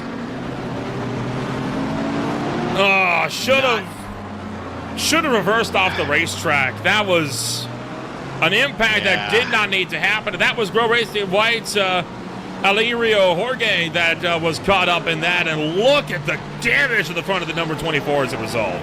They're going to be fuming with that. Yeah, there's going to be some hot words across the Discord channels right now, for sure. I'm sure that the number 8, or that the 554 there, was already hot after that spin, considering that they were there it is. The reason, and there it is, considering that they were the spin that caused the previous one, and now here we are for 2 for 2.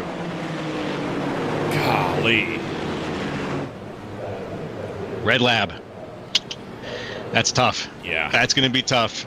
That's 2 safety cars back to back that car has caused. Because remember, that was the car that went head on into the turn 1 wall the first time. Yeah, it was. I got to ask, was Gustavo behind the wheel both times? Is it time for him to maybe take a lap? He was, in fact, behind the wheel. Now, to be fair, we don't know what happened on that second run there, so we'll be able to. We'll be able to get a look. He may have very well had help. So before we go shooting the messenger here, let's duck back here. And there you see that car still sitting off of the road, still waiting for that tow to be brought about. This is what happened properly to that number 554 running 8th place and just did it by himself. That's Gold Tires for you, though. Now, remember, Joe, they banned tire weaving after there were several crashes under the yellow flag during the roar. So those tires are going to be extremely cold, especially now with the field being where it is. And look at all the cars having to scramble sideways to avoid. And then when you think it's... I agree. He absolutely should have. And then, oh, man, the Porsche got punted into it. He tried to avoid and ran into the door of another competitor. Oh, man. I feel so bad for that car. I mean, they did nothing wrong there. There was just nothing they could do about it. And that's effectively ended Grow Team Racing White's race for the time being. Oof. Yeah. Oh, man. That's just you just kind of shake your head. It's a comedy of errors right here. The spin, then the not back up, then the bump off the door. Let's watch that in real time here. Let's watch the Porsche. Right side of your screen. Keep your eyes out for it. Bam! And that really does a better job of showing just how hard of a hit that was. Yeah, spun him around clean. This is going to be on board with Go Racing Team White, and this is going to be what these guys saw, right? So they know this. You can actually see the car spun off the road there on the right-hand side of the screen. But they have a car on their right side as well, so they can't realistically go anywhere. It's actually the Pulsar Esports team that they're alongside with. And you heard them lifting as well. They were trying to avoid, and they were just... nothing they could do there. No. Grow Racing Team. Our condolences to you in that situation. That's really tough. Trying to get a look on who it was that accidentally pinned them in. And come on, you can't blame the other car that pinned them in either, right? I mean, they also did nothing wrong. And was it the Going Racing Ferrari? I think it was. Yeah, there it was. Yeah, the Going Racing Ferrari effectively got brake checked as a result of all that. So nothing that either the GT Pros did wrong. They were just both in completely the wrong place at completely the wrong time. Yeah. Yeah, he had to hit the brakes to at that moment. He went just a little too wide, and he had to hit the brakes. Clumsy. Yeah, that was, Red Lab Competizione, that car now out, and it looks like they could very well be done for the day as a result. Yeah. Man. I didn't want to say, I don't want to lay, I'm not, and Gustavo, yeah, I'm sure you did your best, man, but I didn't want to say take a lap because you weren't doing good. I was saying take a lap to clear the air after that. Clear your head. You deserve to take a walk and clear your head after that. Something wasn't going right, man. Something was just not going right. There was a gremlin in the other seat of the car, and it wasn't going to hop out. Here you see Grow Racing Light. This is where they brought their car to a stop. That's around the West Horseshoe, and a whole front clip sheared off of that race car as a result, and just a tough ride all around. This will be our 6th full course caution. Full course yellow. Yes, sir. 6th of the day. What did I tell you, right? The conversation is now going to turn to if we get another full, now that we have the full course yellow, are we going to enter a cautions, precautions scenario? And we've done just that. Now, if we get a lap or two in, we should be fine. But these guys got to give it the time to let the tires get back to the temp first. Yeah. Yeah, and it's without the weaving, it's going to take more time. There's just going to be more time. You need a few laps of precision driving. Like I mentioned earlier, you need a few laps of that being very aware driving. And you just can't be as aware if you're trying to drive fast. There's a middle ground you have to find between good, crazy speed and being fully aware of your surroundings, fully aware of the car's grip on the road, and aware of how hot your tires are, which is a sixth sense. So I don't blame anyone who has a little bit of trouble keeping up with tire temperature in these kinds of situations. Just out of curiosity, Nolan, what is the current situation with temperature in the air and on the track? Is it I assume it's kind of a tepid regular day? Well, we got 21 degrees centigrade out there on the racetrack right now, but that is down a couple degrees from when this race started off. Still a lot of wind blowing up towards the north end, which is where this is kind of bringing about. And you can kind of see, right, we started at a peak of around 23 to 24, and over the last hour or so, it's gone down gradually, but so far, track temp kind of matched what we see in the air. Yeah, and it's barely, it's not hot. The track is not going to be as much of a contributing factor here, but the cold tires on a medium temperature track, cold tires are cold tires, and you just can't drive them the same way that you drive ones that have been warmed up after a couple of laps. They're ready to go. They're just a little bit broken in, and then you can start throwing it into those turns without worrying about self-spinning, and that just wasn't the case, unfortunately.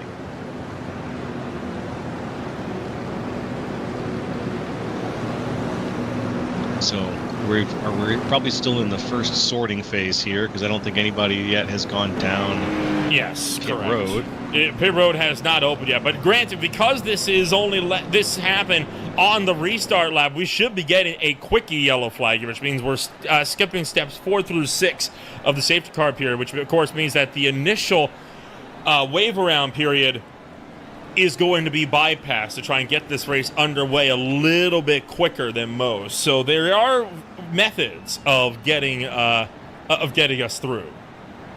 Gotcha. Yep, and we can see now everybody is coming down pit road, or excuse me, everyone is coming around and getting lined up. This should be a little bit of a faster yellow. Well, this race continues to remain under yellow flag conditions for the time being. We'll take ourselves with a quick jump back. We'll let ourselves get a bit of water in our systems here. When we return, racing action will be resuming once more on Green Flag TV. Stay with us. You're watching Maconi Setup Shop's 24 hours of Daytona for the VSA Sports Car Championship on Green Flag TV.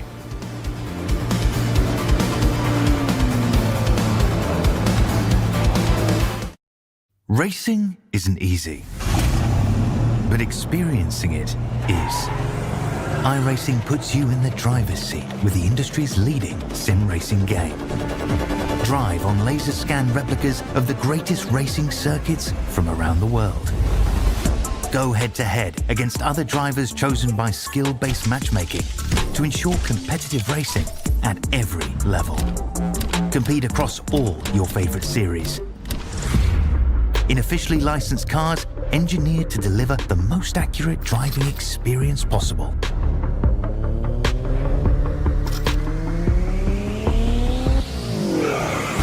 Join a race or host your own with players from across the globe. Race against the computer or in a league with friends. Feel the thrill behind the wheel. Visit iRacing.com.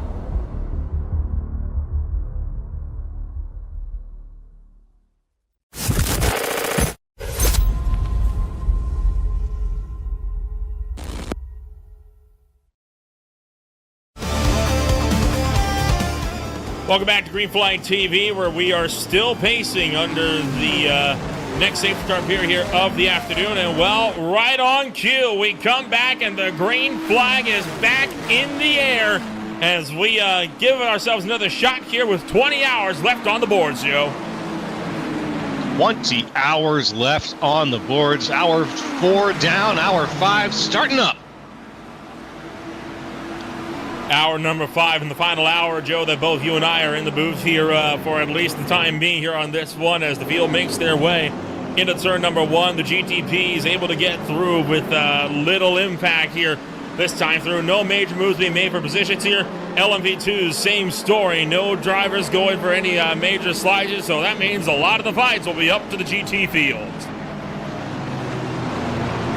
That's right, that's right. Let's just keep an eye on the carefulness. Let's keep an eye on the patience. Let's keep an eye on who is throwing it into the corners. But right now, I think we're just about done with one lap and starting the second here, going green.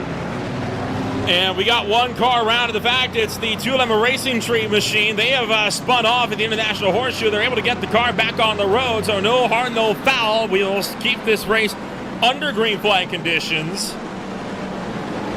Wow, with 20 hours on the cards, battles on for the overall race lane. Seth Neufeld under fire with Damian Bank, and another car's gone around, and it's Luis Suarez. Monarch Racing has spun around, coming back onto the oval.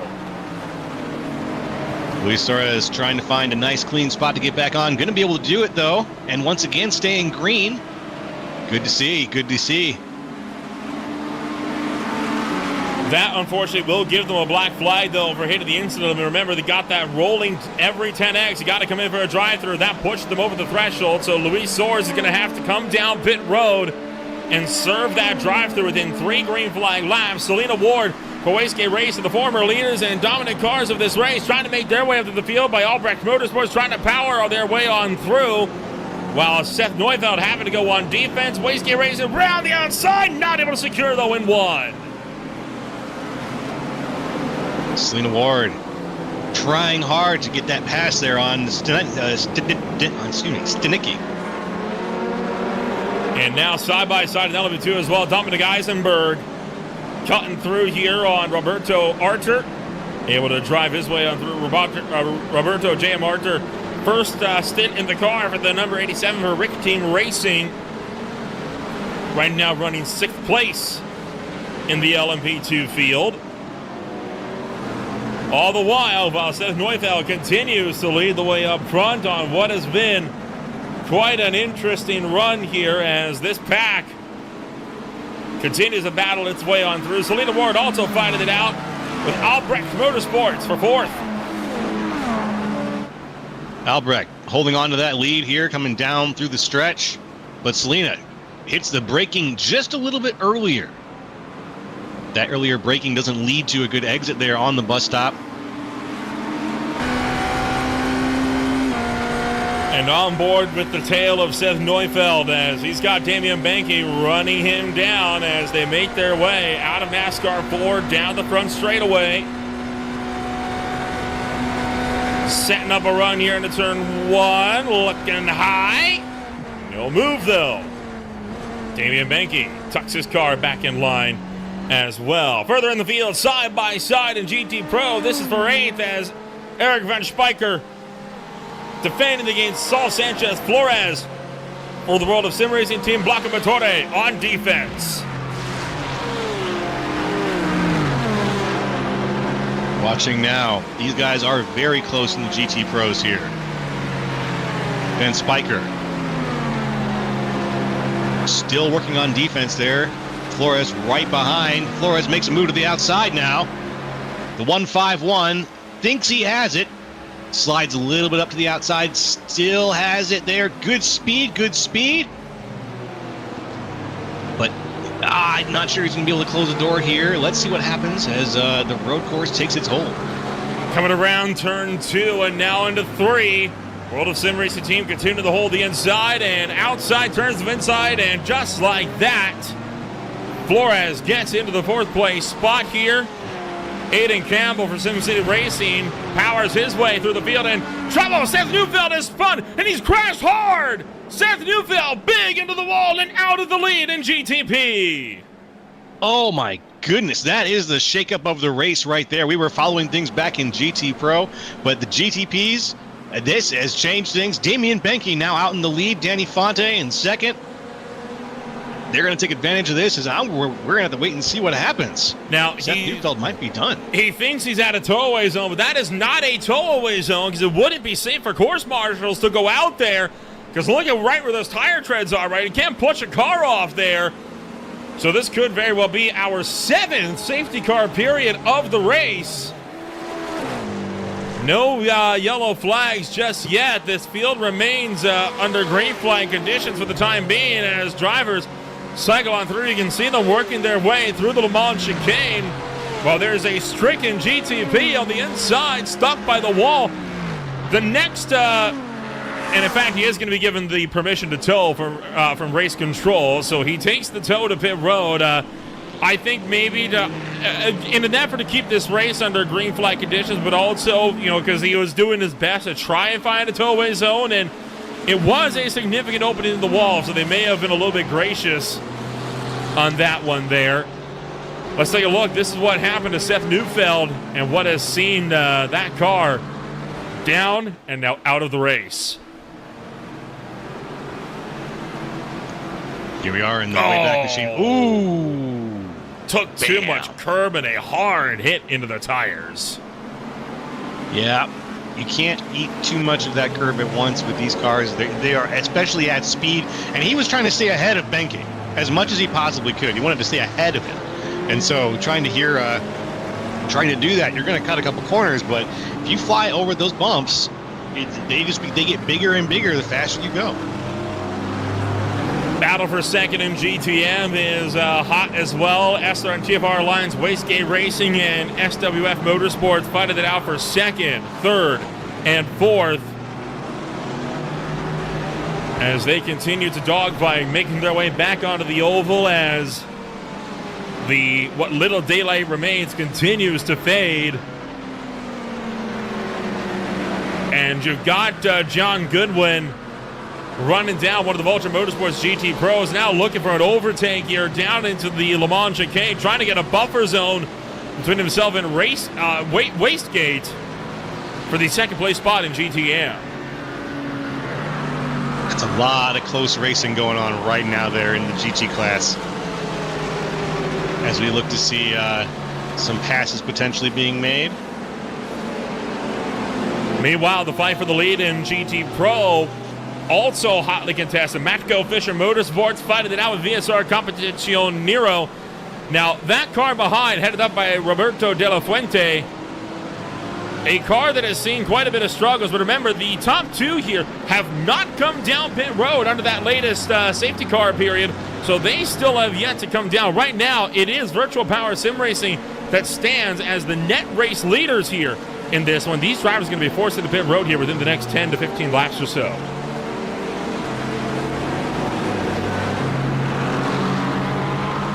That's right. And coming down, that's going to change things a lot for Christian and Roberto if they have to come down pit road, and they're the only two that do. at the top of the GT Pros, they're going to be sacrificing a lot in that situation. So I'm not sure. Maybe their strategy is going to pay off in the long run here, but right now it's going to be something that's going to set them back a little bit. Right now, 4th and 5th place. Keeping up the battles here while Kyle Allen and Dylan Babcock going side by side here for 3rd place and a turn number 1 for LMP2. A tight podium battle is on as V1M and Kyle Allen able to power through. Dylan Babcock fighting through as well for Fury Simsport LMP.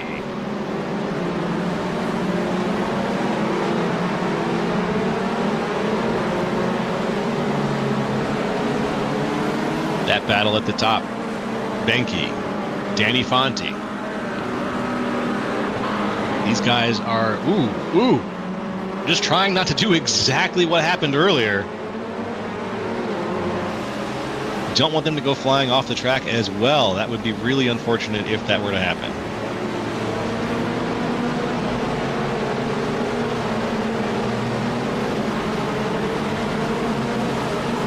So the current battles right now, you got this one here with one of the dominant cars in GT Pro here. Epifans Pulsar Esports team headed up by Ricardo Santos, trying to get that car back towards the head of the field. They were confident in their abilities to get that car back towards the front before too long. They just need to get some green flag running in to get back on cycle with the strategy. Right now, that 73 entry running 6th, and he's back on the same lap as the leaders.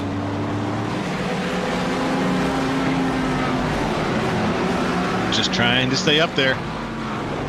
Trying to stay on that lead lap. And for the overall lead, World of Sim Racing Team's Danny Fonte gets around Damian Benke for V1M. And remember, Benke has not come down pit road yet either, and he is due for a pit stop. So this was an expected pass as the Cadillac of Danny Fonte drives through and takes over the lead of the race. Cycling through the traffic. Now that's going to make it a fight between Selena Ward now and Danny Fonte for the lead of this race. Although, how about this? Tim Benke fighting back for the lead and into Le Mans chicane. He's back through for the top spot. What a push. Incredible jump there for the number 10. Good moves as he's in the middle of dodging lap traffic and other car classes. He's still able to make that push in a dangerous spot. That was a really fantastic move from Damian Benke.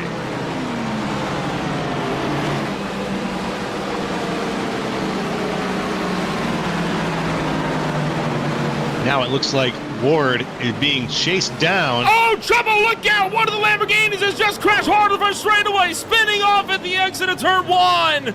And it's the other Aris Racing driver for Daily Kart Market, Sean O'Dell, spinning off at the opening corner. It was multi-class contact.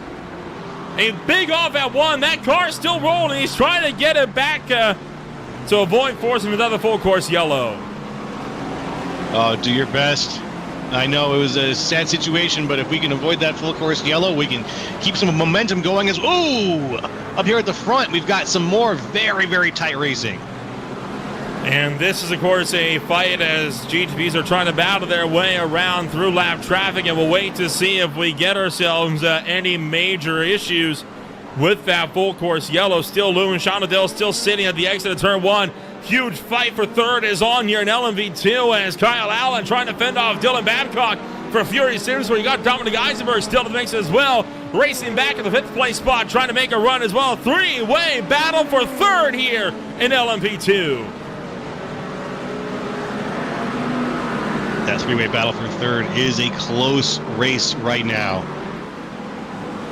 Everybody very tight, everybody close, trying to take advantage of whatever passing zones they can. As we see right now, the 11 of Kyle Allen. And we will get a look at what happened to Sean O'Dell here in just a moment. But right now, obviously, it is a big story as to what's going on elsewhere here in the field. As here comes Damian Benke for V1M, an expected run down a pit road. And Sean O'Dell, by the way, has taken a tow. That is an unauthorized tow, I do believe, to pit road as well. So we'll see what race control we'll do that later on. So we will not get ourselves a full course yellow. This, real quick, is what happened to Odell coming down the first straightaway, and he got pushed wide by one of his fellow GTM drivers into a GTP as it was lapping them, and around he goes. Yeah, played some pinball, and he was the pinball. And now looking for 3 wide in LMP2. You're down to the turn number 1. Fury Simsport V1M and twin turns it. V by Rebecca Bornheim continuing to go at it in a 3-way scrap for the final podium spot. What an insane battle this is right now. This is crazy. That 3 wide, that almost 3 wide flying into the turns there.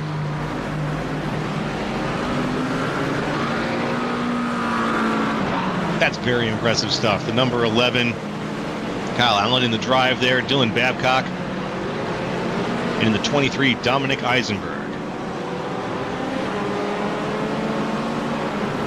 Kyle Allen, Fury Simsport LMP, and of course Twin Turns SR-V by Rebecca Bornheim continue to scrap it out amongst themselves. And then, of course, you still have your battle for the GT Pro race lead as well, which is showing no signs of going away anytime soon. 2 teams that are still on extended pit run or extended strategy runs here as they try to scrap it out for the GT Pro race lead. But all of this with less than an hour to go before we get ourselves into our first full swap of the race in terms of a full crew switch as well. And Part 2 will be going up in about 40 minutes here. You will be able to get redirected to that second part of our 24-hour broadcast. The link, of course, will be posted when we get a little bit closer once it does go live.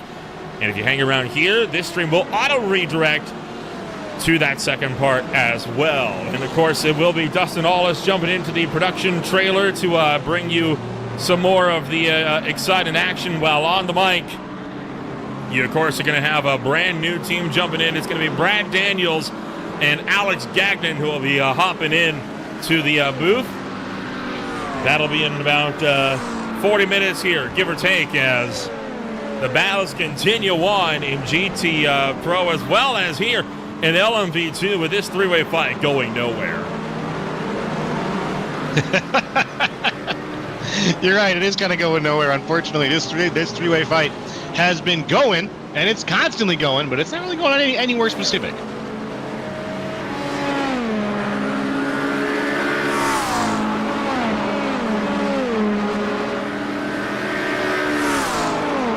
The LMP2 fight is interesting to me, though. Oh, go on. We've had an issue here with a Superstar Racing Team, it looks like, having a problem on the racetrack, as well as Roberto De La Fuerza has had an issue, it looks like, as a potential pit stop run for them, it looks like. So apologies as Juan Figueroa Correa has jumped into the car. But this is Superstar Racing Team. We talked to them under one of our recent full course yellows. They had this spin coming out of turn 6. No harm, no foul, though. Gets pulled forward and off the racetrack, and we stay green. Quickly off the road, too. He knew exactly what was going on and said, I am not going to be responsible for this. I am going to get this car off the road, and we are going to stay green no matter what happens to me.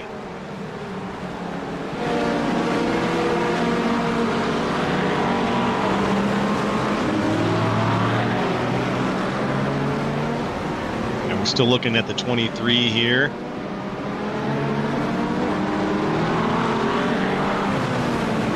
That's Dominic Eisenberg. LMP2s are just, I'm just going to say they're gorgeous cars. I love them. I think they're the prettiest.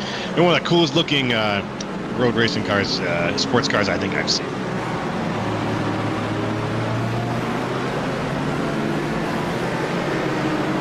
So far, SimCity Racing leading the way in this 3-way battle in GT Pro. Aiden Campbell behind the wheel. Benjamin Fisher jumping to the wheel for Unitronic Fisher Motorsports. Then Saul Sanchez Flores in the 151 for the World of Sim Racing team. Also in a fight here. This is 4th, 5th, and 6th in the GT Pro field. Right behind them, we got this fight, 7th through 11th.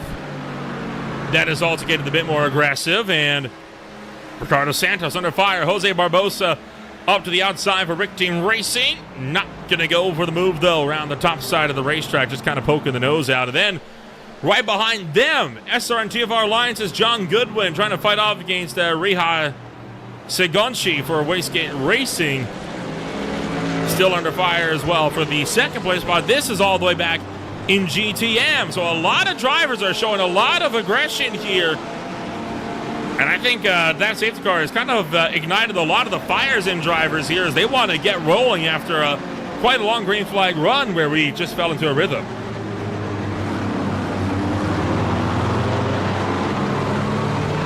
Now here, look, side by side. Still pushing for that.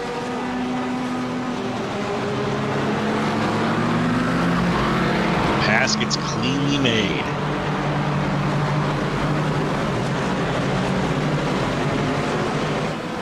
That right there, the 88 of Jose Barbosa.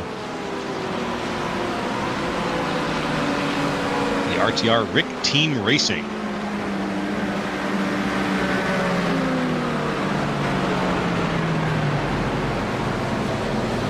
Marco Silva trying to fight his way back to the order as well and gotten around Ricardo Santos. That was for 7th place in GT Pro. Evans Pulsar Esports team, one of the heavy hitters from the Roar, still on the move, but right now they are mired in a bit of a drafting battle here with some of their fellow contenders around. They just have been unable to break through to the point.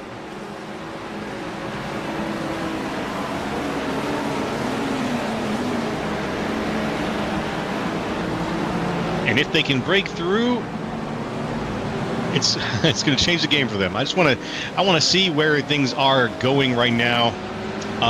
Follow along at the front of the field. Things have definitely stretched out. Not many battles going on in that class right now. Denny Fonte out ahead by about 2 seconds. And this is, I think, where the top of the field wanted to see themselves over the course of this race. They wanted to have things spread out a little bit, whereas the middle of the pack, all the battles are happening there. And right now the fight is on in the middle of this race right now. The 68 Marco Silva leading things with the cars behind him. Right behind Marco Silva, you've got Ricardo Santos and the Epic Fans Pulsar Esports team trying to lead an even tighter set of cars. He's about a half second behind Marco, but just behind him, you've got Curtis Treiber and Jose Barbosa. It's all in line. Yes, sir, all in a line. Well, the GTP battles getting a little bit closer here between Albrecht Motorsports and VSR Competizione Bianco. This is Mike Staneke and Samuel Aragon that are starting to fight it out with one another. This is for 3rd in your overall field. 5 seconds up the road is Selena Ward from Wastegate Racing. Well, it is about a lap back to Mario Capellucci for V1M. So these are two drivers that are just embroiled in a fight of their own. The only cars around them are lap traffic. That's right. A man on an island trying to get this battle done. Ooh, a little bit of loss of traction there out of the 96 of Mike Staneke.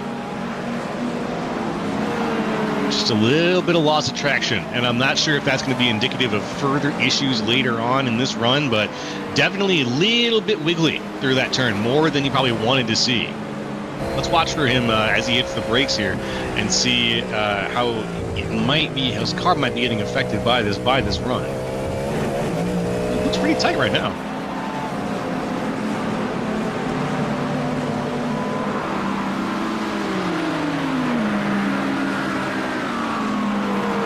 All right, pretty good for Albrecht Motorsports. Yeah, Albrecht Motorsports continuing to have a forward-facing run with their Cadillac as they seek to hold on against VSR Competizione Bianco right behind them. Most of the LMP2 battles are starting to drop off here as well. And, well, this fight for the GTP podium just got broken up as well, courtesy of some GT car traffic. No surprise there. That's going to happen in these 24-hour races, right? The battles always ebb and flow, and this is where we see some of the battle packs that Justin was alluding to earlier in the opening hours of this race. You know, when you get into these longer green flag runs, you're going to have that where fights just settle into their own little battle packs, and those packs, they're going to stay pretty close together even through pit stop windows.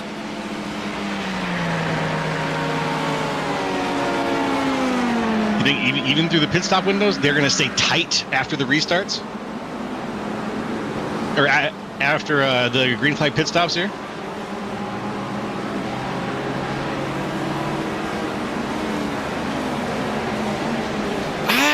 It's hard to say. I mean, I think there's a possibility. I think it always depends on the team strategy, but with the amount of safety cars we've had, right? I mean, we're up to 7 full course yellow periods in this race. We really are at a point now where any initial strategy books have been just chucked out the window, and a lot of teams are kind of playing this by ear now. Yeah, that might be it. Yeah. And honestly, if they're playing it by ear, I think the pit stop could be the place that strategies do change. You can change them on the fly, but sometimes when you get that quick moment of thought and that moment to get the car relaxed, you just approach the next couple of laps a little bit differently. As we see right now, looking into the GTs here. Who is that? That is the 34, 84.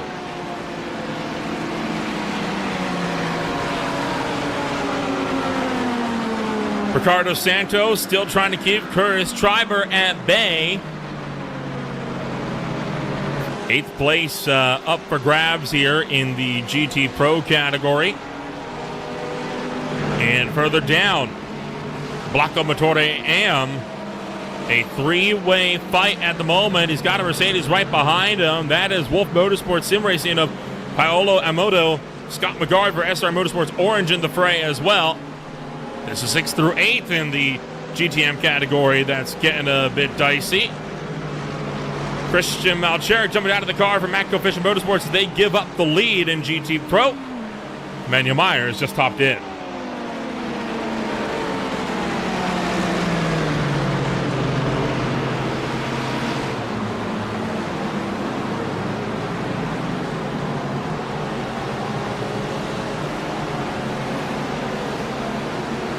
And still side by side here now between the pair as Amoto fights his way around the outside. And boy, Joe, I was kind of holding my breath for a moment because you saw it as well as I did, right? They got awful close to making contact there coming down to turn 1.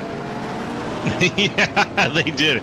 It's one of those moments where you got to hold your breath and just hope that they are also holding their breath. And it looks like they were in that kind of in that situation. But man, it's there's a lot of we're holding our breath extra hard during this race because we really don't want to see another yellow come out.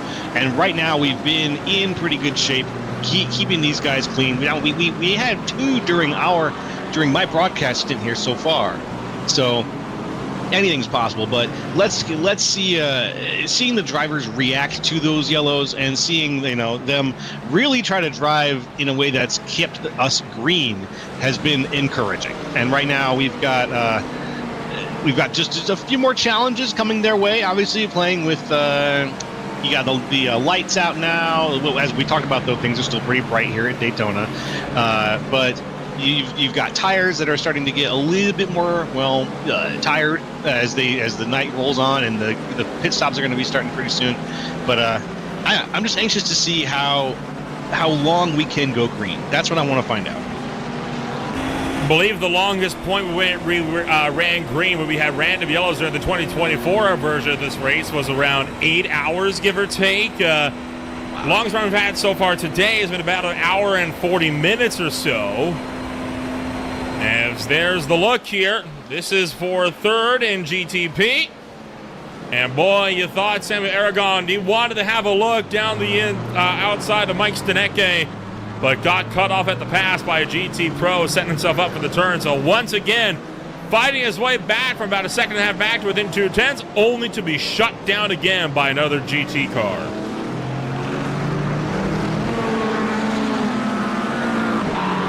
And right now, Aragon is moving forward, trying his best to keep up with Stanecke. But there's going to be more GT cars between him and there. At least one more. Coming out of pit road here is Francisco Silva jumping into the car for Rick Team Racing. Jumping into the car for the first time all night for that number 87 Dallara P217.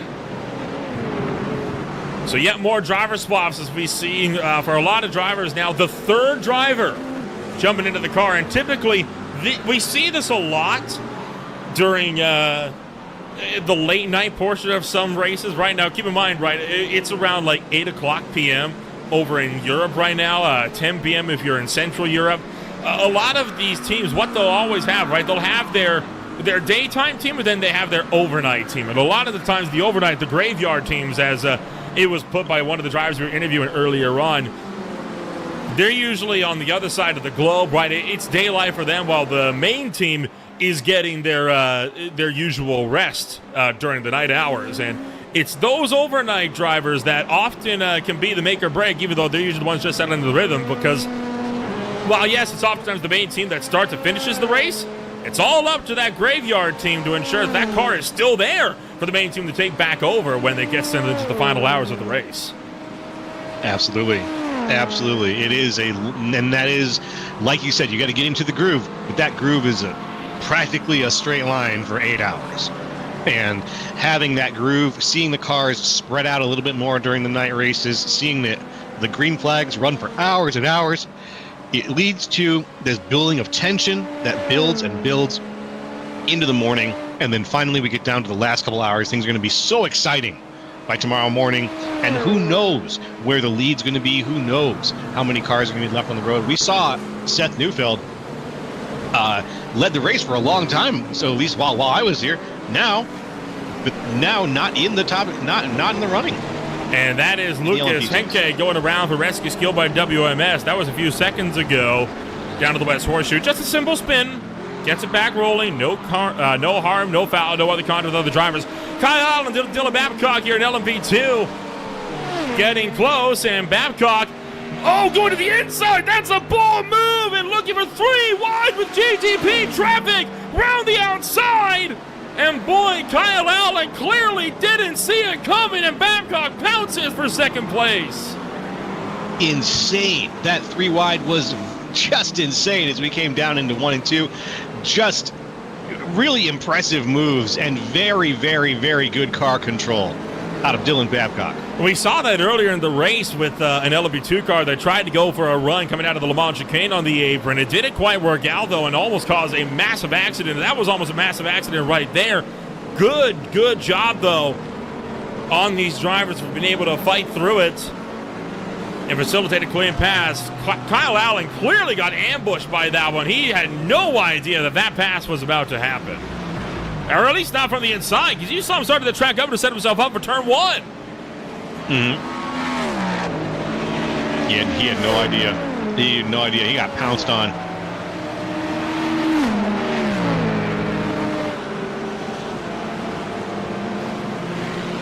Well, Dylan Babcock continues to fight this one out here this afternoon, as for the most part,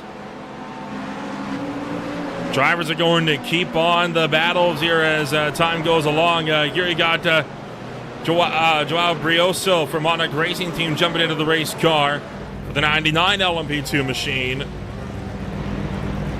All the while, still got a lot of the GT battles that are getting tight as well.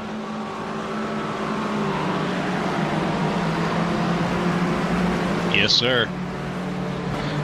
And still on in the GTP category. The GTPs have had some of the most up and down moments of the evening so far. Really dramatic moments out of some of the GTP drivers. And they're all over the field at the moment, kind of spread out throughout the overall standings.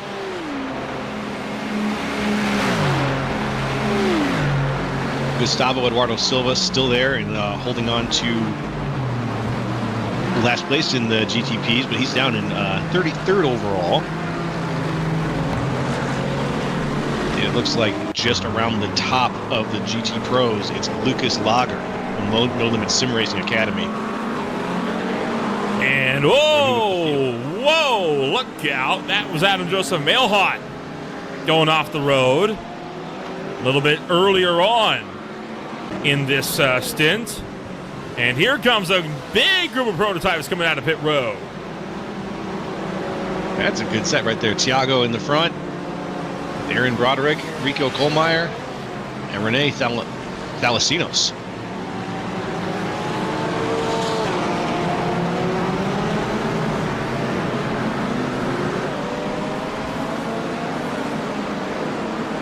bunch of new drivers.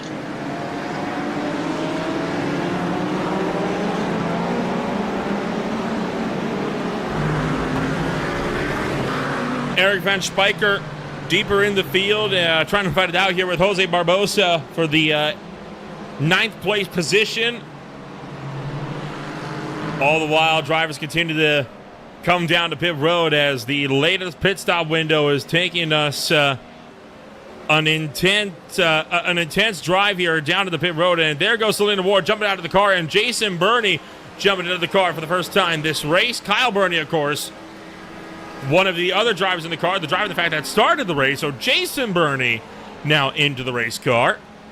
So their third different driver as well. All right, that Wastegate Racing car just about ready to come off the line, and Jason will be joining us here at Daytona.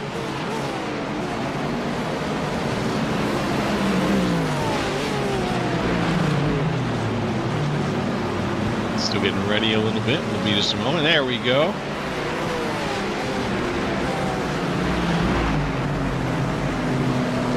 Not bad, not bad. Now looking to see how much they can do or how far they can go. That Wastegate Racing team is going to rejoin the fray here and look to try to close that gap back up to Stanicki.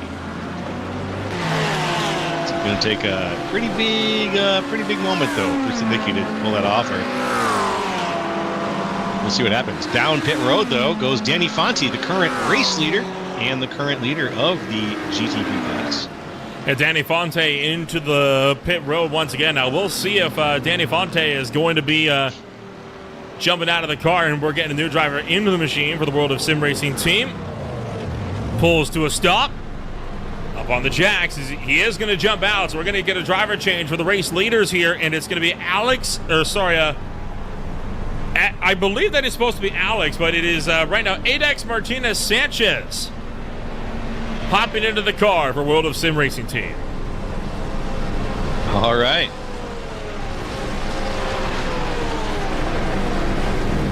And Stanicki makes the pass for first as Sanchez is getting into this driver's seat.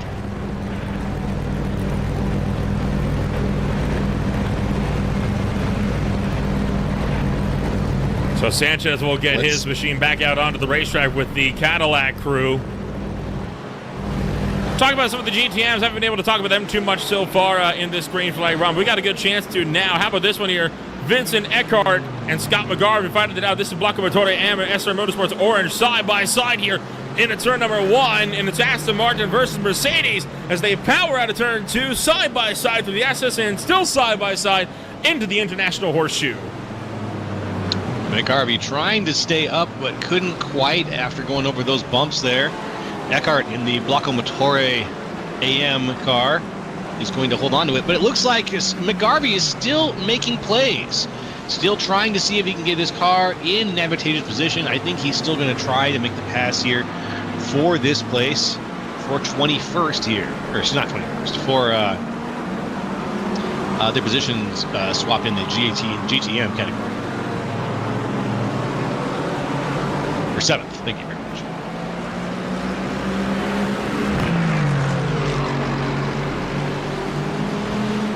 Looks like that fight might be over, unfortunately. McGarvey falling back now just a little ways.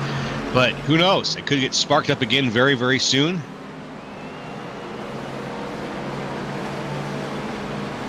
Yeah, still all it's going to take is one bad braking zone. Yes, sir. Still trying to make something happen here. Vincent Eckhart and Scott McGarvey. They're going to work on keeping this fight going, and here comes Ricardo Santos for Epic Events Pulsar Esports team. Down into the pits as well. They were running, I believe, about 6th place in GT Pro. So into the car. Out of the car and into the car comes Teixeira. So the driver that started this race back in the car for yet another run. For 4th in GTP, Martin Maconi fighting this one out here with Mario Capalucci. V1M against VSR Competizione Bianco side by side. And it's V1M going around the outside of the one to make the pass.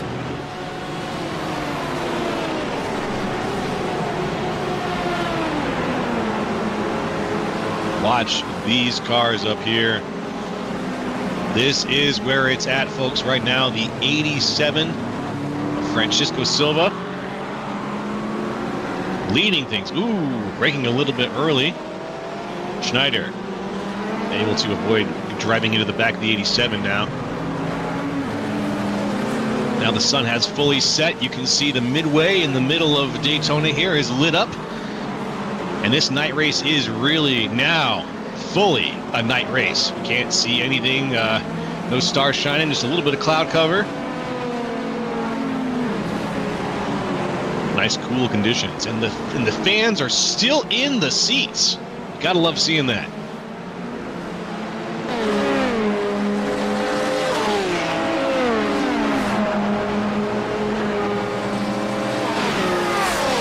And so we make our way on in, and oh boy, a hard stop on the marks for Marco Silva. Really getting a good job to get that car down to the marks and making the absolute most out of pit entry there. That was for Telemetry Racing. And we look like we may have had an incident with No Limit Sim Racing Academy as well. Lucas Lager may have had a problem here. This is coming through the bus stop chicane. Seen a couple of big impacts here before. Oh, and took too much curve. Shot the car aside with the No Limit Sim Racing. Great job to lock it down, though. Yeah. Really good read on where to point the tires. Got the car settled. Rolled smoothly off the track when he needed to. Really nicely done.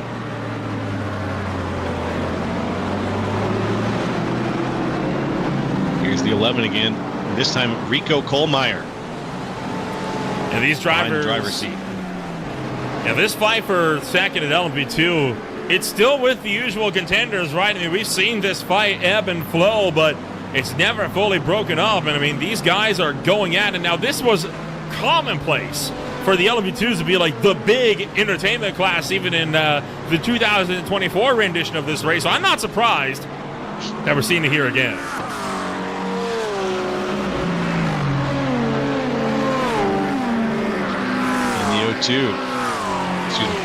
The 11 making a pass here on some of the GTs, trying to see, traffic almost causing trouble, but are we going to see a pass there? No pass for position, just lap traffic getting around one another. And this is, again, the problems of multi-class. Oh, hold on. Man, a massive stack up coming out of the Le Mans chicane. Everyone's able to get through it. Yeah, well, still 3 wide. Keep in mind, you got that GTB that's trapped behind these guys. It can't get through. This is a very tight situation, but you got side by side for the number 2 spot here in LMP2, and V1M is going to lift and allow for twin turns to get back in the line. Good job there for risk mitigation from Rico Kohlmeyer to read the situation and lift out, because he knows he can go on the offense here, back down to the turn 1. He's back through Rene Telesinos. Makes the pass on Telesinos. The 23 falling back into 3rd in the LMP2 category. But these LMP2s are they're like rabid wolverines right now. They are fighting. And the fight has been constant for these guys in this position. Whereas we've seen some things spread out here and there for some of the other categories. The LMP2s have stayed very, very tight as a pack, and especially up there at the front. There's been a lot of battling going on through and around lap traffic, through and around each other. It's been crazy.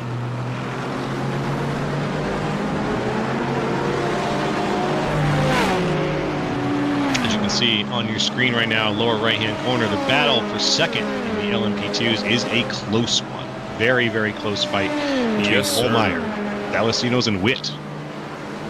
Blacamotore have had problems. This is their GT Pro entry. Eric von Speicher is coming onto the oval. Bit of a loop, and how do you do? And that is all she wrote from there. Mario Cappellucci now looking to fight it out side by side with Philip Bloff. This is for Albrecht Motorsports, 3rd place in the overall race, and V1M makes up another. And now you got a good chunk of the GT field coming in as well. Oh boy. Cappellucci, good pass. There we go. That's a little bit. We don't need to see the entire zip code. This is a little bit better here as This field going to keep on moving. Going Racing is getting about to be put under fire as well. Aiden Campbell for SimCity Racing has been applying pressure to the back of Going Racing. And these are drivers that are on the same tire strategy at the moment. So Josh Gowen and Aiden Campbell about to pick up another battle here for a class lead. Let's see this battle. I want to see what happens. Going out there in his Ferrari. Lambo right behind.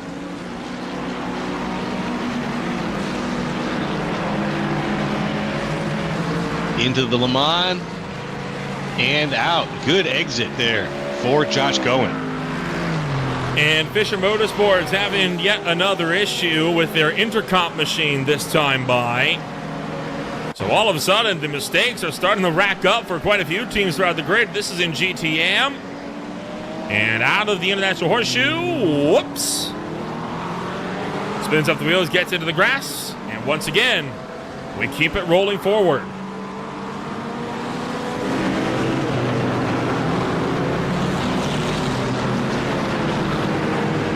All right, looks like Aiden Campbell's down pit road now. So Josh Gowen is not getting challenged directly at this time anymore from that second place spot. And Eric Von Spiker also down pit road after that spin.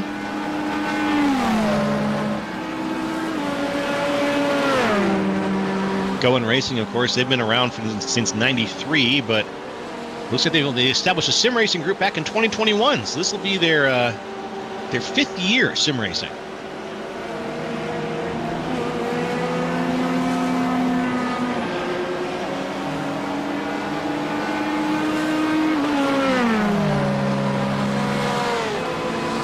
So far, Eric Van Spiker, after that spin, they bring their car to pit road. Now, we heard earlier on, right, quite a few of the GT cars are, in fact, looking to double and perhaps even triple stint, and that's a lot more viable now that we get into the evening stints here, where the track temps are a little bit cooler, the tire wear isn't as severe. So I think, at least in the GT classes, we can expect to see a lot more double stinting of the tires.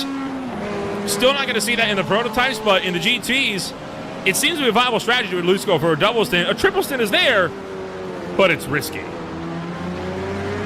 Triple stint, that's 3 times on the same tires for the pit stops, right? I'm just throwing it out there. So you don't hear a lot of triple stint talk when we're talking about NASCAR races. So I want to make sure I'm on the same page here. That would be a lot of driving on one set of tires.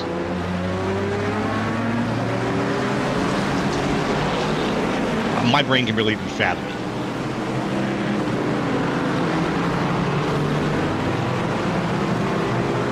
While the fights are still present, most of the side-by-side started to taper off here in favor of a lot more of the kind of midfield running that we can expect to see from a lot of the teams here. And, now we're settling into, the calm of the race. And this is what we saw right before you jumped into the booth as well here, Joe. We saw a lot of drivers here. They were all kind of just running their rhythm. Everyone was in their own pockets, running their own races, being respectful. But it doesn't even take, a case of careless driving. Just one tiny mistake can bring all that to a close, as we saw with the GTP lockup into turn 1 about an hour ago. Make that almost 2 hours ago now.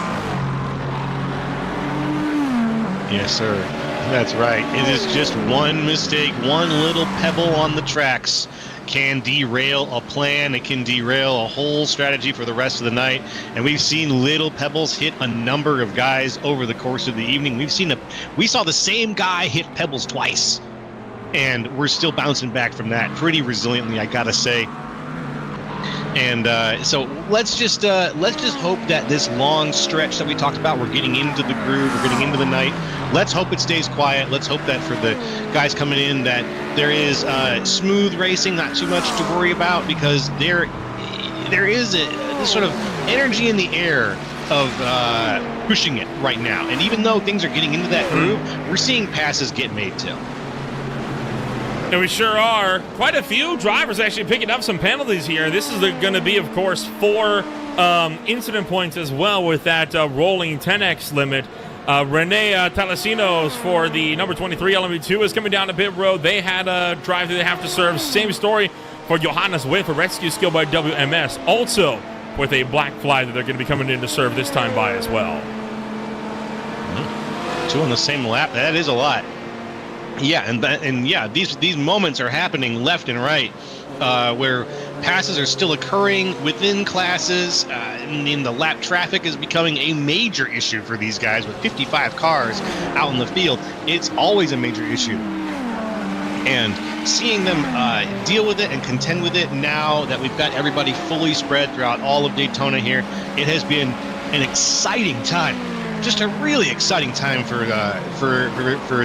this race, as we're trying to see who is going to eventually become the king of the night. Side by side here between Goen Racing and World of Sim Racing team with Luis Diaz and Eugene Maltsev into turn 1. That'll be a run for Diaz, and Maltsev going to drop back. Got one of the BMW M2 machines. This is the GSR GTM car headed up by Chris Caddies, who has had an issue. One of the BMWs, and too much curbing in Le Bon. Man, what an avoidance from the Ferrari right behind, right on board. With a close moment. This is with Dylan Johnson for the Superstar Racing team.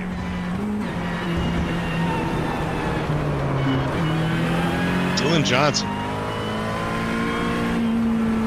This is his first VSCA race here tonight. Yes, sir. And making good progress here as well. A lot of drivers still with a lot to contend with here this afternoon. We got a look on board with one of the GT cars earlier on. Let's jump up to the front. We'll ride on board with the World of Sim Racing team with Adex Martinez Sanchez currently leading the way overall. You're watching the Maconi Center Shop VSCA 24 Hours of Daytona. Part 1 here going to draw to a close, and we'll send you over to part number 2 here from the World Center of Racing. Stay with us.